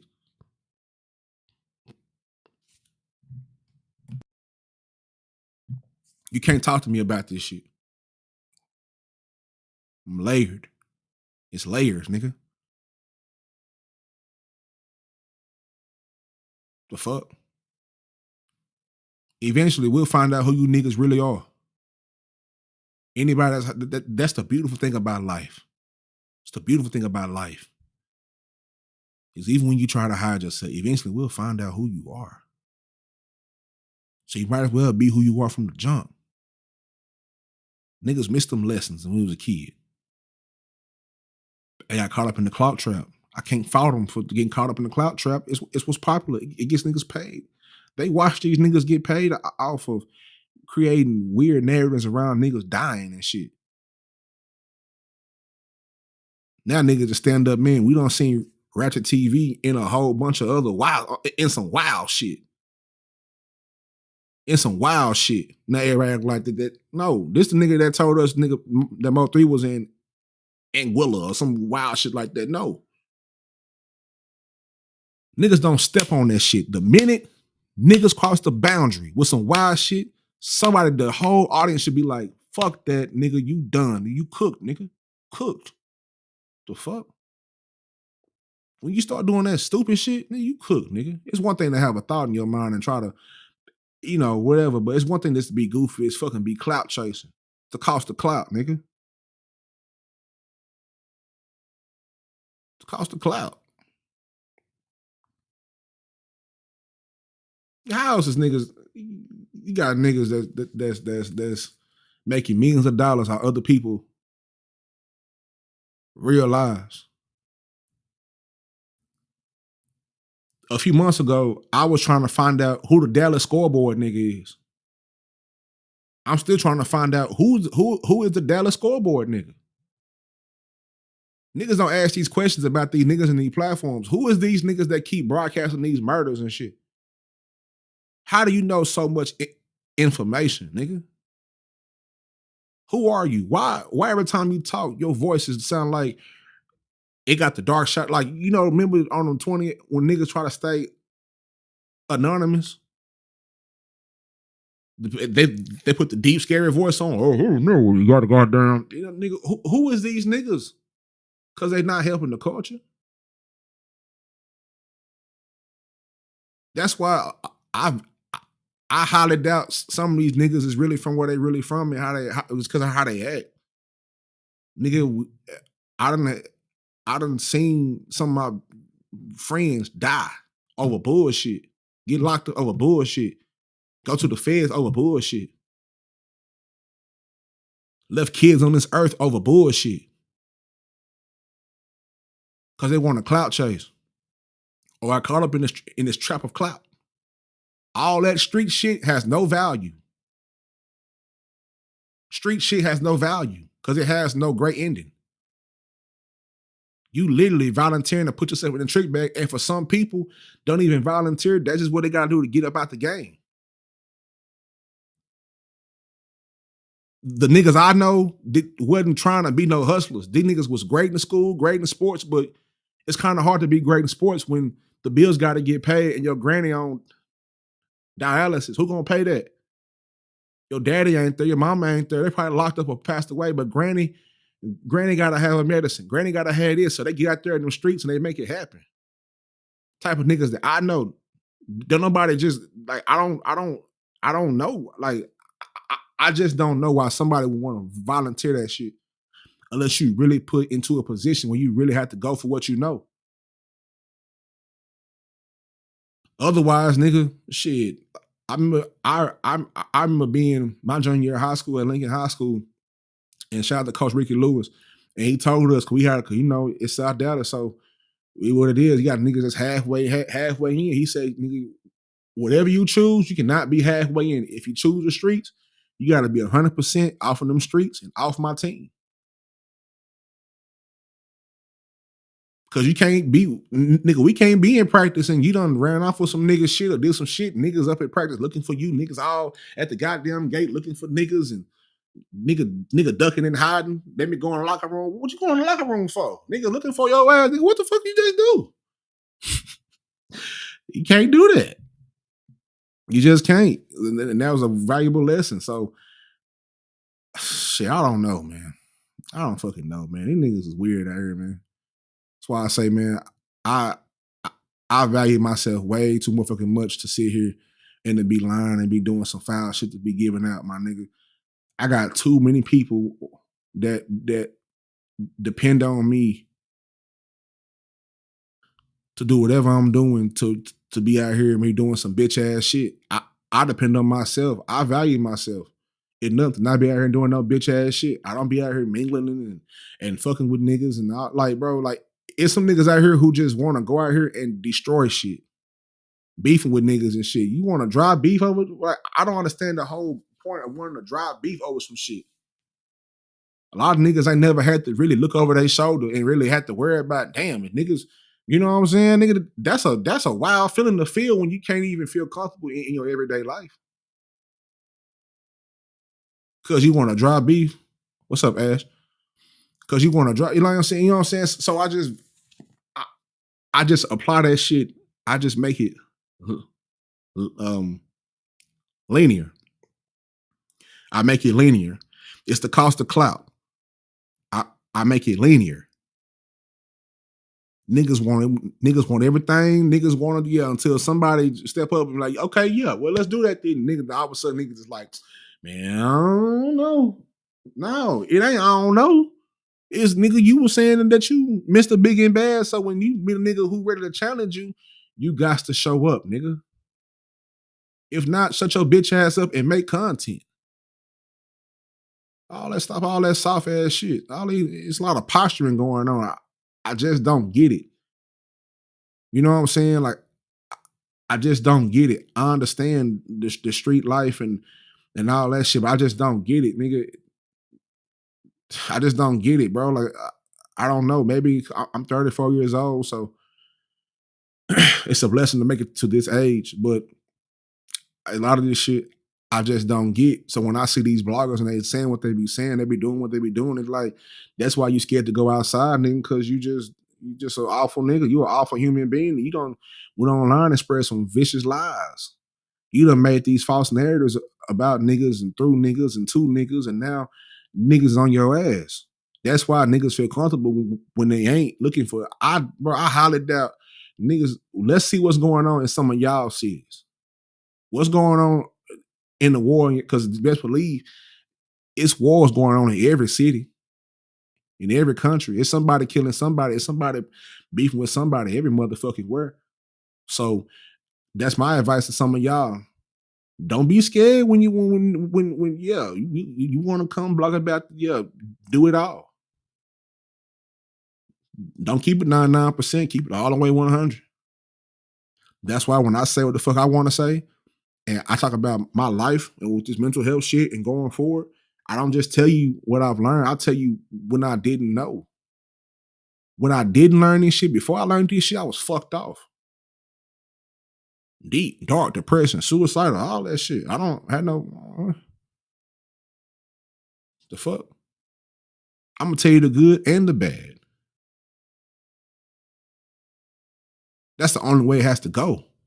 Because when you don't do it that way, you put out a distorted view of what life really is. And these kids whose minds are impressionable, they don't know. A bunch of these niggas be growing up all this beefing, and these niggas don't. These niggas be good kids. Niggas be good ass kids. Niggas be good ass kids before they start doing the wild shit. Nigga, last year, nigga, you collecting Pokemon cards. Now you a gangster? Nigga, 2 years ago, you was the coldest nigga on the goddamn Mortal Kombat. Now you was a gangster now? The fuck? The fuck is going on? But that's what's going on in the communities. And nobody telling these young niggas, but even when you do, you can't step up to them with nothing to offer. Like you can, like even having this conversation with my partners is like, you can have people say, "Hey, don't do that." Well, if you don't want me to do this, show me a way. You can tell that young nigga don't be doing what he doing off in the streets and he doing this, but he gotta take care of his family. Unless you present another way of him taking care of his family, you have to shut the fuck up and mind your fucking business. And you know what I'm saying? And you can only say, hey, you know what I'm saying? Be careful. You know what I'm saying? Just whatever, because he in the midst of something that he got to get up out of. And God bless his soul. God bless her soul. Hopefully they'll get up out of it. It's dangerous. Shit dangerous out here. But it's beautiful too. Life is whatever you make it. And I know that's easier said than done for those who rely on the visibility for survival. I'm looping that shit back to the content now. For those who rely on visibility for survival, financially or socially, when they step back from this shit, it can feel like they're disappearing. They lose themselves. We don't watch niggas lose their steam. Niggas lost their steam because, man, damn.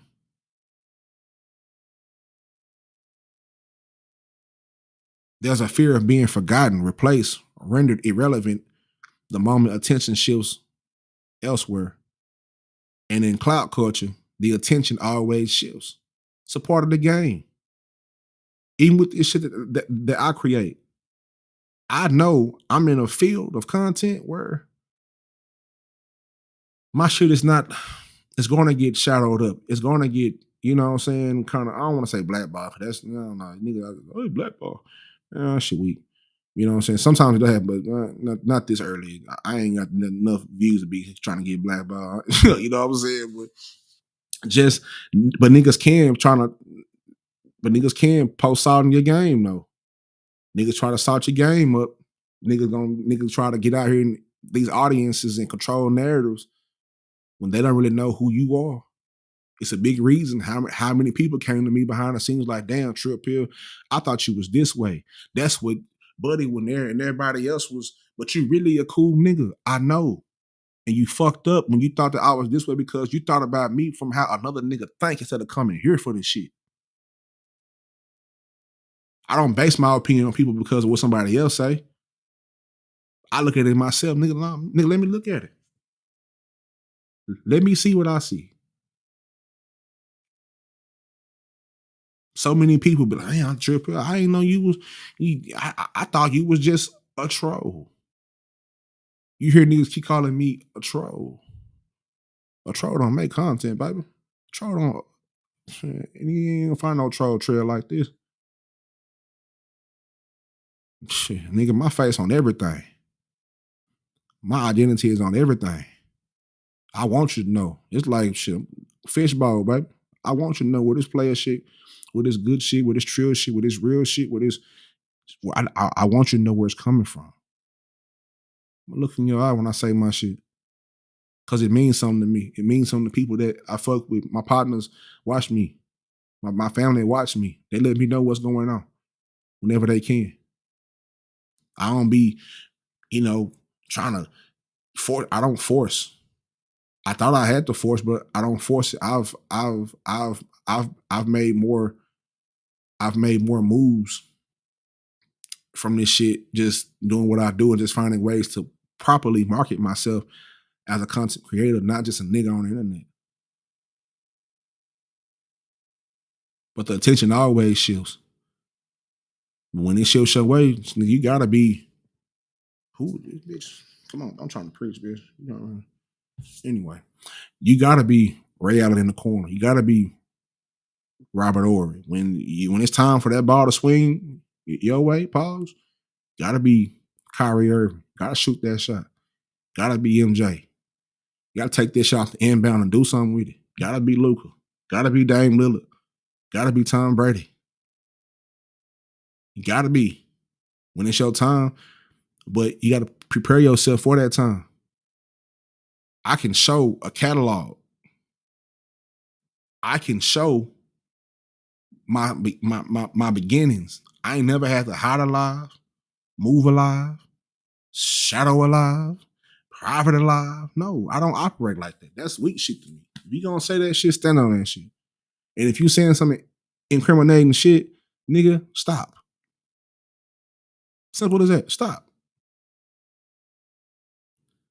That's why more content creators and artists are speaking openly about the need to build sustainable and healthy relationships with social media, fame, and the identity. And some are forming collectives and finding community-driven ways to share the burden of representation and prioritizing legacy over virality.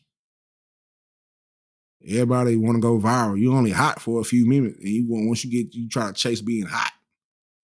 And when you in your chase, like nigga like Francis, i.e. Charleston White, when he first started, he wasn't doing all this wild shit. He was saying what he was saying, but like he said before, in all the interviews, he wasn't getting paid. So at that point, he sacrificed. He put everything that he whatever in vain.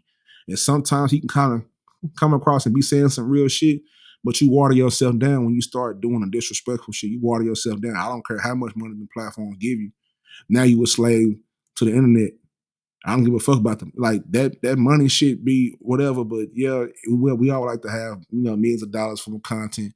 But me personally, like, I don't know, like my morality means more. I gotta be able to look my people in the eyes when I do my shit. I gotta be able to just to walk around and feel free. Like, nigga, I ain't that's whole shit to me. offering a sense. You know what I'm saying? Because you ain't you doing the and then it, it, especially when you put your own people off in the mix of that shit. Come on, bro. You sacrificing everything from your own people to for some content, for some coins. Makes you a hoe. If you would sacrifice anything and do anything for a click and a view, you'll suck a dick. You know what I'm saying? Like any grown ass man out here just doing whatever for the views, that nigga suck a dick. And some of these niggas do. Pause. But at that point, you a fiend, nigga. You the nigga that old dog talking to in the goddamn movie, nigga. You the fiend now. And the drug is the attention. The drug is the clout. Is the clout. How bad you want the clout?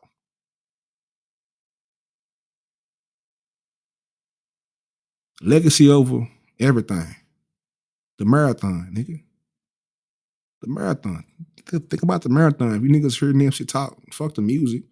The music is great, but hear him speak and talk about, like, hear him speak and talk when he talk about them kids, when he talks about STEM and talks about shit like that, and you know what I'm saying?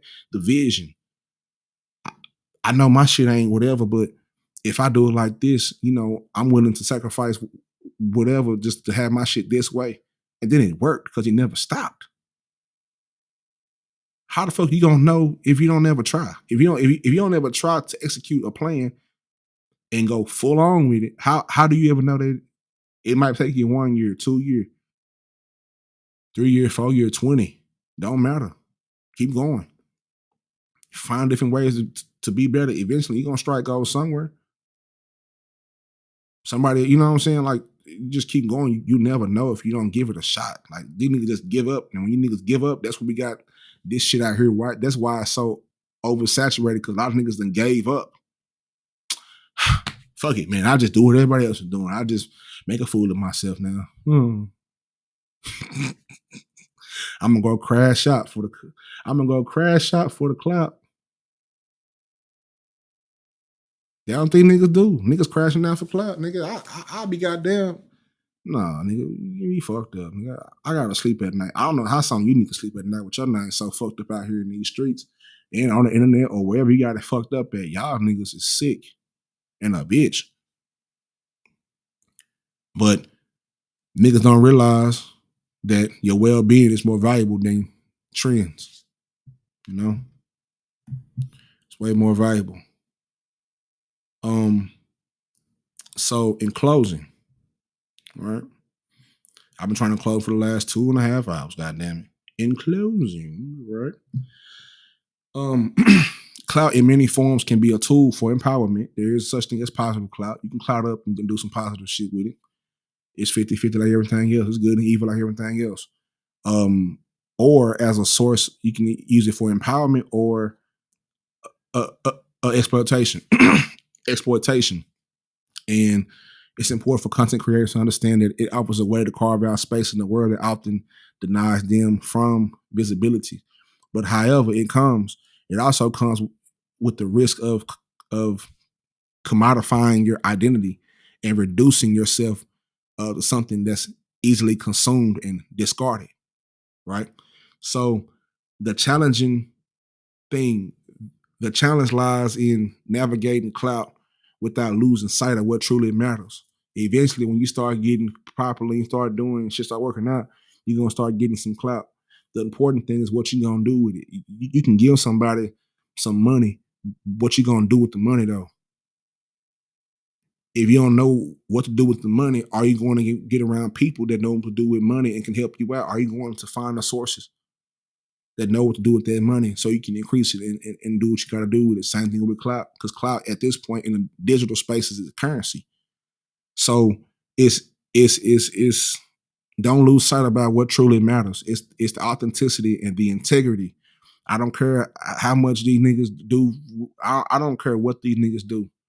To me personally, to some of us out here, the integrity still matters.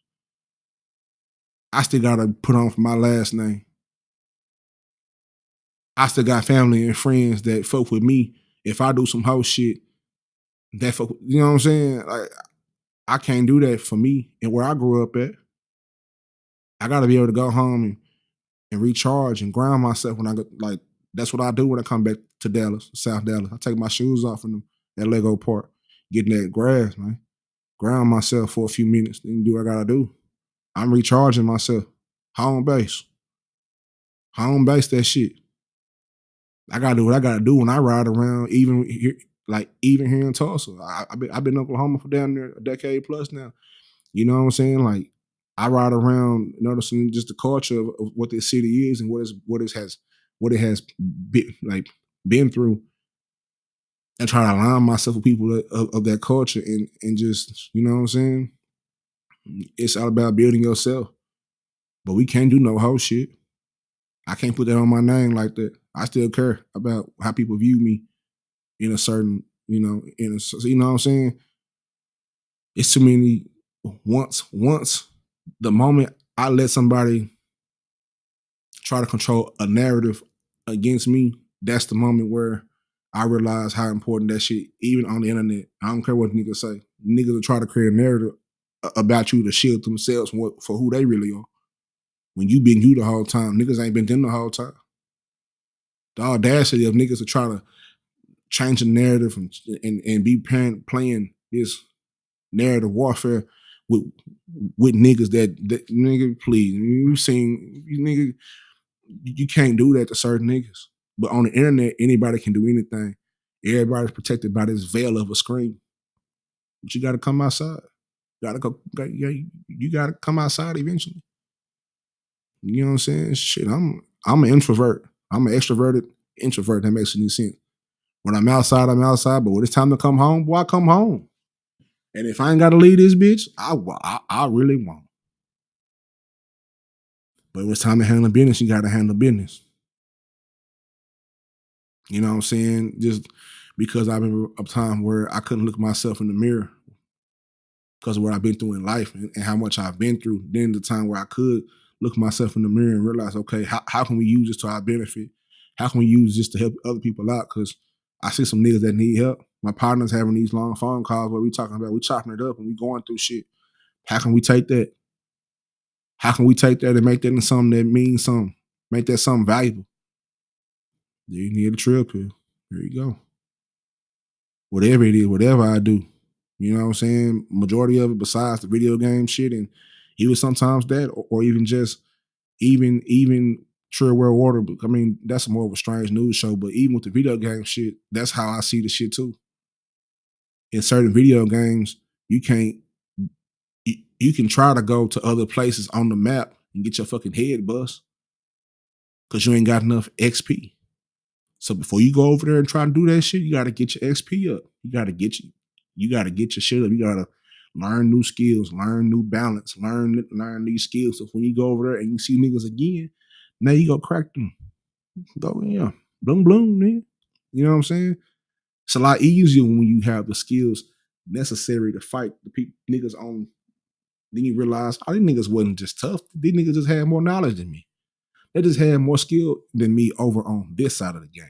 But now that I'm up on game now, in the right mind now that I know these niggas ain't really who they say they are and they really can't fuck with me, these niggas ain't really created the fucking thing in their fucking body. You know what I'm saying? So that's really what it is for me. And like I said before, the challenge lies in navigating the clout, without losing sight of what really matters, your authenticity, your integrity, your sense of purpose. It's about using clout as a platform to share one's story, to uplift others and push meaningful change rather than letting it define or control the narrative. That's what it's about. That's what it's about. You know? That's what it's about. In my opinion. That's what it's about. I can't put it in better words than that.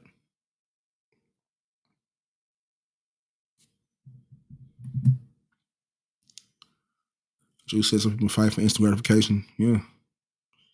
Yeah, that's a fact. So that's a big fact. That's a big fact. Niggas get so tired into all this other shit. These niggas lose themselves in this shit. Like they just don't take no time out to actually look back. Like when you keep and you stand like in the like, just imagine time when you really, really wanted something. When you really, really wanted something, nothing was gonna stop you from really, really wanting it. That's a mindset. You know what I'm saying? It don't matter what the obstacle was.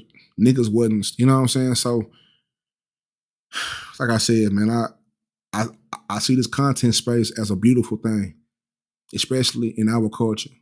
For a long time, we couldn't control our narratives. We just had to wait on people who, you know what I'm saying? So now that every one of us is able to control narratives, a lot of these niggas are using this shit in the worst ways. And for the niggas who really about this shit, the niggas who really put this shit down and attach game to it, we got to get these niggas out the way. Not out the way if we don't want them to exist unless they cause you harm. You know, anybody that ever said something down, talk to me or whatever, I don't care what they do. They can die for all I give a fuck about. But anybody that's rolling with me, you know, we gonna roll with it, baby. You understand what I'm saying? We don't have no choice because we all here together and we all need each other. This ain't no solo mission. It's life, man. This shit's scary when you by yourself. I know niggas been by themselves. I've been by myself. Each and every one of us has been at a point where we felt like we couldn't depend on nobody.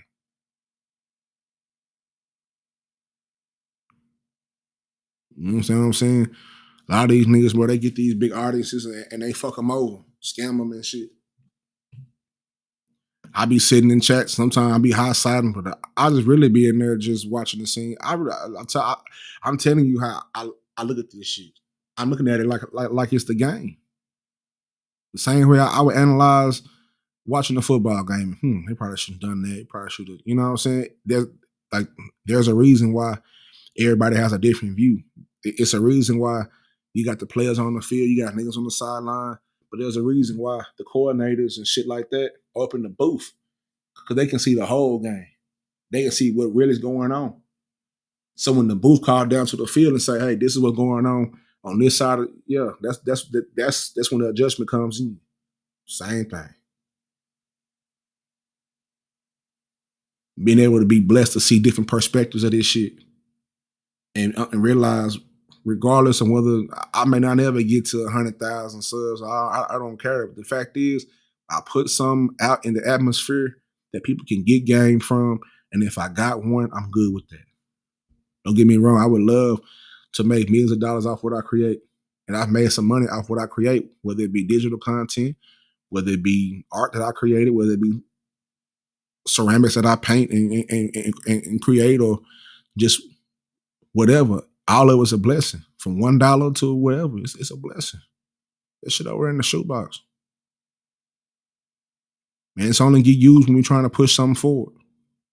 Finding creative ways to push a message forward. I might be able to do it through clothes more than I can do it through digital. I might be able to do it through certain, you know what I'm saying? It's not limiting myself to just this screen and this. I can go and, you know what I'm saying? It's all around. Certain niggas can only play offense. Certain only play defense. Do it both. I'm gonna put up buckets and lock the shit down.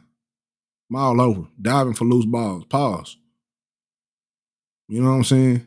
Getting the rebound, doing the dirty work. Can't nobody come to this lane with that weak shit. Getting them out of here. Larry Johnson, these niggas. Dunk on these niggas, get the chance to. Bully these niggas. Get them out they pivot. Get up on them. Pause. Shit, see what they about, nigga.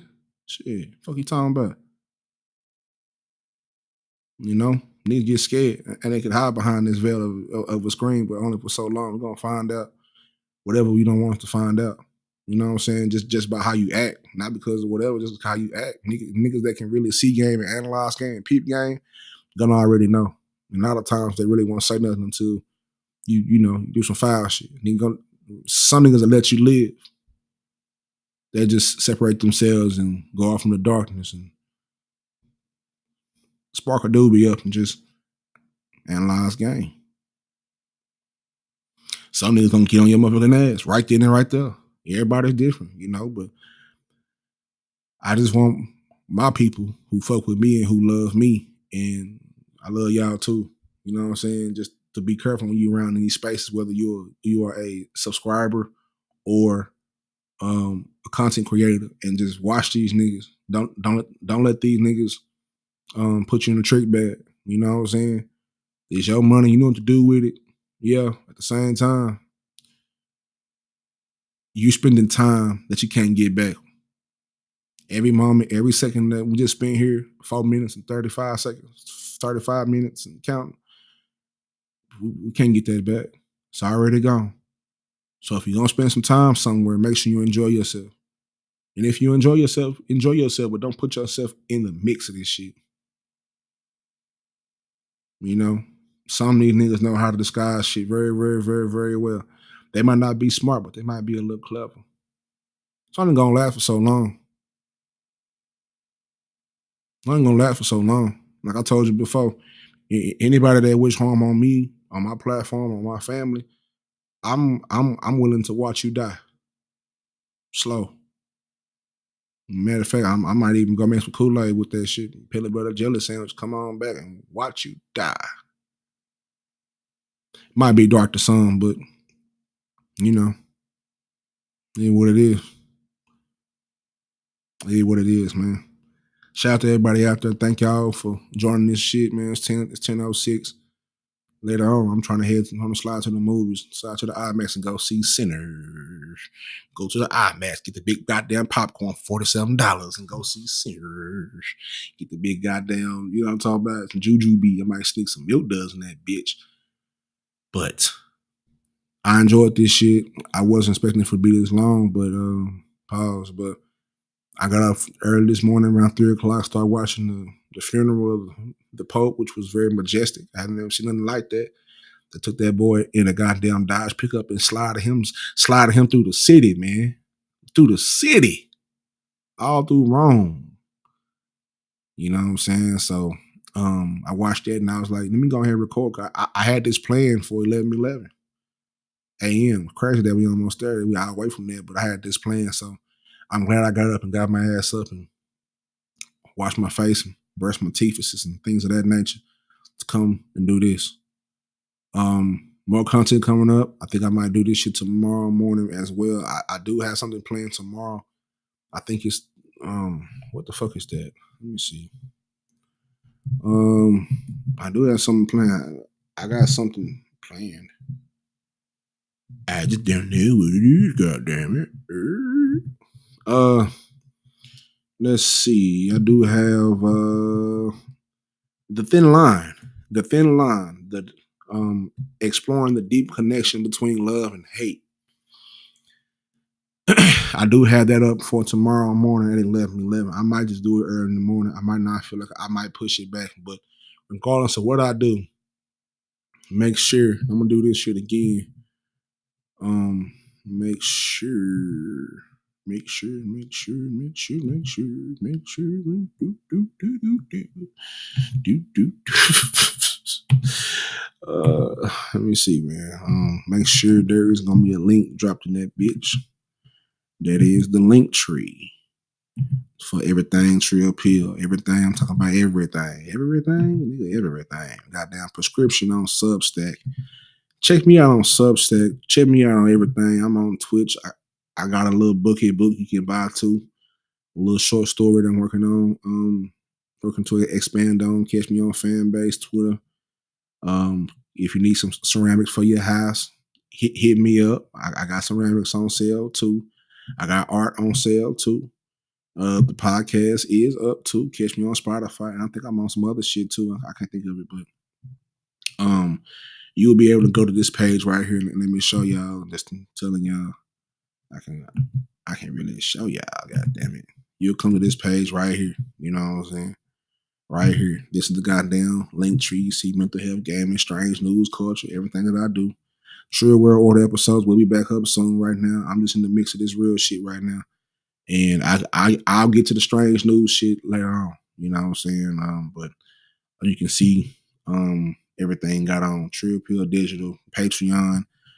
Sooner or later, I'm gonna be creating Patreon content. You can go over there and join right now on Patreon. But we got Kai the Urban Jungle's Roar, a very great young, story about a young tiger that has a stutter that has to fight passes, all that shit to do what he gotta do. You understand me? Trill Pill Gaming, Facebook memberships, Twitch, all the rest of this shit, Instagram, all that shit. But this new shit that I've been doing, right? Let me show this shit too. This new shit that I've been on. Let me see. I'm gonna put the blue loop on this hoe. The blue loop. Put the blue loop on that bitch. Hold up, man.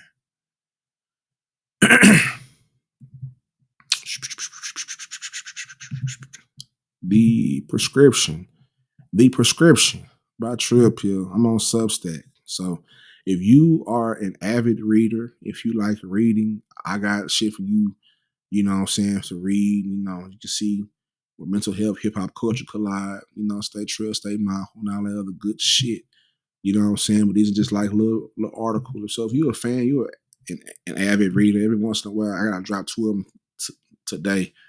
I drop little articles about, certain things to help yourself and, just try to share a little bit of myself. I always try to find creative ways to share a little piece of me. You know what I'm saying? So get on this Substack and go subscribe over there too. Great shit. Dope shit. Dope shit. Let me see what else before I get out of here. What else I got over here? God damn it. If you're on a gaming tip, come fuck with me at Twitch. I will be up back streaming soon. For the video game therapy. You feel what I'm saying? Fuck with me on that. Trill World Order, like I said, is coming soon. Also, if you are in the Dallas Fort Worth area and you need your furniture restored, you know what I'm saying? Don't throw it out. Give us a shot. Holla at the fam. Holla at the bro. You see the goddamn Gmail down below. Also, you can take your phone if you're watching this shit on TV. Take your phone and put it up to that QR code right there, and it'll lead you where you need to go. You know what I'm saying? The same way. I don't know if y'all noticed or not, but take it off screen. If you're watching this shit on TV, you can take your phone and put that QR code right there. I've been the QR code the whole time. It's layers. Why somebody else try to steal my shit? Watch. Steal my shit. Put your phone up and you can get there to take you where you need to be as well. And also, like I said, the prescription also has a QR code. You ain't got to use your fingers. You can just put your phone up in the air. God damn it. We layered over here. The prescription on Substack. So fuck with me over there as well for all my avid readers and doers of his word. And I think that is it. Yeah, that's it, man. Shout out to everybody who stopped through. I appreciate y'all. Ashley, Juice, somebody named Hood. Shout out to you too, brother. Shout out to you too. I have to make sure your pictures right. That shit look kind of suspect. But shout out to you. You know what I'm saying? And then shit, shout out to everybody over there on the Twitter side. We all live on X as well. Make sure y'all go follow me on. Matter of fact, let me put this shit up too. Don't just think about me. Follow me. You know what I'm saying? Walk with me. As we walk this journey into the motherfucking future, baby, you gotta walk with me. You know what I'm saying? We on Facebook, we on Instagram, we on goddamn Kick, we on goddamn Twitch, we on goddamn whatever. We got the Dubby shit. If you need some energy, clean energy, make sure you go over there and holler at the goddamn Dubsters. Holler at the Dubby, however you want to say it. Use my coupon code, Mind Your Mental, and get 10% off clean energy. That's what I'm up on now. That's why I've been talking and rambling for the last 2.5 hours since it was dark outside. Now it's outside damn near lunchtime, you know, dig? But that's why we on that W. Clean energy, no crash, get you through your day. Focus. You know what I'm saying? Keep you focusing on what you do. Use my coupon code, Mind Your Mental, get 10% off on the W. You understand me? Also, the Good Brother Mouthpiece got a live up tonight. You know what I'm saying? Shout out to Mouthpiece. Shout out to a metal book. Shit, needs my water mouth getting dry. Pause. Shout out to Meadowbrook, Montreal. Even putting out some good ad content, man. Yeah, go check out these niggas, man. For real, for real. Shout out to everybody else who fuck with me, man. Shit, shout out to Dallas, Texas. Y'all know what the fuck going on with me, man. Triple D that. You feel me? Yeah, fuck what these niggas say. It's always gonna be Dallas business. You understand what I'm saying? Always gonna be Dallas business, man. Fuck these niggas. Fuck these niggas and the doers of they word. You feel what I'm saying? I'm out of here. I gotta get in the shower. And I gotta clean my Crocs off. I'm heading to the IMAX with my Crocs on. I gotta also do some other shit. But anyway, I'm gone, man. Much love to y'all. I fuck with y'all. Trill Pill, signing out. I'm gone. I'm out. Bye.